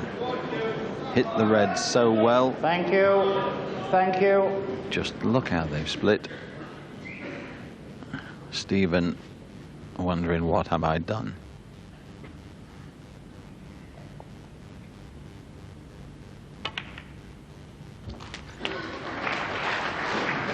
Well, Mark was attempting to try and possibly get on the black there, but he got a cannon onto another red, which threw the cue ball offline.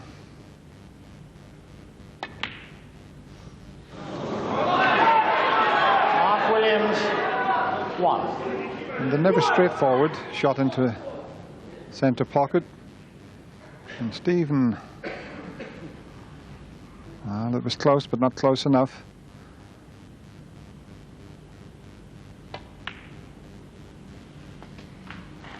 And Stephen would like to get the black back up onto its spot.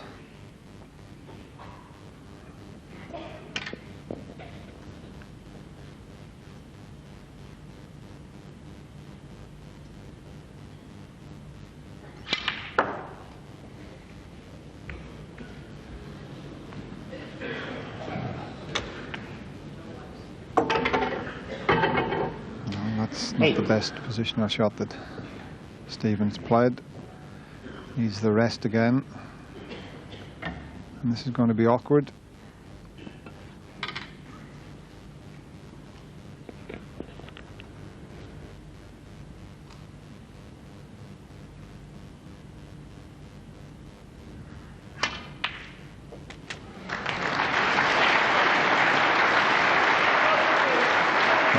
A super shot, so well controlled, full commitment.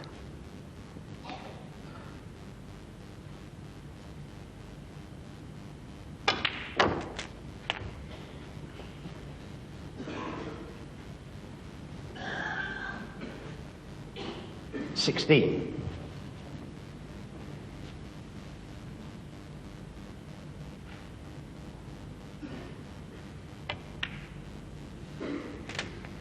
$17.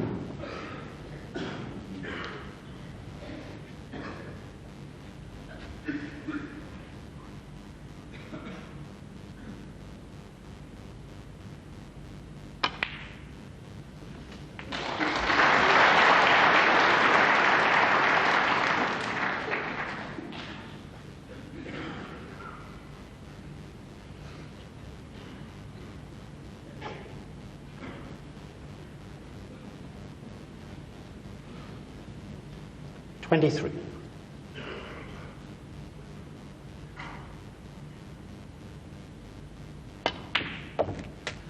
$24.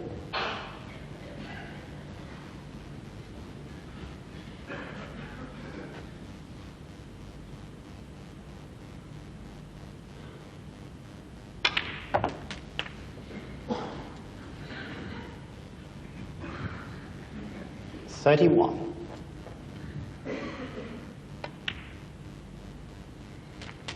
$32.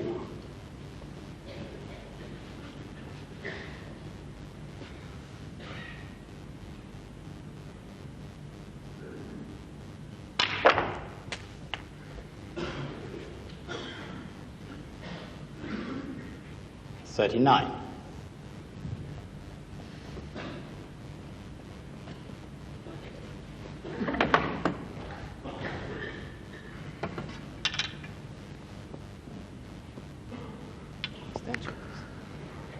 He just wants another red here. The two to the left are easier, but that red near the cushion is just impeding the cueing. You'd still expect him to knock this one in, though.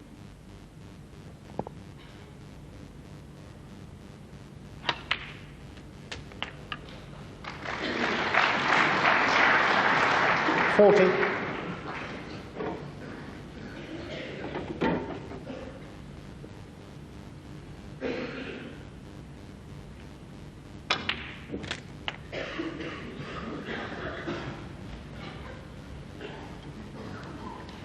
47.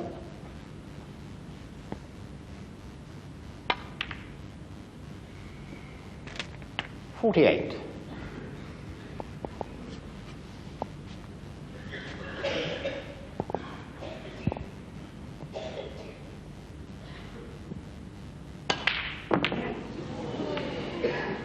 'The frame is won. Stephen Hendry, 48, and the frame.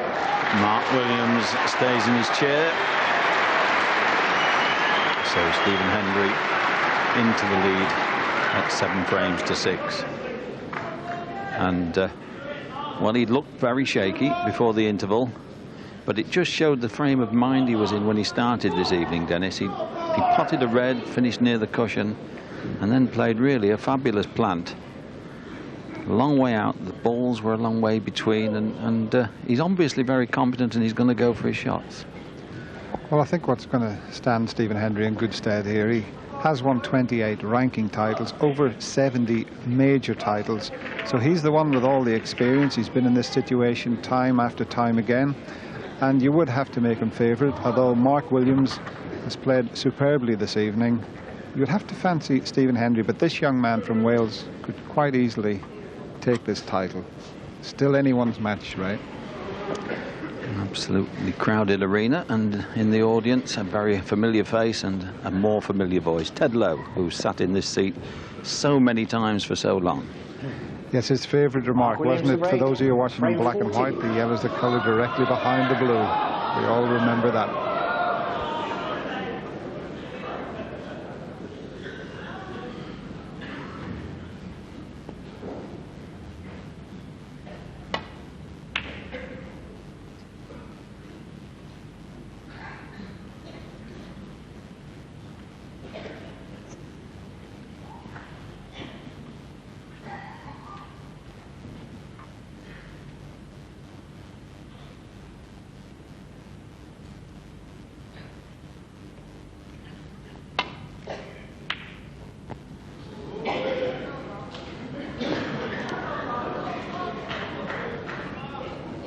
That was a very potable red, and similarly the one to the left is for Mark Williams.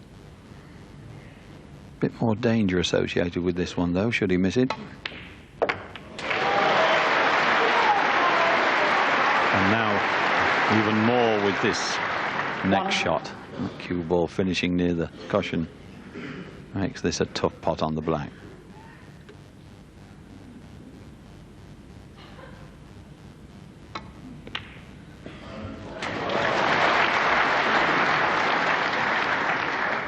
And the crowd here appreciating that. They knew how difficult it was with the white tight on the side cushion.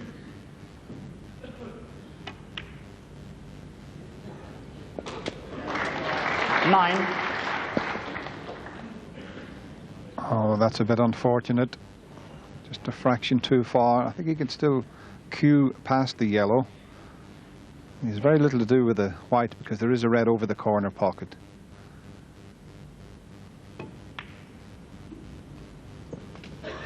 But if that red hadn't have been over the pocket, it would have been very difficult 30. to regain position.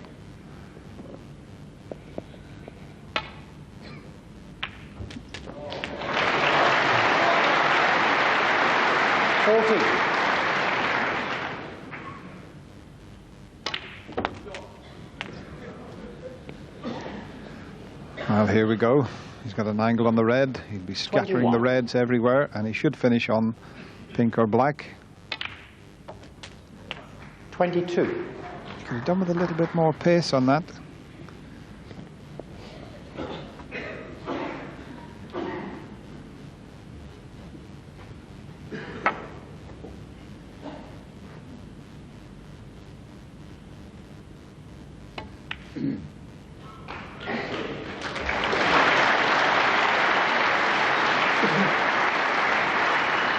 Extremely well controlled, and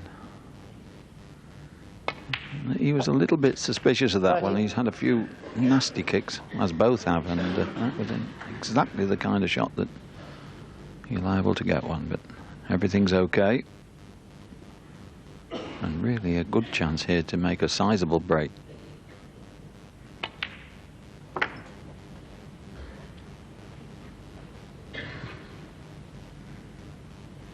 $36. 37.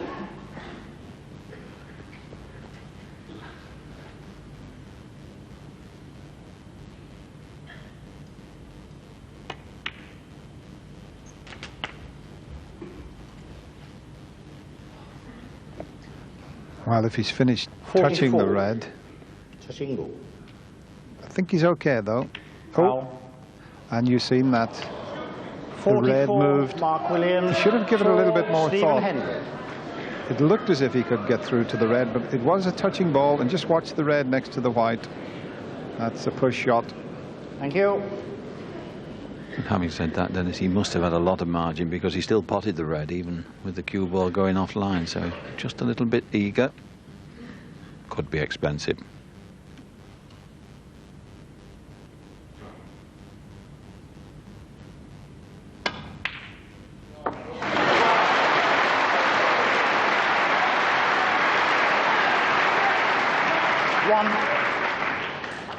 Chance for the counter-attack.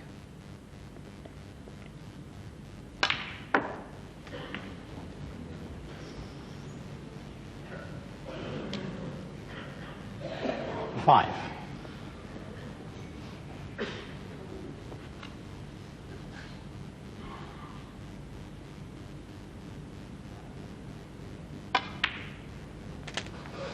Six. Just the one red that's available for Stephen Hendry, the one to the right of the group of six. He might try and get into them, just depends on the angle. Well, in fact, there's one just to the left that's available also into the right corner. 8. Looks a bit tight.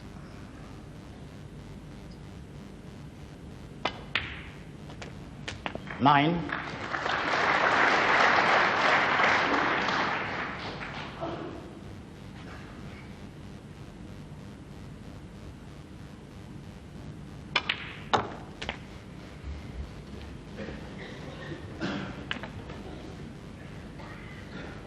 $16. He's almost straight on this red. It's back for the black. You can see him just getting right into the bottom of the cue ball.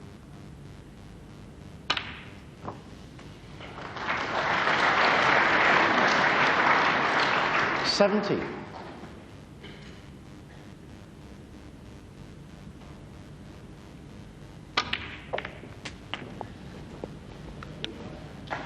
And looks okay. He'd have been very unlucky then not to finish on one. The reds were slightly apart.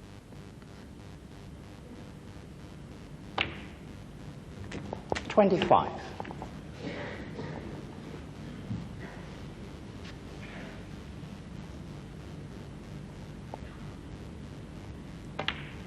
A long way to go. There is some tension. It's a final, but you'd reckon that Stephen was favourite to take this frame now. 31.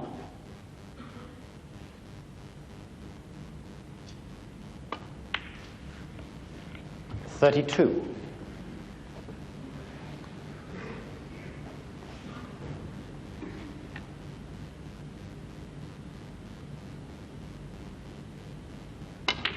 There's always an incident in a match that can turn things around, and when you reflect 39. on it, if Stephen should take this frame, that 40. could be the turning point when Mark Williams is touching the red.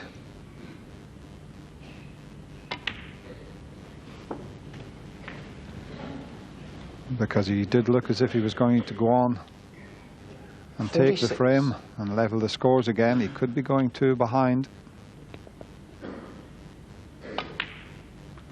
47.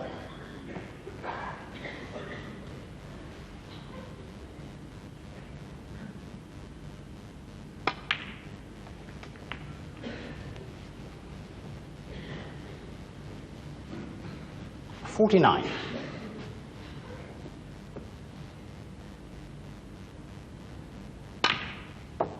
51.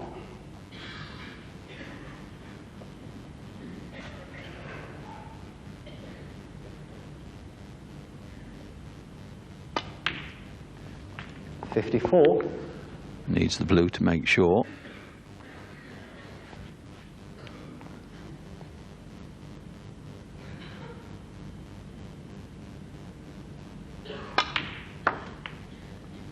58.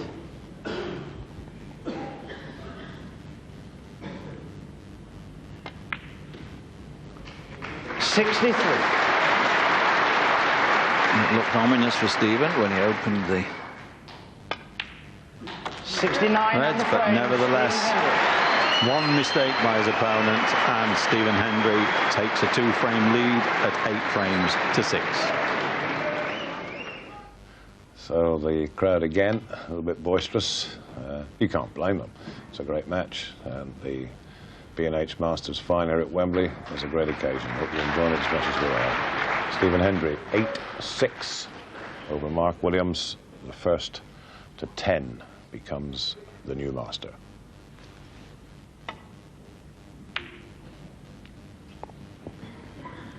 Mark Williams with a bit to think about now.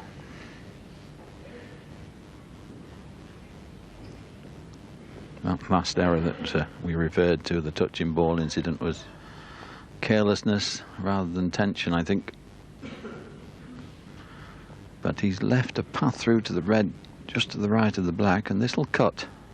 And in the mood Stephen's in, he doesn't refuse half chances.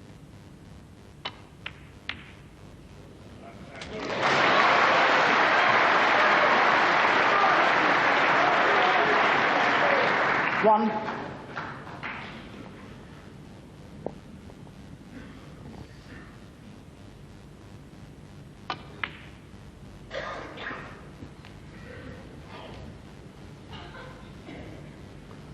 Six.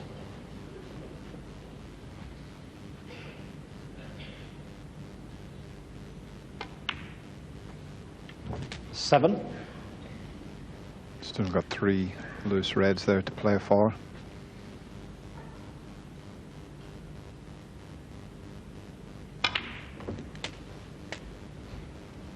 Hadn't quite got the angle to go into the bunch of reds, but that's something he's been doing 14. throughout this tournament. Even with 3 or 4 loose reds, if he gets a half chance, he's right into the bunch.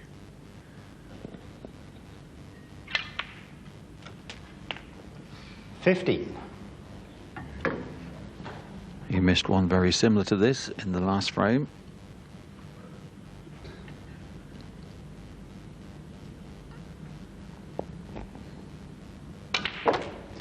Yes, he didn't quite have the angle to go into them that time. 22.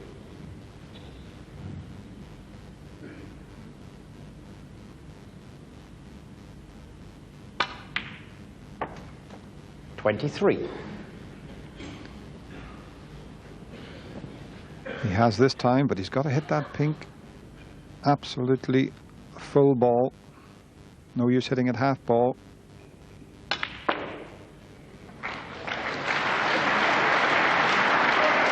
Could have been a lot better.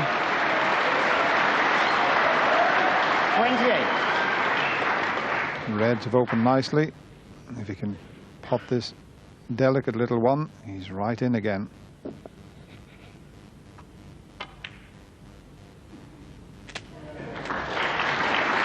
$29.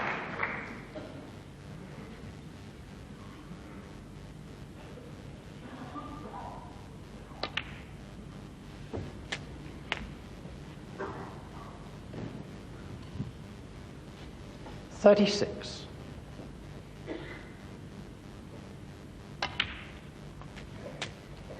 $37.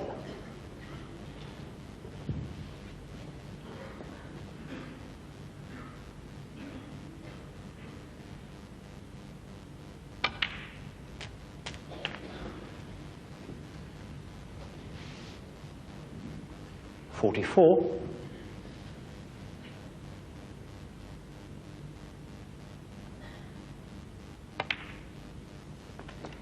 $45.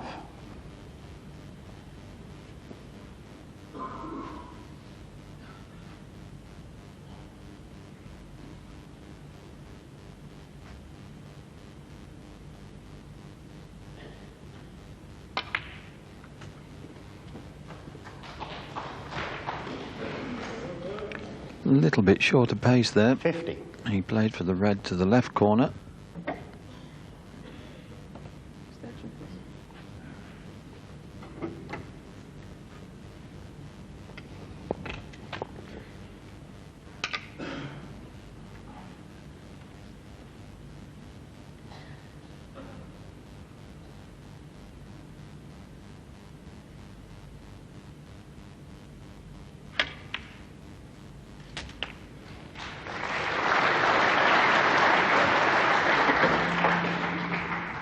$51.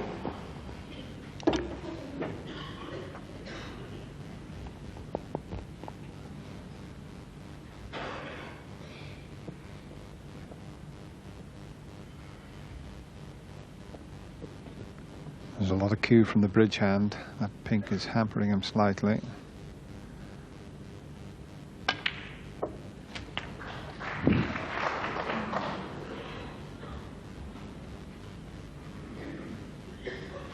$58.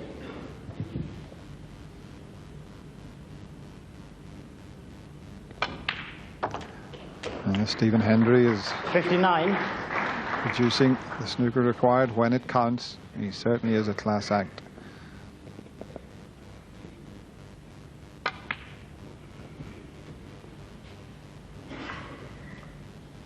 $64. $65.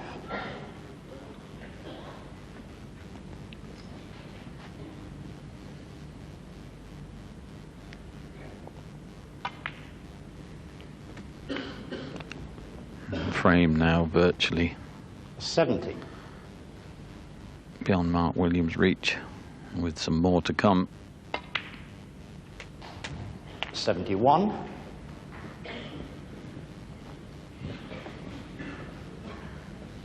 Nothing he can do about this.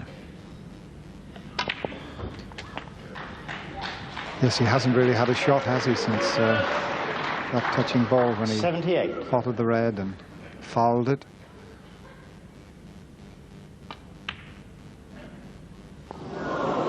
Well, he would have loved to have made another century. 78. It hasn't happened. The crowd wanted one, but very, very impressive break there to increase his lead. He just wants one now for victory. 9-6 to the world number one. And a possible 4 to play. Well, Stephen Hendry is the record holder here at Wembley with 7 finals, 6 victories. And it's a tournament with so much history behind it. It started back in '75. It wasn't here, it was at the West Centre Hotel. John Spencer beat Ray Reardon on a Reese Pot Black. Reardon got his revenge the following year. Look at the different winners, 6 of them. Spencer, Reardon, Mountjoy, Higgins, Mons, that was the first year at Wembley. Terry Griffiths, and then Alex Higgins coming back there. Davis, Thorburn again, Jimmy White, the one time he's won it. That was the year when Kirk Stevens got his 147. Thorburn comes from Canada. The Dennis Taylor great win over Alex Higgins, 9-8, one of the great finals. Steve Davis again, the Hendry run begins. They gave him the trophy. McManus, O'Sullivan, Hendry again, Steve Davis. 4 different winners in the last 4 years. Who's going to win it this time? Hendry, 9. Williams, 6. Thank you, ladies and gentlemen. Frame 16, Mark Williams to break. You can be sure this capacity audience will want Mark Williams to win the next frame. Not in any biased sense, but they want it to go on. They're enjoying this.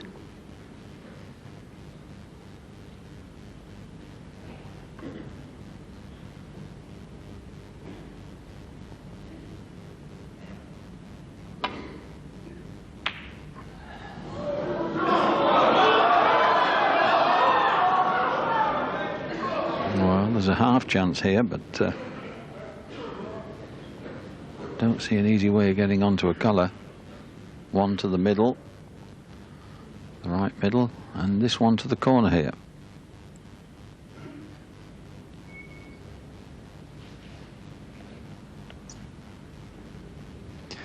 He's a bit close to this one for the left corner, but if it comes off, he can go into the pack and back onto the black again. He's got to be very precise with this.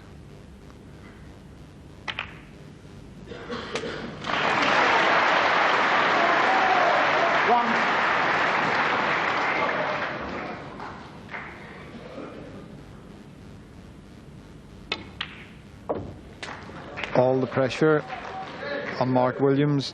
He knows he can't make one mistake now. 8.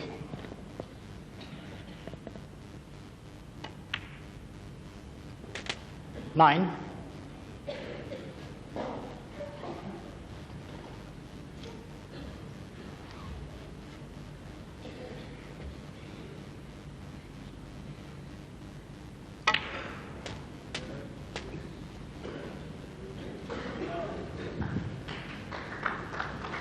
$16.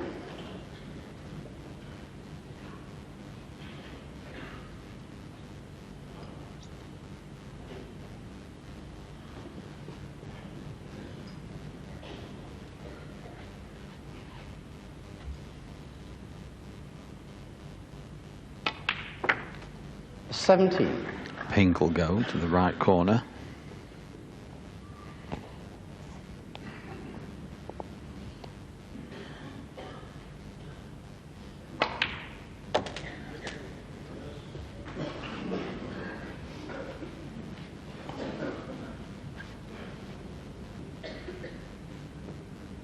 Yes, that red's on the pink spot, so he's got to get it as near as possible to the spot in a direct line behind it.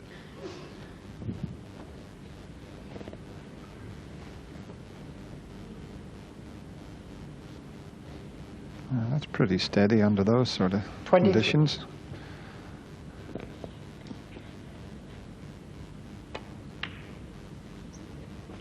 24.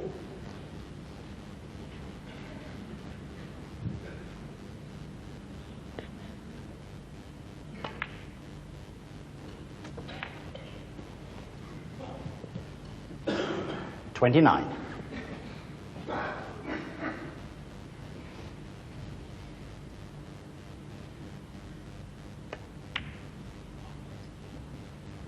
$30.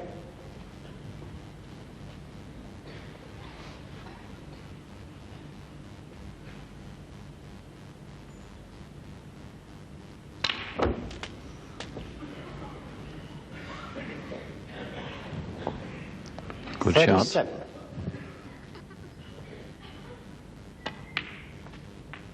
$38. You really needed a little more left-hand side there to take the cue ball below the blue.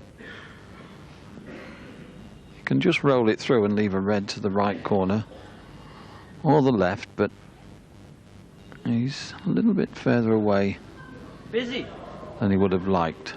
And under these circumstances, the closer, the pot, the easier.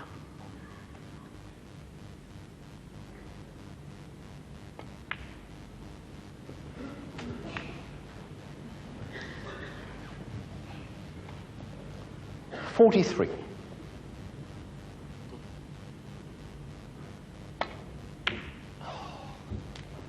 $44.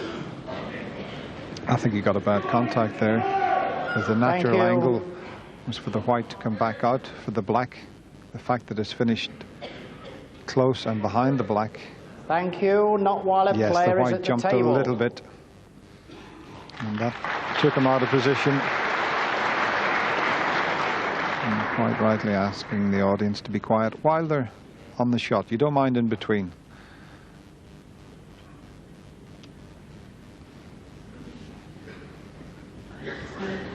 Well, he's had a good look at the black, and he's asked the referee to clean it, so he's going to take it on, by the look of it, to the left middle.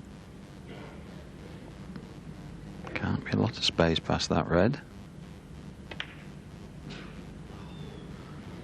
And I think it just flicked the red. Mark Williams. Finest contact. And unfortunately, he's left Stephen an easy red. 44 points in front, exactly as it was a couple of frames ago.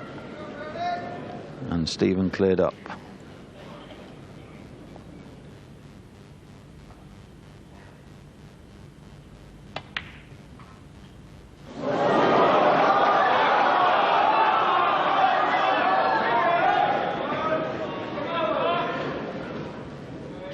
He hasn't got away with it either. That red to the left of the pink will go.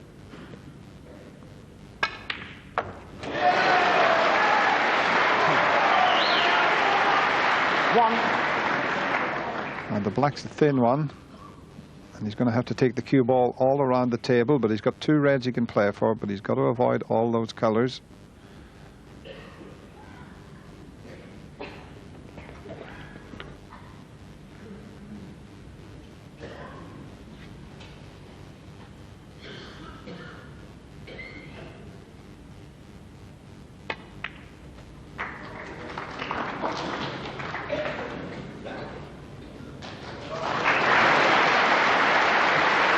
That could well win him the frame.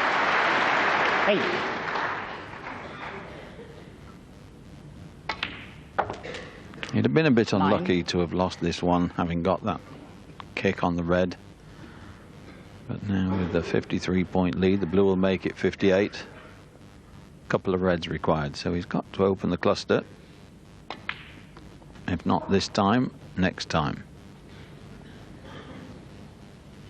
14.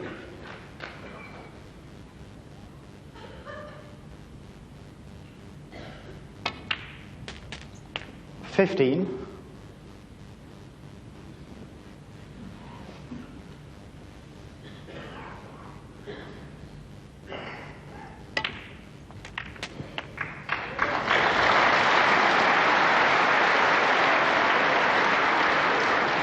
$22. Just needs the one red.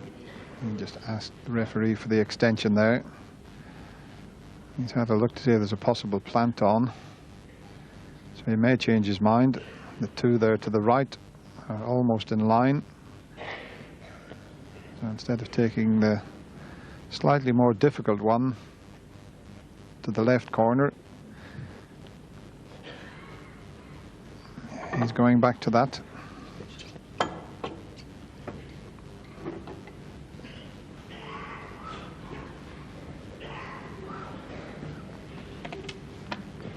But showing real character here, Mark Williams.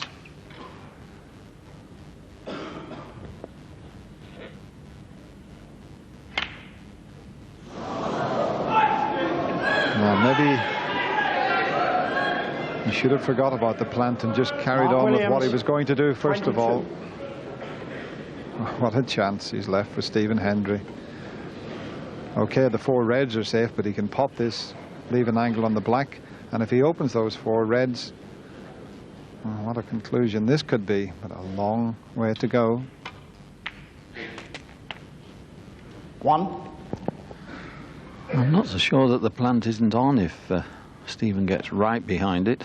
He's having a look to the middle as well, but I think the two reds furthest away from the black wouldn't be too difficult if he gets the cue ball pretty well straight behind it. That's what he's played for, and he'll open them up as he gets this, if he gets it. 8.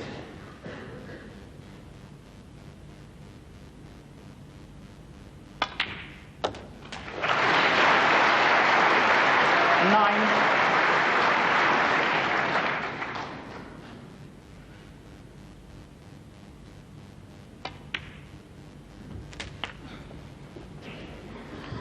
Well, this would be a cruel blow for Mark Williams. 16.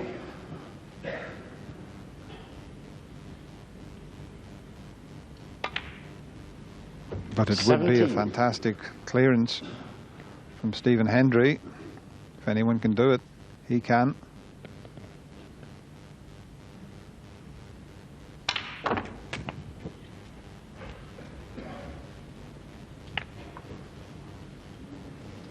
$24.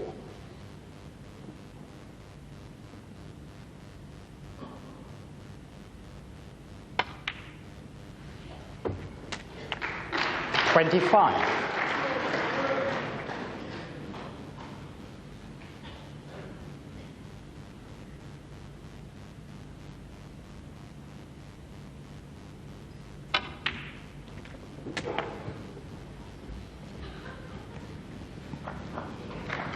'Just slightly short of pace. And if he's going to go for the black this time, he's going to have to play with a tremendous amount of right-hand side. If he plays for the pink, he can tie.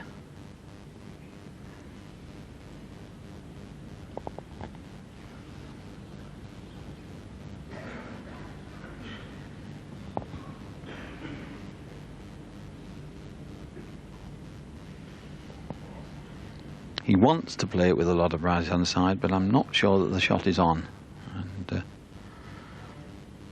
it certainly looks as if it's going to take the cue ball too far away from the black to me.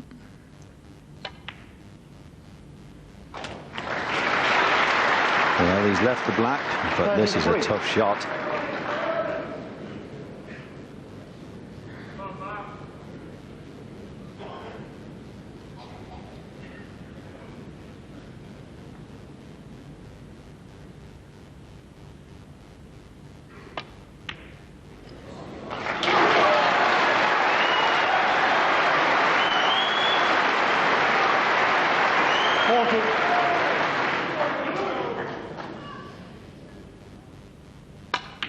That was a real pressure black. 42. He had the straightforward pink. No use to Stephen Hendry tying a frame. He wants to do it in style.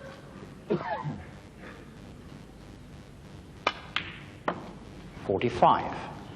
Well, after that red, Stephen's missed a few this week, but I don't think it's his bottle that's ever been in question.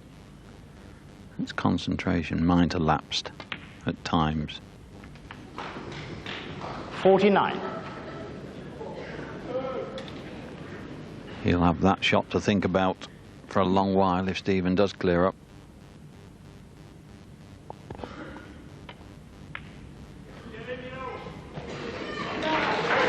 Well, he's gone a little bit too far, and he's going to have to go all the way around the angles to get back to the black. Thank you. And if he pots this and finishes on the black, it'll bring the house down here. Thank you. He wants the white to come off the side cushion somewhere near the balk line, just before the balk line, and then it'll run right around the angles.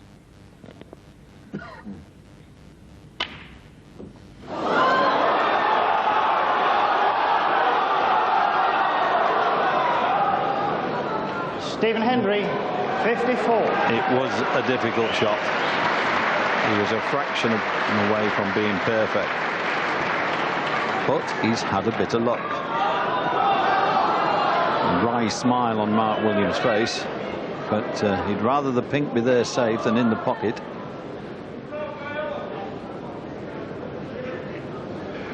If this was an exhibition, Mark Williams would come off the bottom cushion and try and pot the pink. It's the final of a major tournament, and just look. how Stephen Hendry is reacting.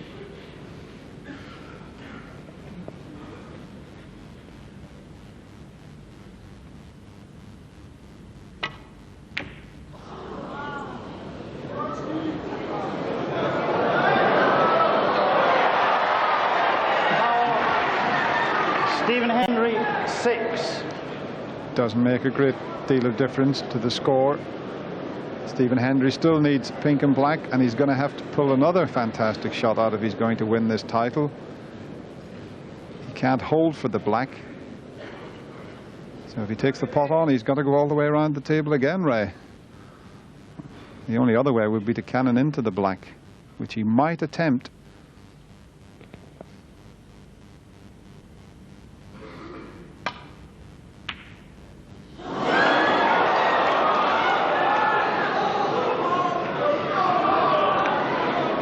No question that these two have got the crowd going.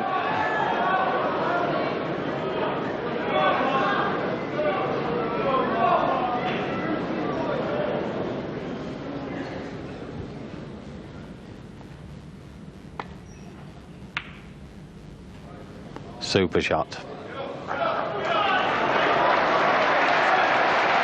Just what he needed.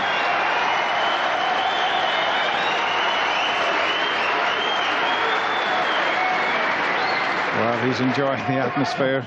Smiles all over Mark Williams' face.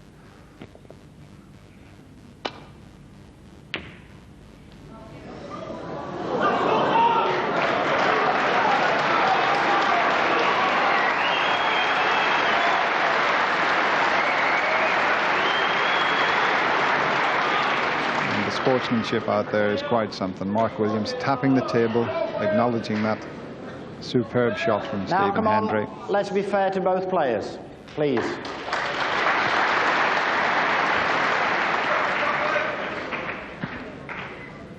I think Mark can hit enough of this pink to take it up and down the table, but too thick or too thin, there you see it, he can hit comfortably the right-hand side of the pink, but double kiss will be coming into his mind, and judgment of pace. Not an easy shot at this stage. It would have been better if the pink had been a little bit further to the left. He could have come off the top cushion and hit it from behind, but it's an extremely difficult shot from where he is.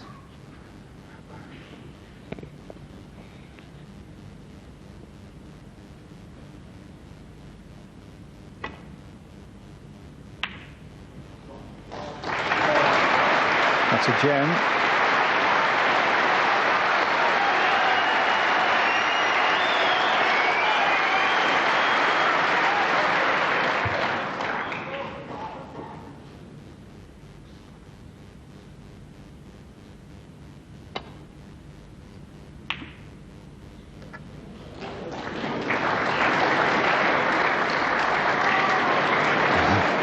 A good shot, but he didn't want to push the black safe. That makes it doubly difficult now for Stephen Hendry.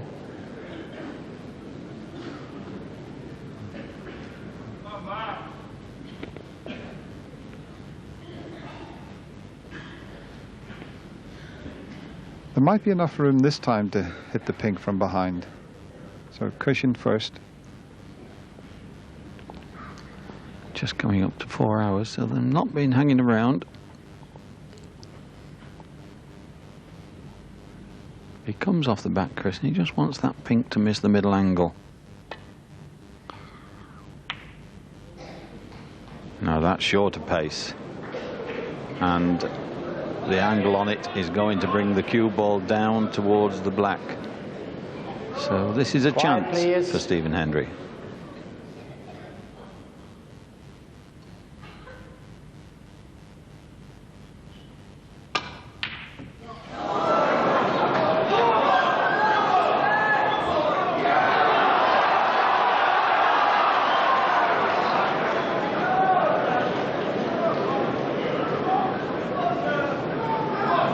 Thank you. Quiet, please.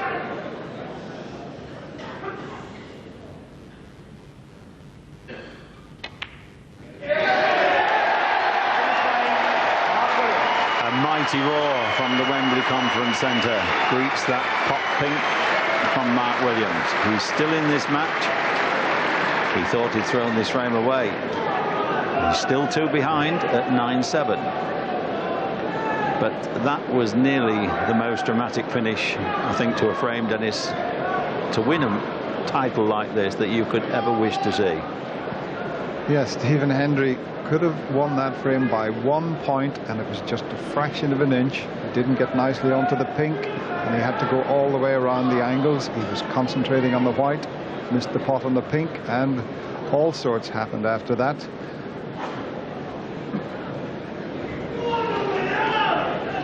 Mark obviously feeling the tension, just deciding to leave the arena just for a moment or two.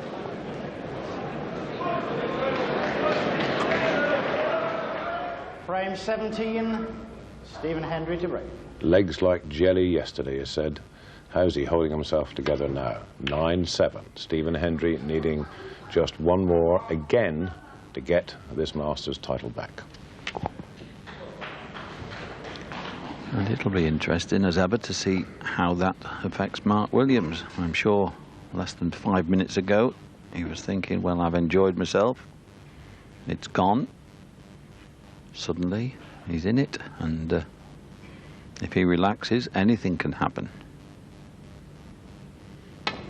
Like that. He's still wanting just as good a shot to get a colour. I'm not even sure that he can get through to the black, but tremendous opening red.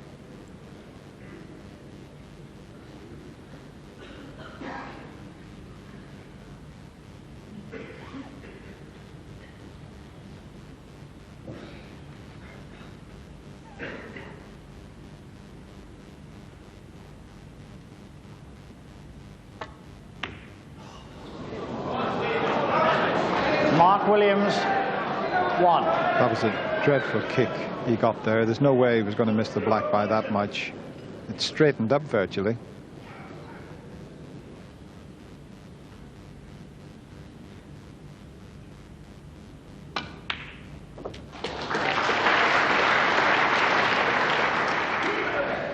As you mentioned, Ray, it'd be interesting to see how Mark Williams reacts. It'd be very interesting to see how the world #1 reacts after that last frame. He's been in all types of situations in his illustrious career. I'm sure he'll be able to cope.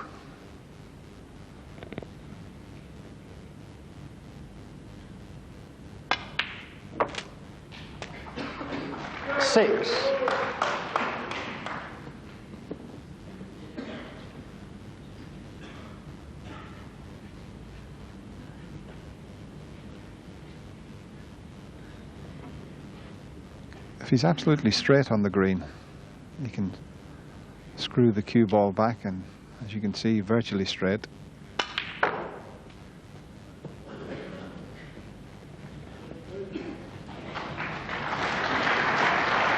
Nine.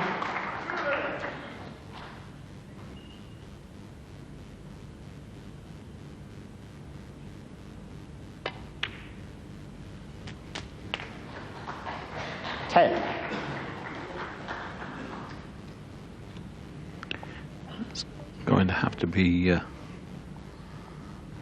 very forcing shot to get the cue ball around 3 cushions to get onto the red.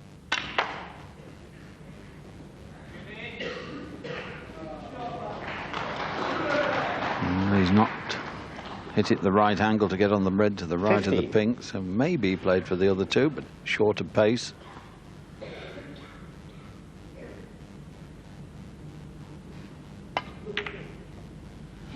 Stephen Hendry, 50.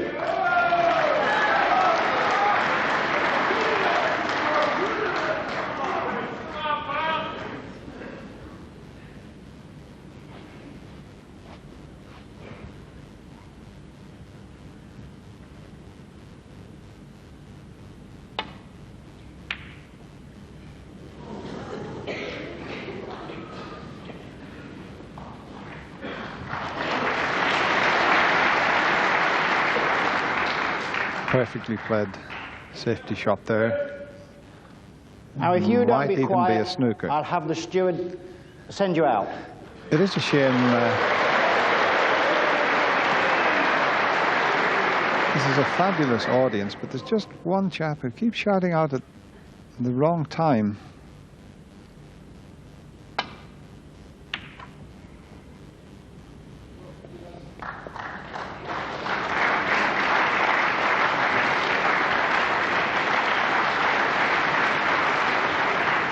That perfect safety shot from Stephen, acknowledged by Mark, because he'd left Stephen in what he thought was all kinds of trouble. Now he's got to make the finest of contact off a red to the right to get back that end. I think he can just get past the blue. Worst thing that can happen is to hit it thick and go in the jaws of the pocket. Well, that's a pretty good shot. He's just left, though, a near straight red to this left corner. Not easy, though. Now, this is the type of shot that Stephen Hendry practices for hour on end. Let's see if he can produce the pot under pressure.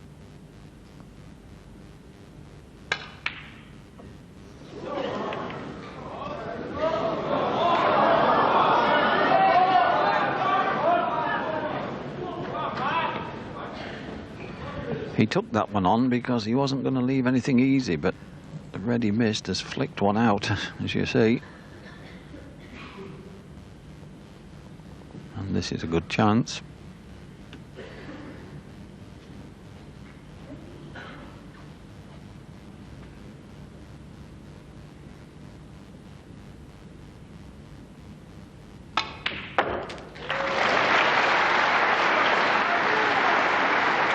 One.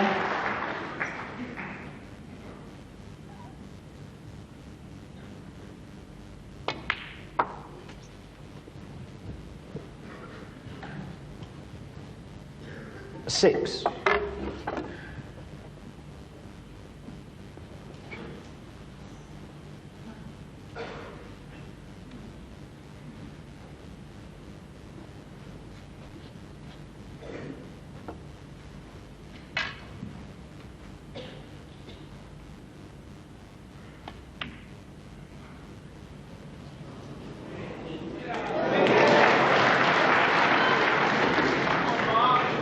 Seven.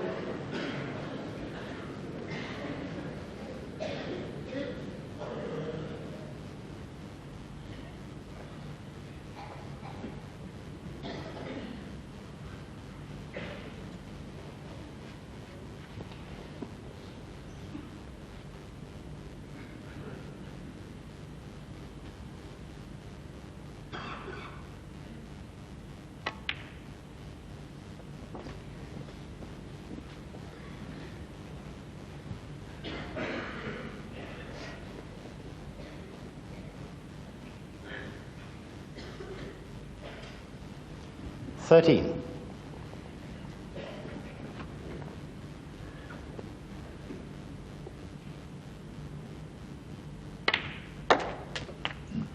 $14.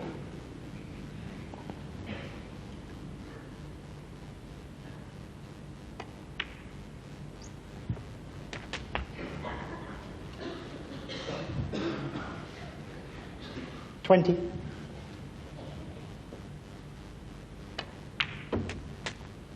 $21.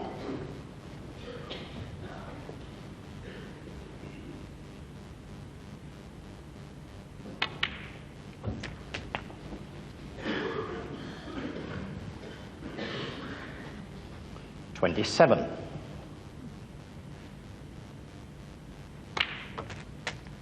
$28. A little bit trickier, this one. If he kisses into that first red, he may not get on to the next red, and if he... Well, I was going to say, if he knocked it, it could have got in the way. As it happens, he's held for choice of reds. 34.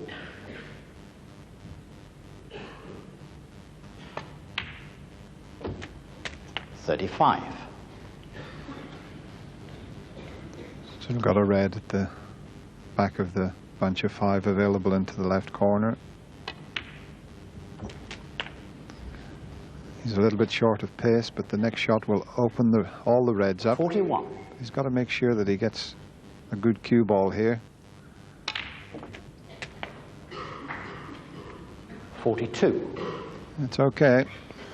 You can take the green and get back up the table again.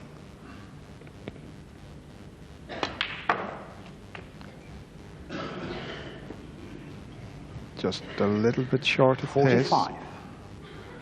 Head for the one there to the right.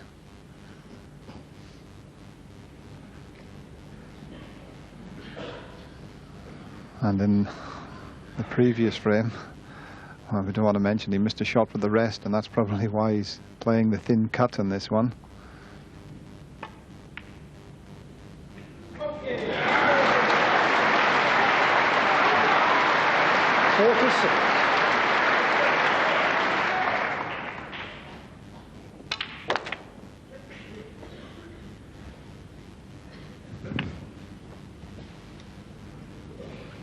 $52.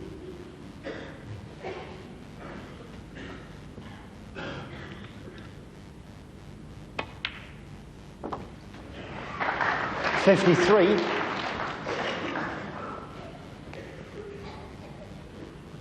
Should be able to screw past the 2 reds.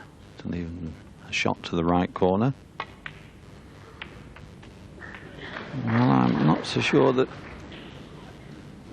perhaps was the right 58. shot. You never know quite why they're going.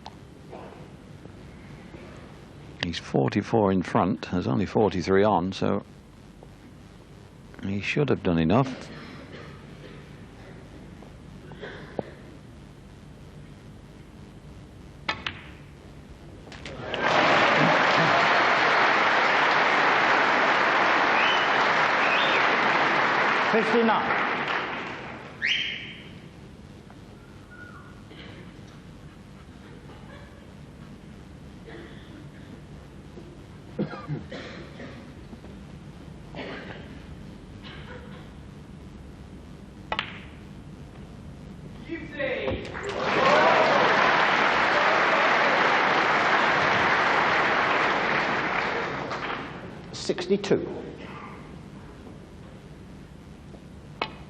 Well, he was left a good 63. chance, but this is really a superb break under the circumstances.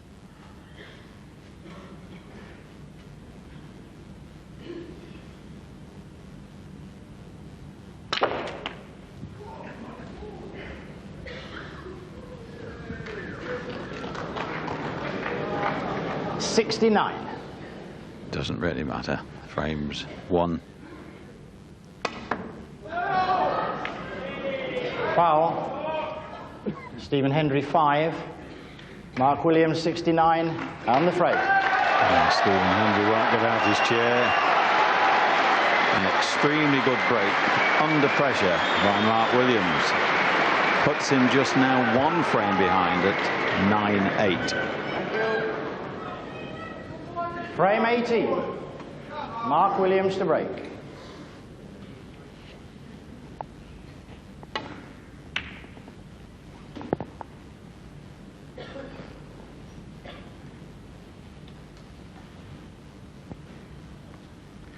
And an immediate tempter for Stephen, but he hasn't really got the angle to get around the back of the black if he takes this on, so he might be just trying to dislodge the red near the black. Tough shot though. He might wish he hadn't tried it now.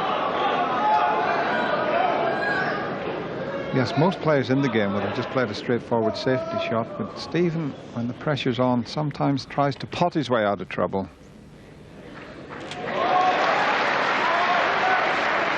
One.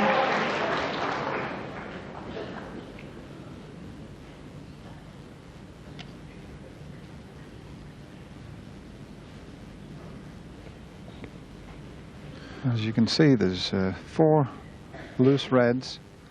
So it's an early opportunity for Mark Williams to score a few points here.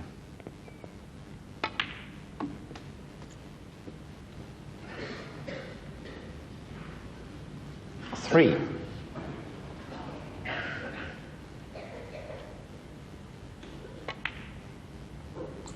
Four.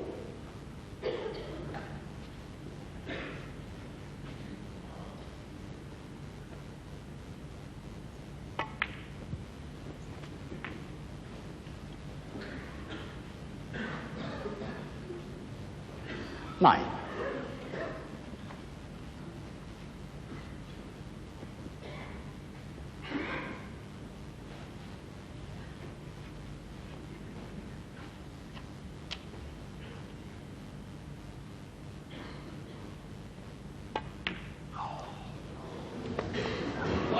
A sigh, another bad kick. Mark Williams, 9. But this time,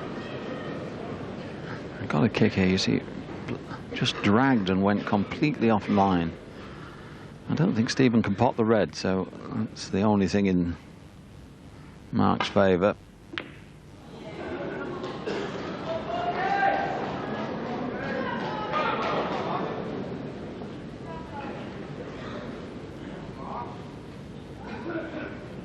He may be tempted to take this cut to the middle.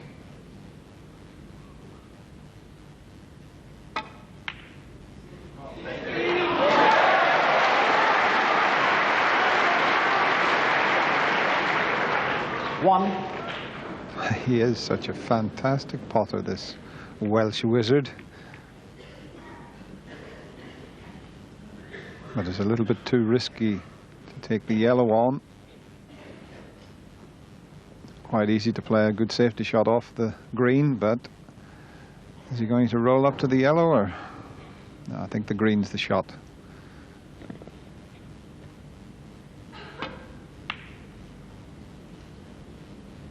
Mark Williams, 1.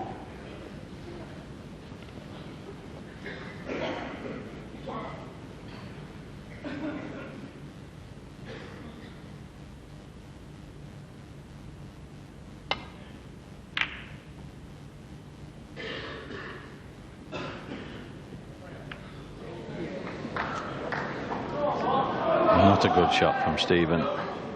Perfectly straightforward safety shot. Shouldn't have been anywhere near the brown.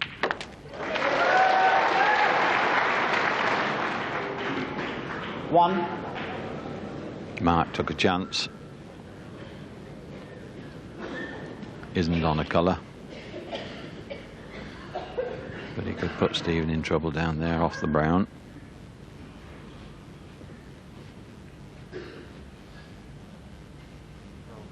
Brown ball.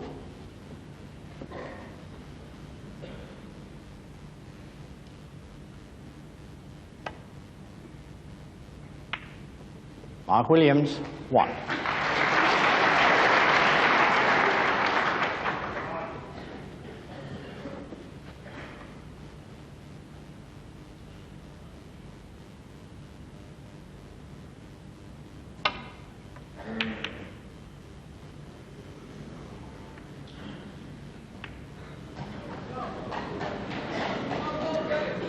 Well, he may be tempted here. Stephen knows that Mark has a red he could take on into the right corner, and there's a little gap there between the green and the reds that are near the pink that he could just take the cue ball through.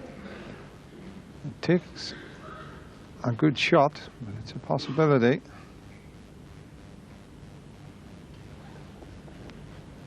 He spotted something on the cue ball, so just having it cleaned.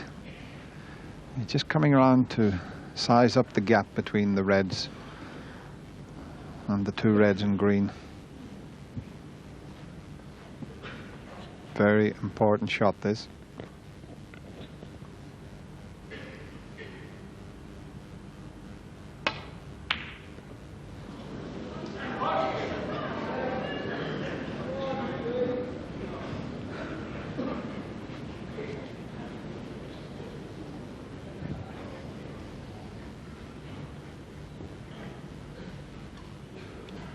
He'll not be taking that one on. It's far too risky.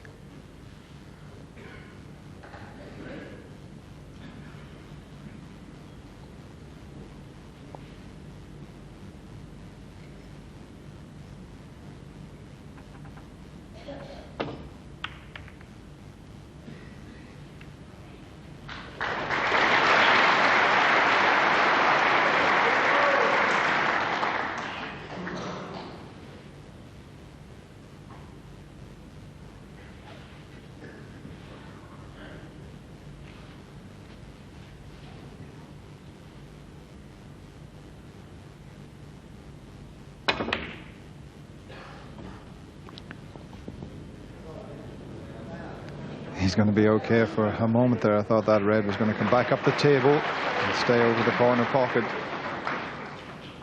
But I'm not sure if Stephen can get through to a red for the left corner pocket up by the yellow.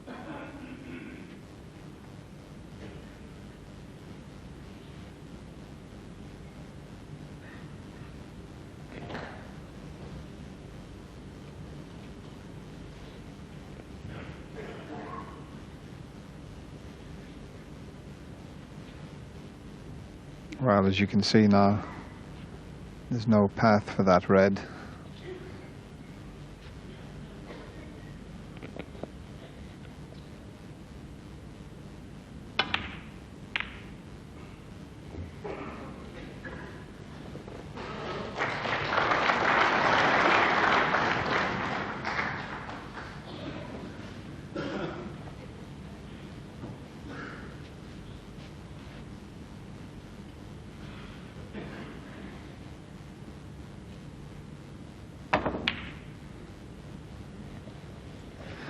And there's 4 reds up the other end of the table now.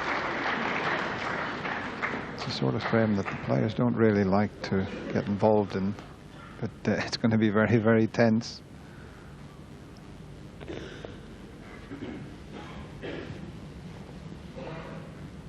Well, it's not easy for Stephen to get the ball back to the cushion again without hitting it hard, and this red could possibly go past the green to the middle, and I don't think he'd be leaving a lot should he miss it. But it's an extremely difficult putt, and it might be more attractive than the safety shot. There's a red just to the right of the pink also that is on, and that's tough.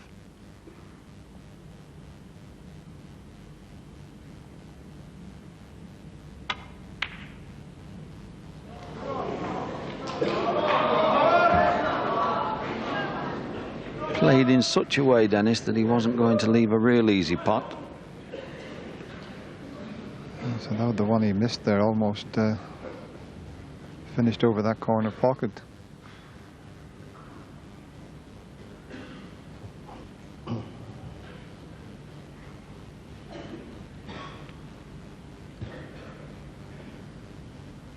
And if Mark does take anything on that right corner pocket, is very, very difficult.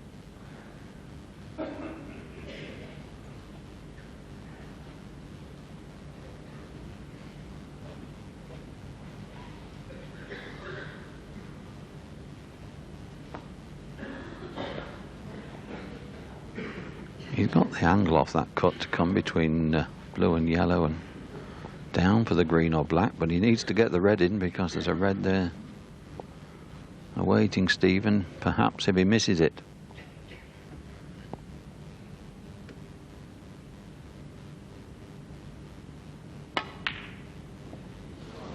And he's got away with it, I think. Very fortunate to cannon the yellow like that. And there's little pieces of luck like that that are priceless at times. Could quite easily have left all sorts.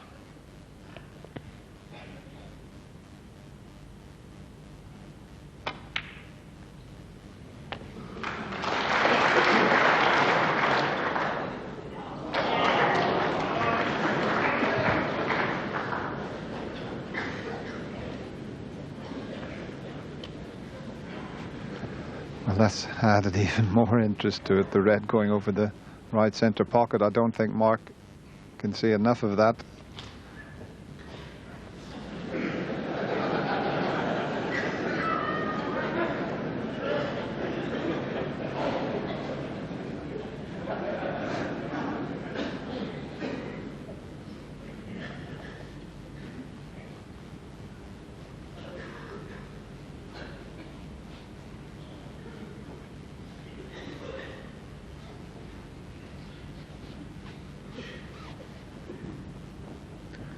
Well, I do believe he's just going to try and nestle on this one.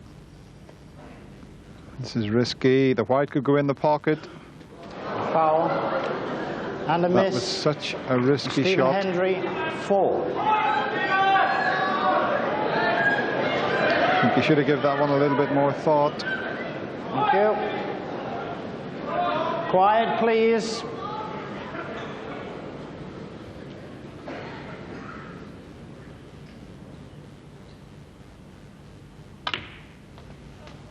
One.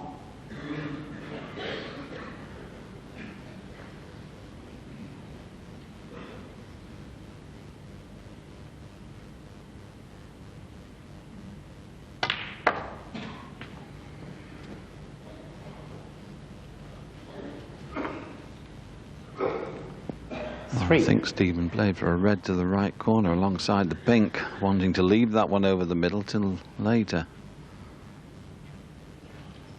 Now he's got to avoid the reds and the brown and whatever in that corner to get good position. And not a lot of choices.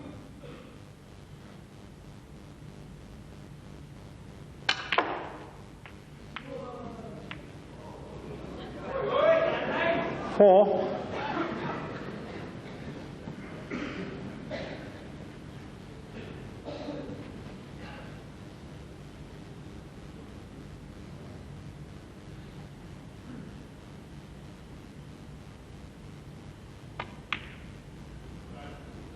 That's a good pot. That was very awkward bridging to get over the red that he's now going to pot.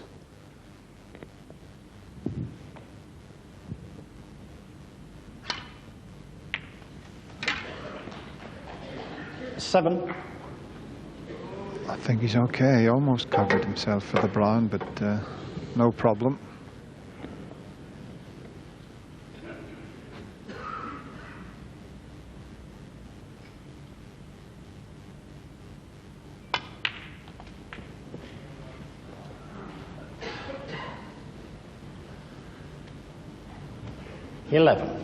Well, if you've just switched on expecting to see the Friday night armistice, it is planned to bring you that programme after the snooker, but of course it will depend on how long the entertainment of this excellent live final continues.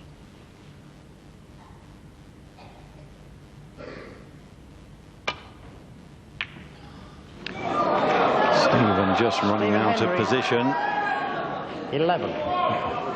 Was still one that you'd have expected him to get normally, but these aren't normal times. Overcut it.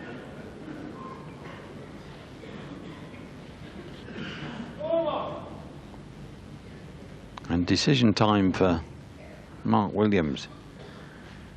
He's got a cut to that far corner. Just as difficult as the one Stephen took on.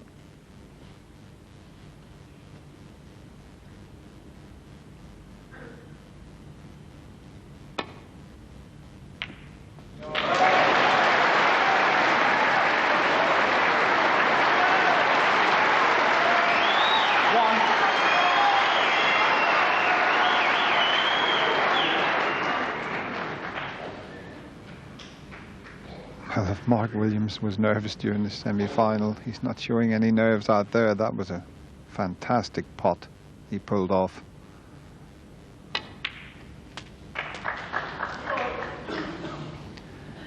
And if anything, Mark Williams is probably looking a little bit more relaxed than Stephen Hendry at this stage.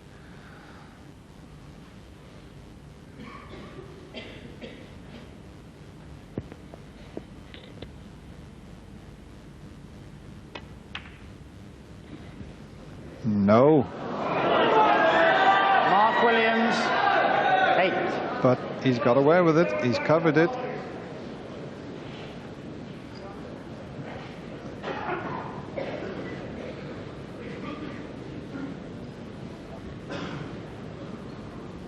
I don't know where he's going to find a safe spot, Dennis. It may have to take a double on or something similar. You're absolutely right, Ryan. If he takes the double on, it doesn't go in. Going to leave that red on. But he may have no other option, as you said. Now here we go. A double to get him out of trouble.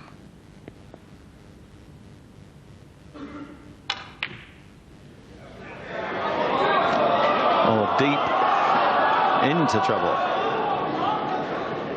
And it was a very fortunate Mark Williams that got away with that bad shot just now.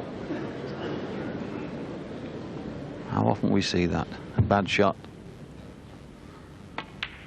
doesn't cost you and produces you this kind of chance.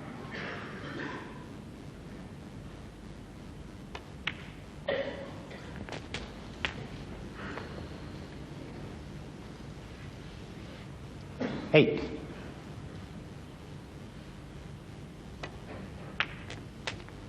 Nine.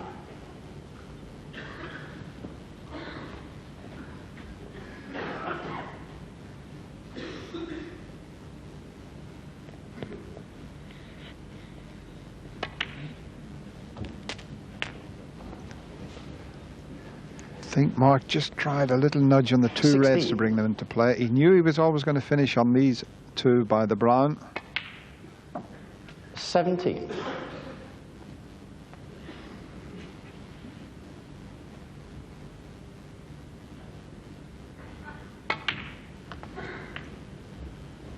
But he's still going to have to disturb those two reds by the pink 19. if he gets that far.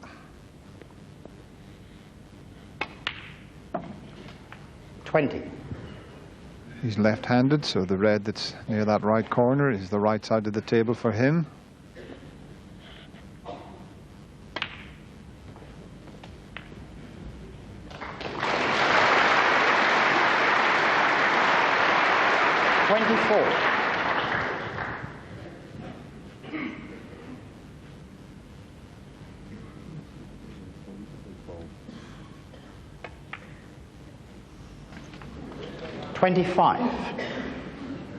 It's too difficult to try and attempt position off that red, so knock a colour safe here.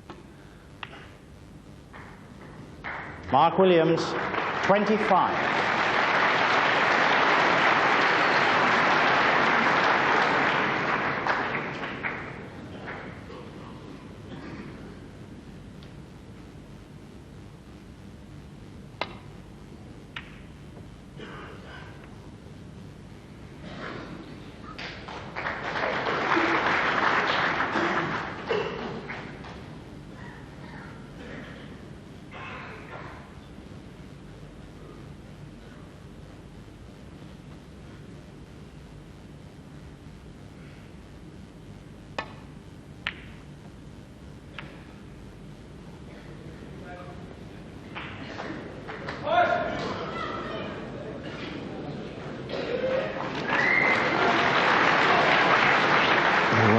Was looking up. I think Stephen can get through to this red. There you see it.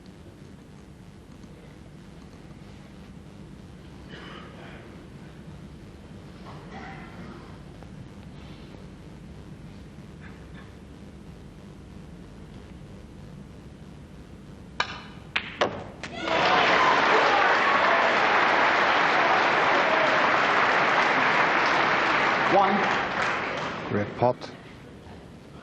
He's on the black, but not as he would have liked. I don't think he can get onto the last red.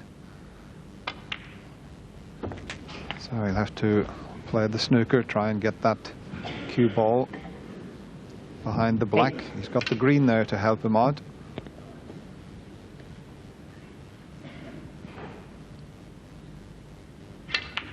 And he's moved the brown as well. Stephen Hendry, 8.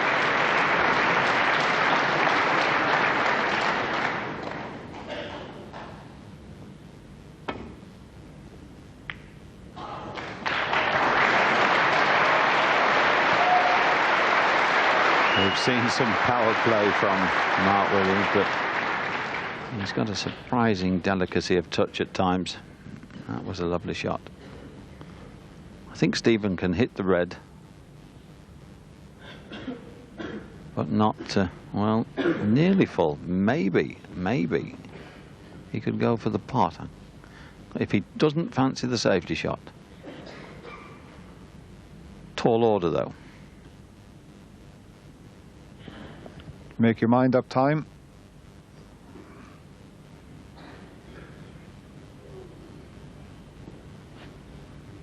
If there's a half a chance, he'll take it on. And he just can't quite decide. tension at the Wembley Conference Centre. He's nervous again, that's for sure. Settling himself. Here we go.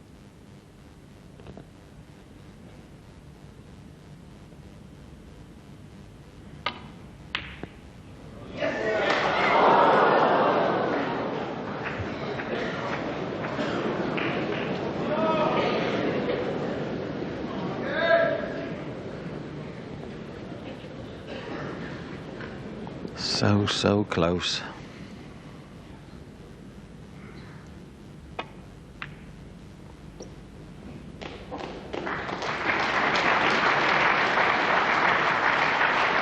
Now this time he has covered the path to the red. But if Stephen hits it off 2 cushions full in the face, he could well push it down towards the blue and the brown and the yellow, I was going to say. He didn't get it full. 21 points in the lead, Mark Williams. And most times you'd expect him to knock this one in.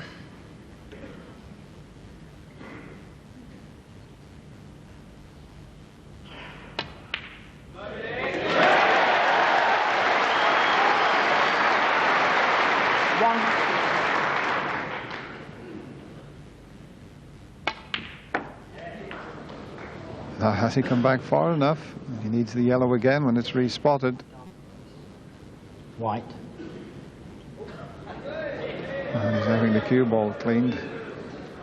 I think he's okay, but he's quite close to the yellow, but if it's dead straight, he should manage to pot it. That was just a little bit of tension there that caused him not to screw the cue ball back a little bit further, but there's no problem. Can he get far enough down the table to the green? 5. He's 26 points in front, so made absolutely sure of the yellow. But the balls aren't set badly here. A chance for a snooker if he's with the blue and brown there, if he slips up. There isn't now. He's never been in front in this match. Twice he's gone 3 frames behind. Stephen Hendry will have to find all his inner strength from his 6 previous Masters victories. And the frame. Tremendous roar by this Wembley Conference crowd. They always wanted this, now they've got it. It's 9 each and everything to play for.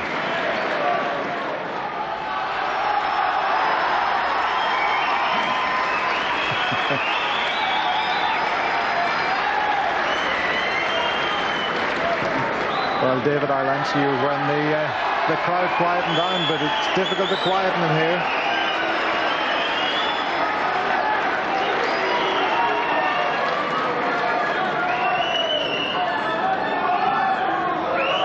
Ladies and gentlemen, please.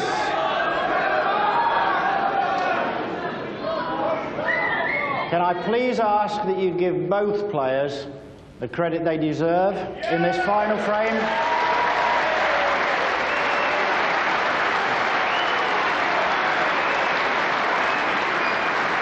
The deciding frame, Stephen Hendry to break.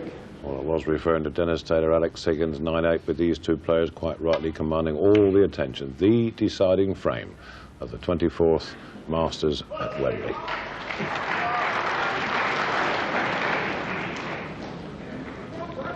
You certainly can't question the character of this young man.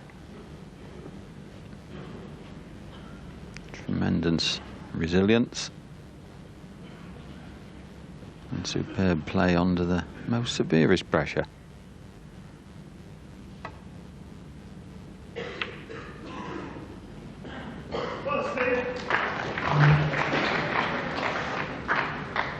Now Stephen is perhaps the bravest player in the game in these situations, and there's a red that'll go past the pink to the middle, but I think he's playing safe. He knows that Mark Williams, as we keep saying, one flash of inspiration and anything can happen.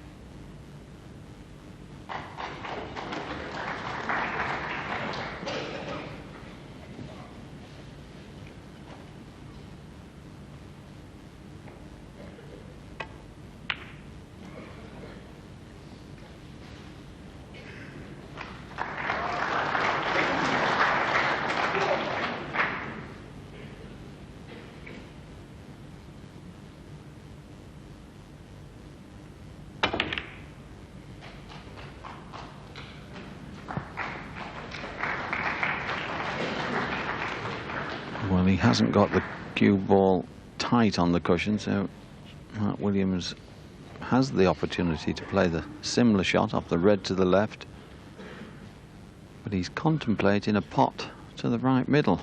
Well, the way those reds are situated, if he goes for it, he's got to get it.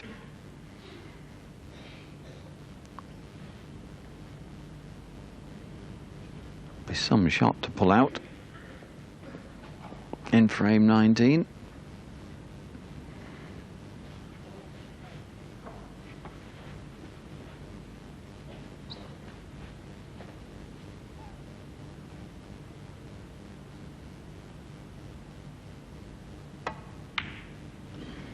What a pressure pot that was.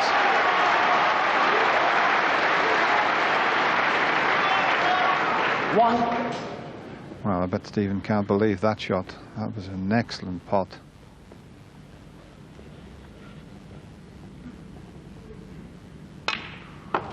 Well, so often we've seen Stephen do that under moments of extreme pressure. 3.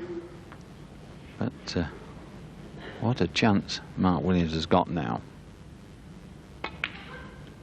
4.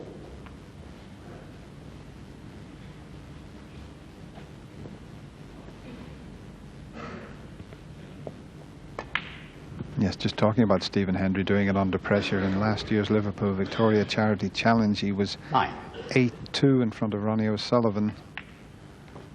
Ronnie levelled 10. at 8 each. Stephen Hendry knocked a long red in and made a maximum break. He's not going to do that here, but is he going to get back to the table? There's a long way to go, but Mark Williams is in command.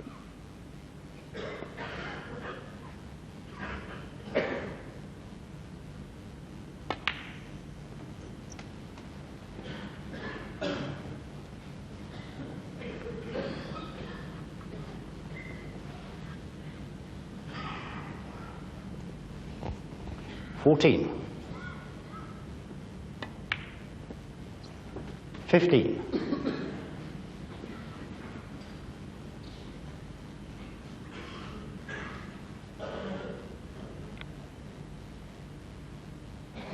'Well, there's a deathly silence come over the Wembley Conference Centre. You can't watch.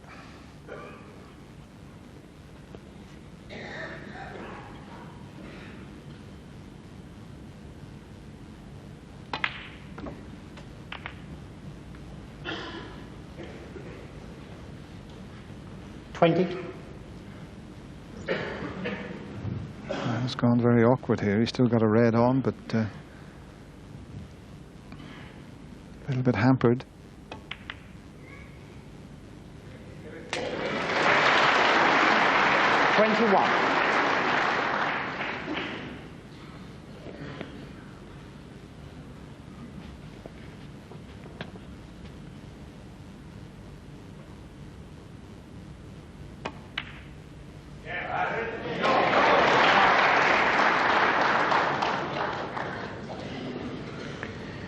He's just misjudged it.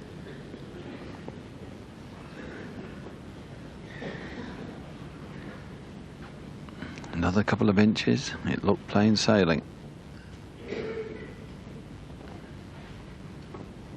He's had a look at the two reds alongside the brown. I don't think they're in line.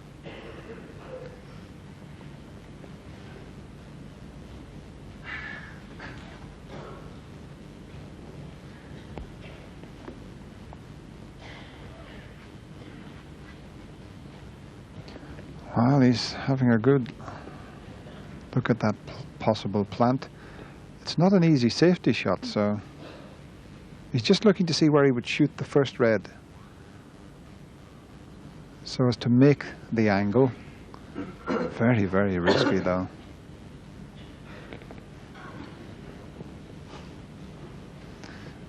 And he looked at the referee. I don't know what he said, but Alan Chamberlain smiled.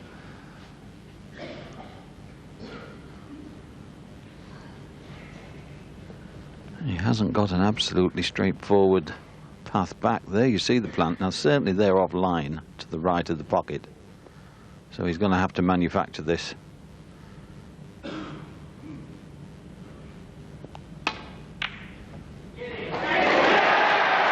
in the pocket, surely. He doesn't deserve that. If it just misses the jaws, he's nicely on the pink or the green, but he's faced with another tough shot. Thank you. Thank you. Oh, he's gone over just to wipe his hands. The tension is just electric at the moment, and he's faced with a very difficult pink. In fact, this time he's playing the safety shot off the yellow. Don't worry, he didn't Mark try Williams, to pot that, but 28th. It's not the best safety shot that he's ever played. Should have had that cue ball tight on the bottom cushion. A long straight red.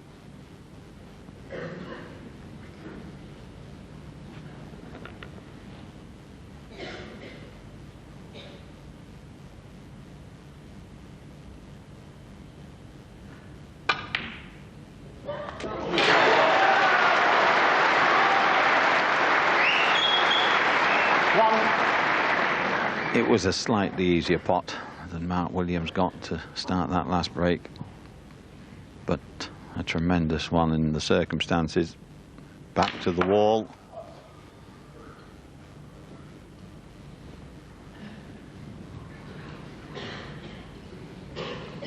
Seven. But he didn't time that one too well, Stephen. But he may have the red. I think it's another plant ray.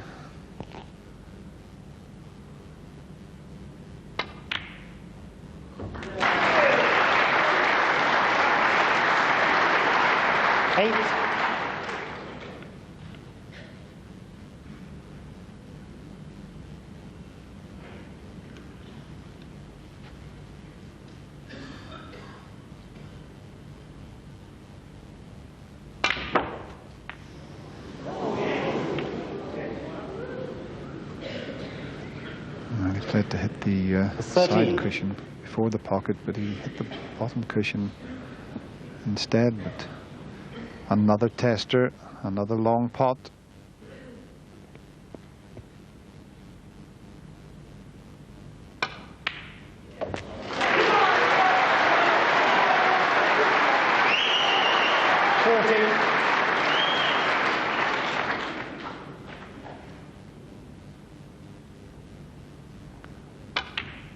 Well, that last pot sums up Stephen Hendry.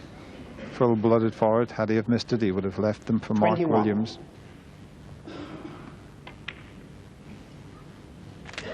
22.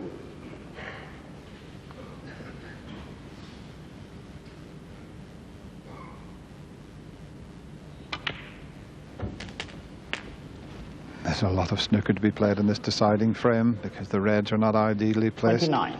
In fact, there's three of them almost on the cushions. 30.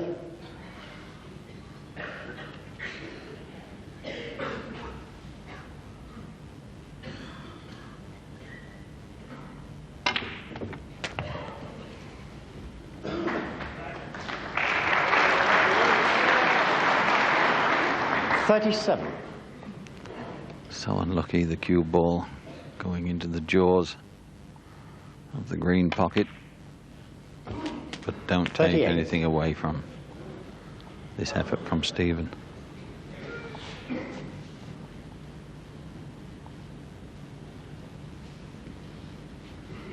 Some exceptional pots to get this far, and some more required.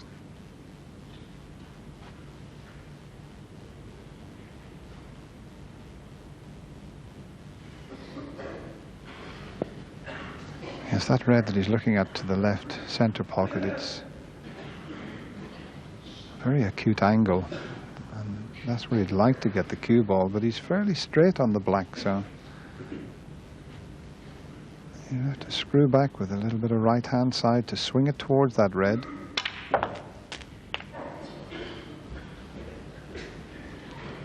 And if the red is 45. not on, he may take the double. He may try and double the other one because you wouldn't be leaving anything, only the red he's taking on.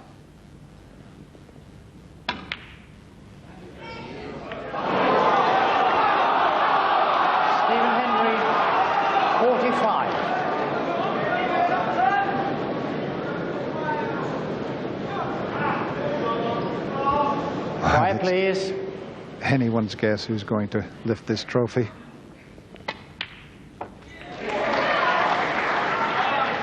One.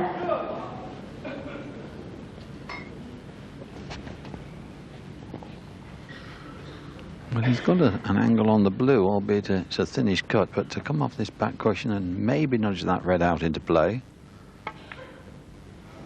But steering it towards the red, he's overcut the blue. Mark Williams, 1.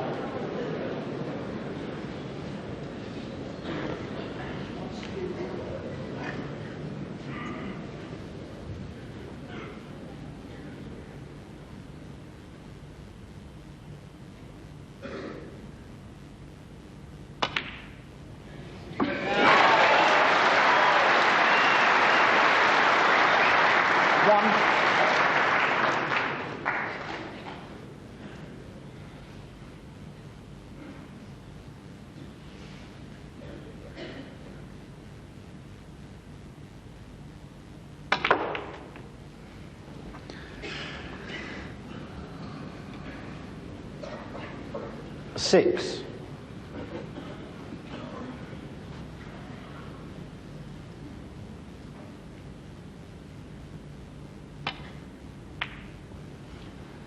Stephen Hendry, 6.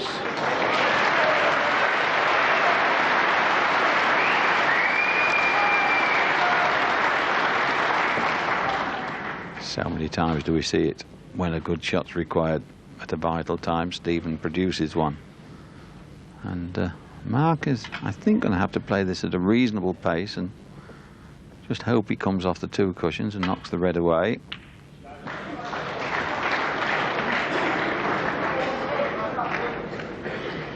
There's a shot to nothing on here.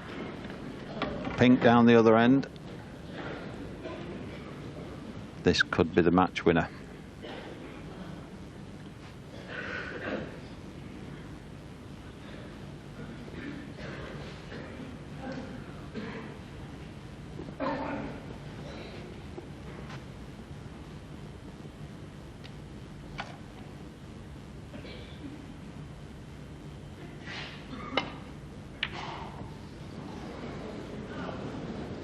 Well, he made sure he missed it on the right side. It's not a snooker. I think he can get past the blind. But the pressure out there is just something else.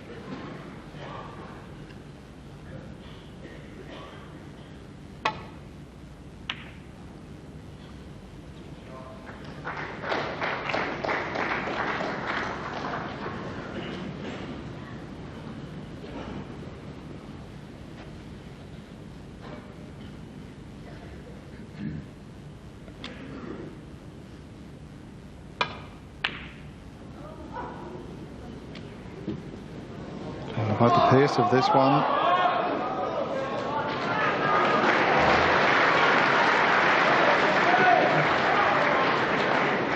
Another inch or so off the cushion and Mark Williams could have snicked that red in. I don't think he can. Well, Stephen a little fortunate, but you would have to say that Mark Williams has had a fair bit of run.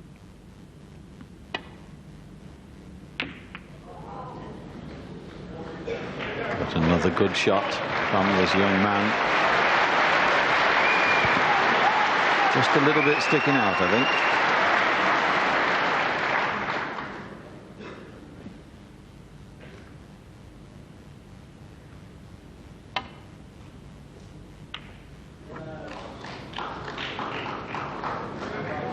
Where's the cue ball going?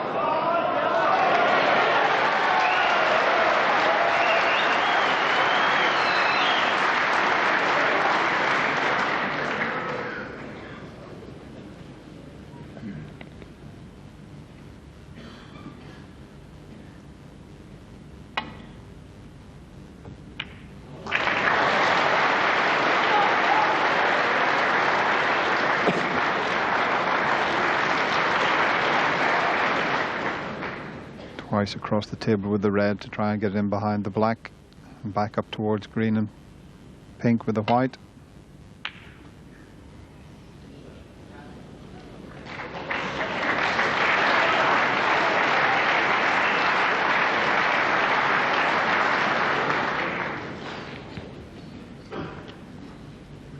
long, hard look. Can he? I think he can get between the brown and black, but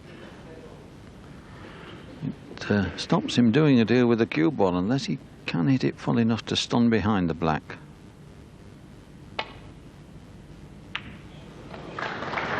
Another good shot. And the way the balls are situated, you could well see that whoever does pot this last red should go on and clinch the frame and match.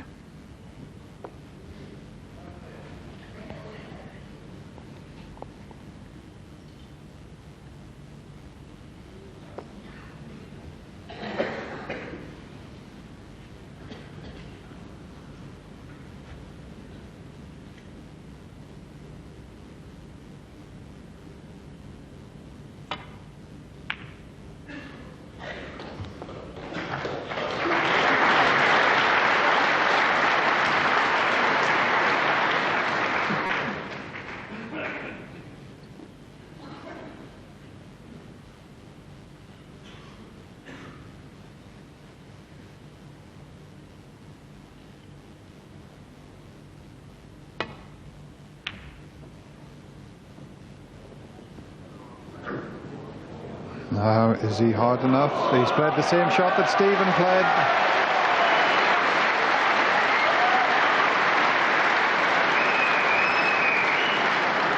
Oh, this is just incredible stuff here. Needs a bit of good fortune to hit it and knock it safe. He's left it on. This is the chance that Mark's been waiting for.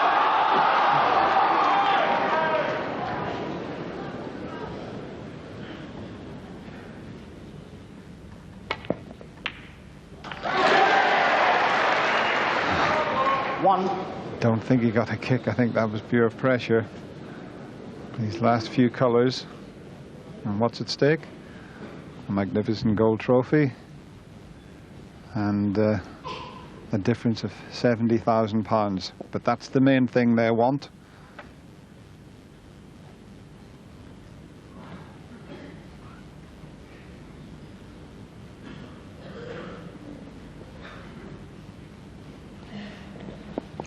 He's trailing 21 points. He would really love to have a go at a colour because the points might be useful, but there's nothing easy. Mark Williams, But tremendous touch again shown there in that shot. Now, can Stephen get away with this one?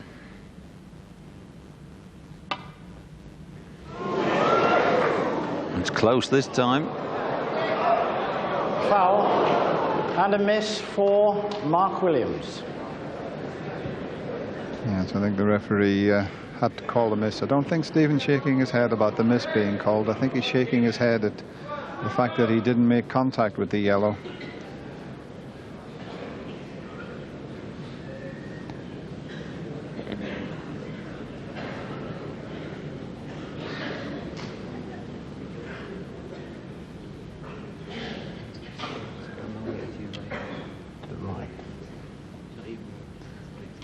Just asking Stephen. Happy with that, Mark? Yeah. Both players content. He's potted it. He's potted it. And he's on the green.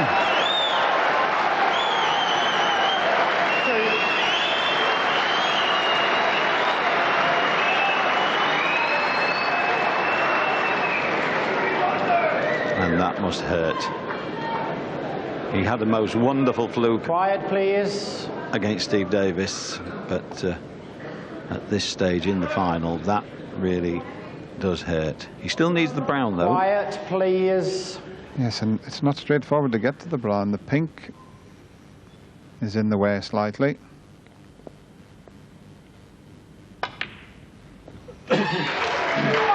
Five. That was all he could do there.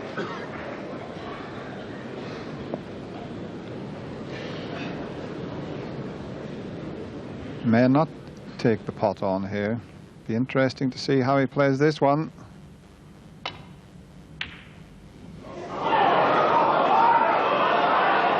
Well, Well, of course, Mark can only tie now. 5. Now, what did David Vine say about a re-spotted black in the first final, 1975? Quiet, Are we going to have another one?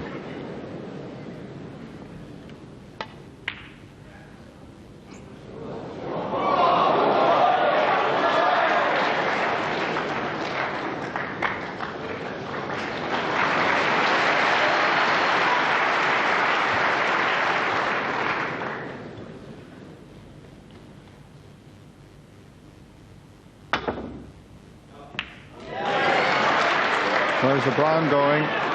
Where is the brown going?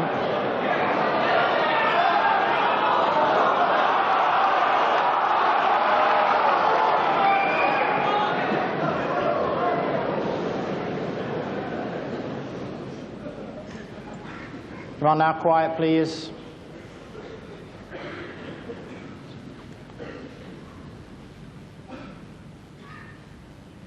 Can he control the pace?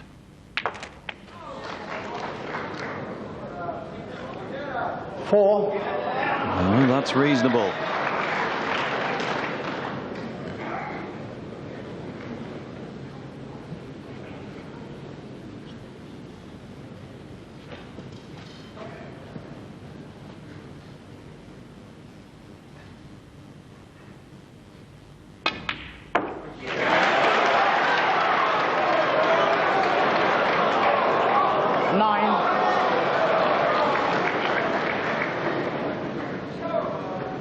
Well, this is unbelievable. Thank you. 2 more Thank spots you. for a re-spotted black.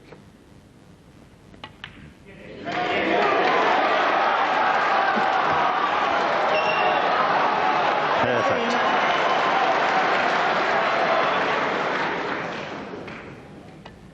Listen to the roar.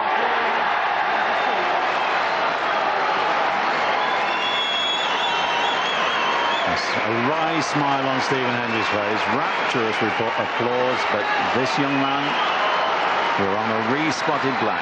It happened in 1975 in the first one, as I just said. We've got to repeat. And it's even money. Even money, but you don't want to have to break off. You want to win the toss. Tails. It's a head set. You've won the toss. You've won the toss. Mark Williams has won the toss. It's difficult to hear over the crowd here. Won the toss. There's no way he wanted to break off.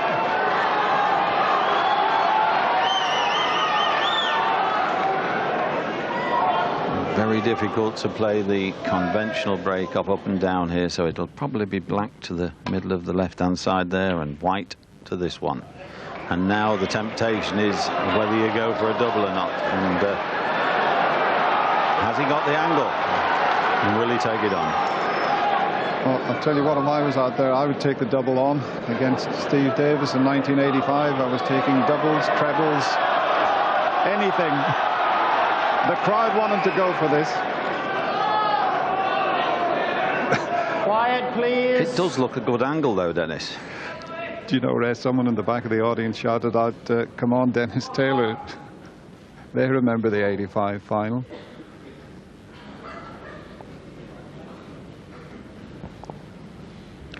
The biggest shot of this young man's life. Now, quiet, please.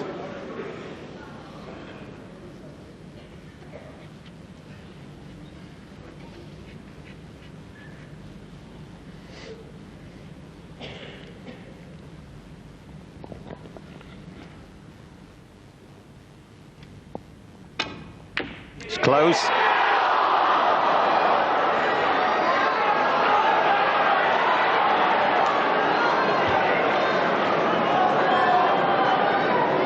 Any other time you'd fancy Stephen to knock this in. Away, please. Quiet, please. The referee's having a bit of trouble here, but very difficult. So exciting for the crowd.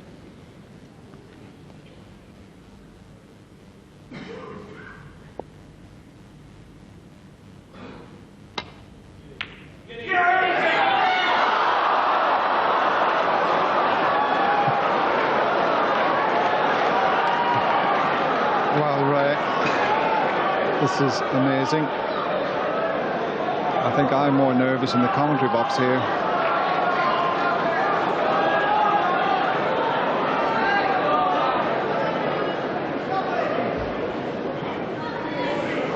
Well, Quiet, I think he had please. to take the double before. I don't fancy this shot, though. Perhaps going to need a bit of luck.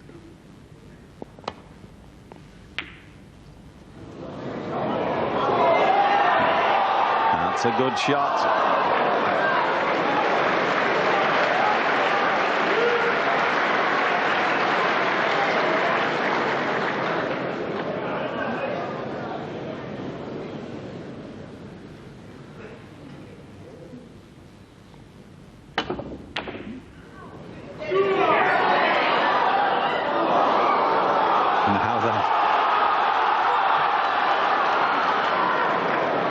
This is not an easy safety shot that Stevens left. And the way this young man pots, I feel sure he's got to have a go.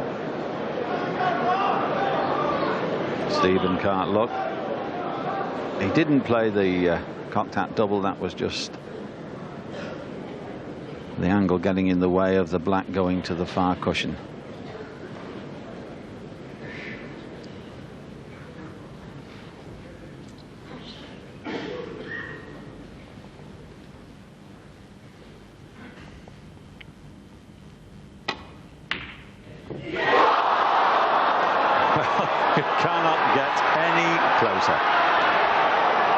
Well, this is incredible again. Mark thought he had the black, but the one that Stevens left with, the white's close to the side cushion, he's absolutely dead straight on the black. This is not an easy Quiet, shot. please.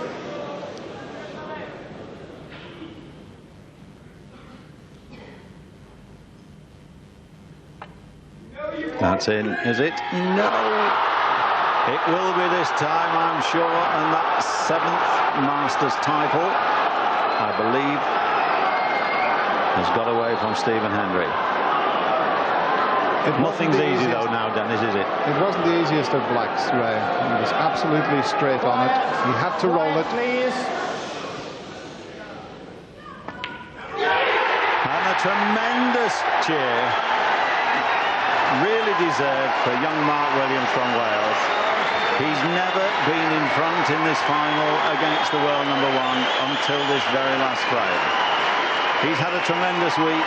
He'll win some more Masters, but for the present, he's the 1998 Benson Hedges Masters champion by 10 frames to 9. What a fabulous match we've seen.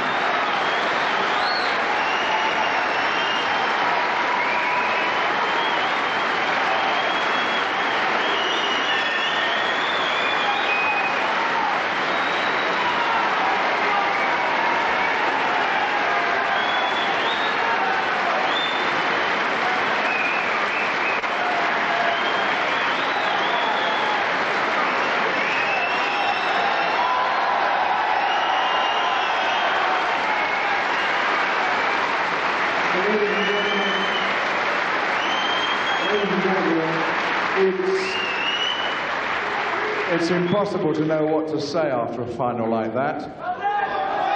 Please, would you welcome our presentation party, escorted by the Benson Hedges hostesses, the tournament director, Jim Elkins, the sales and marketing director of Benson Hedges, Nigel Northridge, the president of the WPBSA, Lord Archer. The first presentation is the High Break Prize, and the standard was set on Sunday morning, over a week ago, when Andy Hicks hit a 142. He isn't here with us this evening. He will get £16,000 and a gold award. Your acclaimed prize for the High Break for 1998, Andy Hicks.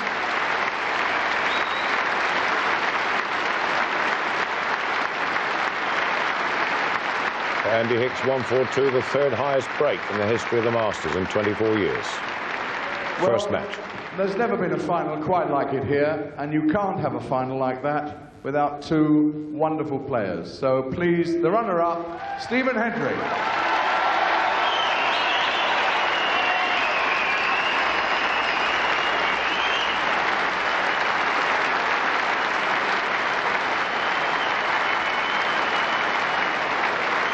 It'll be a small consolation. It's the 5th final he's lost this season.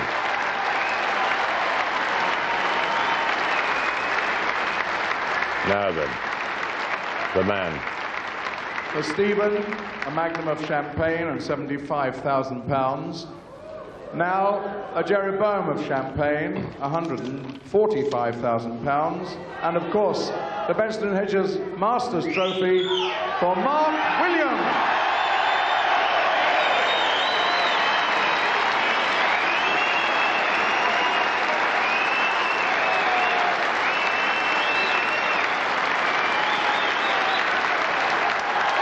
His moment,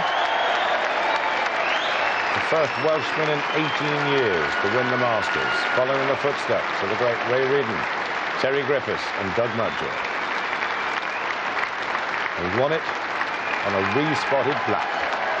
It was worth £75,000. Ray Reardon lost the first ever Masters in '75 on a respot. It's 18 years. It's 18 years since we've been able to say to a Welshman a few words from our champion. Mark. Wow, he's not going to say a word. I wouldn't have thought he'd be lost for words. John Pratt, you lost for words as well. I've seen my palms are absolutely soaking. It's terrible to watch. I've seen some great snooker finals in my time, but that ranks with one of the best I've ever seen. You've played in 3 here at Wembley. There was never anything like that. I mean, I couldn't have stood. I'd have keeled over before it got to the end of that. That was absolutely fabulous. I mean, you know, you'd think somebody was writing a novel and a script here, wouldn't you? I mean, to do that, to come back, to go to the last frame, and then after 24 years, we get another respot black to finish it. Yeah, nobody comes out of that with anything other than credit, and Stephen Hendry, marvellous performance all week. But Mark Williams, I mean, to come from 9-6 behind to beat the world number one was a fantastic performance, and he actually showed more composure in the end of that match than he did in the semi-final. So Stephen Hendry leaves Wembley, now just wants the champion in 5 years, but came here with not a good record. He was hoping to get it back, but this is the man who stopped him at the last ditch on one ball that was worth £75,000, worth a lot more to Mark Williams, to pot it and become the master in this great company. When he was, without any doubt, the underdog here. He said his legs turned to jelly when he beat Steve Davis. What on earth was it like for him tonight? But he held it all together. Wembley, in front of the biggest crowd in snooker,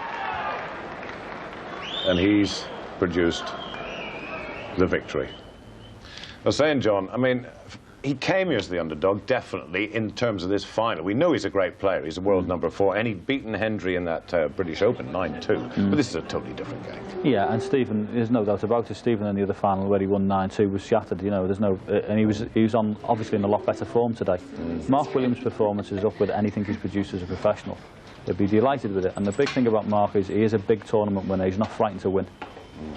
We've talked, I mean, all this week, we talked ever since last year about the Steve Davis, Ronnie O'Sullivan. That was a different kind of final. That was an emotional, wasn't it? The old man, with every respect to Steve, coming back against Ronnie, who was in his 3rd final, having once been the champion. Yeah, a difference altogether, but an absolutely unbelievable final. I mean, so much credit goes to him. It tests the character that he had there from being behind. Was as big as he's ever faced in his professional career, and to come through that, you know, with shining colours was magnificent. He had to go through a very difficult afternoon, didn't he? Yeah, I mean, there's chances either way. I mean, I think to go 5-3 was a pleasing aspect of it. It was looking 6-2 for quite a bit, and then to come out 5-3 was great. But you know, he'd only won 4 out of 5 frames. It was nip and tuck, and then Stephen went ahead. And really, you know, he sort of pounced on there where Mark made 44 and had a foul off the touching ball. And then Mark came back, and as I say, his fortitude and his application was marvellous. If you can hear some rattling, it's a famous gold trophy. And the man who's picked it in, brought it here, Mark Williams. Mark, well done. Fantastic. Right, thanks. Well done. Oh. Any chance of saying a word? What do you want me to say? The day of your life, without a shadow of a doubt. Yeah, I mean, I think it was the interval to go 5-3, I won a crucial game, eh? Yeah. I think if it went 6-2, you know, there's not many people can come back. But I just thought, keep my head down, because I didn't play that well this afternoon. I just kept my head down, and I won a nice easy game in the last. I mean, John and I've been jotting shots and frames, and that one, we run out of paper here. I mean, there was a 16th frame, was absolutely quite remarkable. Then you come down to this. I mean, the whole of this Masters began with John Spencer and Ray Reardon on a respot black. I mean, beyond your wildest dreams, surely. But your nightmares to face that pressure. Yeah, actually, I wasn't. The last frame, I took a red on in the middle, and I potted it. And I mean, I wasn't nervous at all, to be honest. So the legs weren't turning into jelly like they were before? No, like when I played yesterday, I was all over the shop. And I started off like that today, but tonight to come out, I thought just try and slow down a little bit and potted a few. Yeah. Well, I'll tell you what, I just wonder what you were thinking when you're in that respot black sequence, one ball to become the master, and Stephen Hendry had this chance. Wasn't easy by any means. I think it's easy. Never there. Enjoyed that. You enjoyed it? I mean, what are you thinking sitting in the chair? He's going to get this one, surely. Yeah, I mean, I think it was dead straight, so I think he was worried about it hitting it too hard and rolling it off. But I think he's played it slow, and I think he's just gone with the nap, or maybe put a little bit of side on it, but I think the naps just took it. But yeah, I thought he was going to get it. I was sat in my chair and I thought, well, it was a good match, never mind. Yeah, but then you put it down, and you won't know what happened here. Relive this. The moment you won the Masters, watch this. Went a bit mad there, didn't I? Little Welsh jig. Oh. You deserve it. You could have danced on the table. Out goes the hand. Never thought of that. Yes. Wow. Reardon, Griffiths, Mountjoy, Williams. Not bad. Yeah, tidy. Tidy. Anyway, I'm going to let you sit back and savour it all, take the trophy, and there's a little matter of a cheque for £145,000, which... You can have the trophy if you want. I'll have the trophy. I'll just keep the cheque. Oh, I'd love to get my hands on that, I can tell you, but extremely well done. Not just for winning, but it's provided everybody watching here live on BBC one of the great finals, not just in the Masters, one of all time, and you won it. Congratulations. Thanks a lot.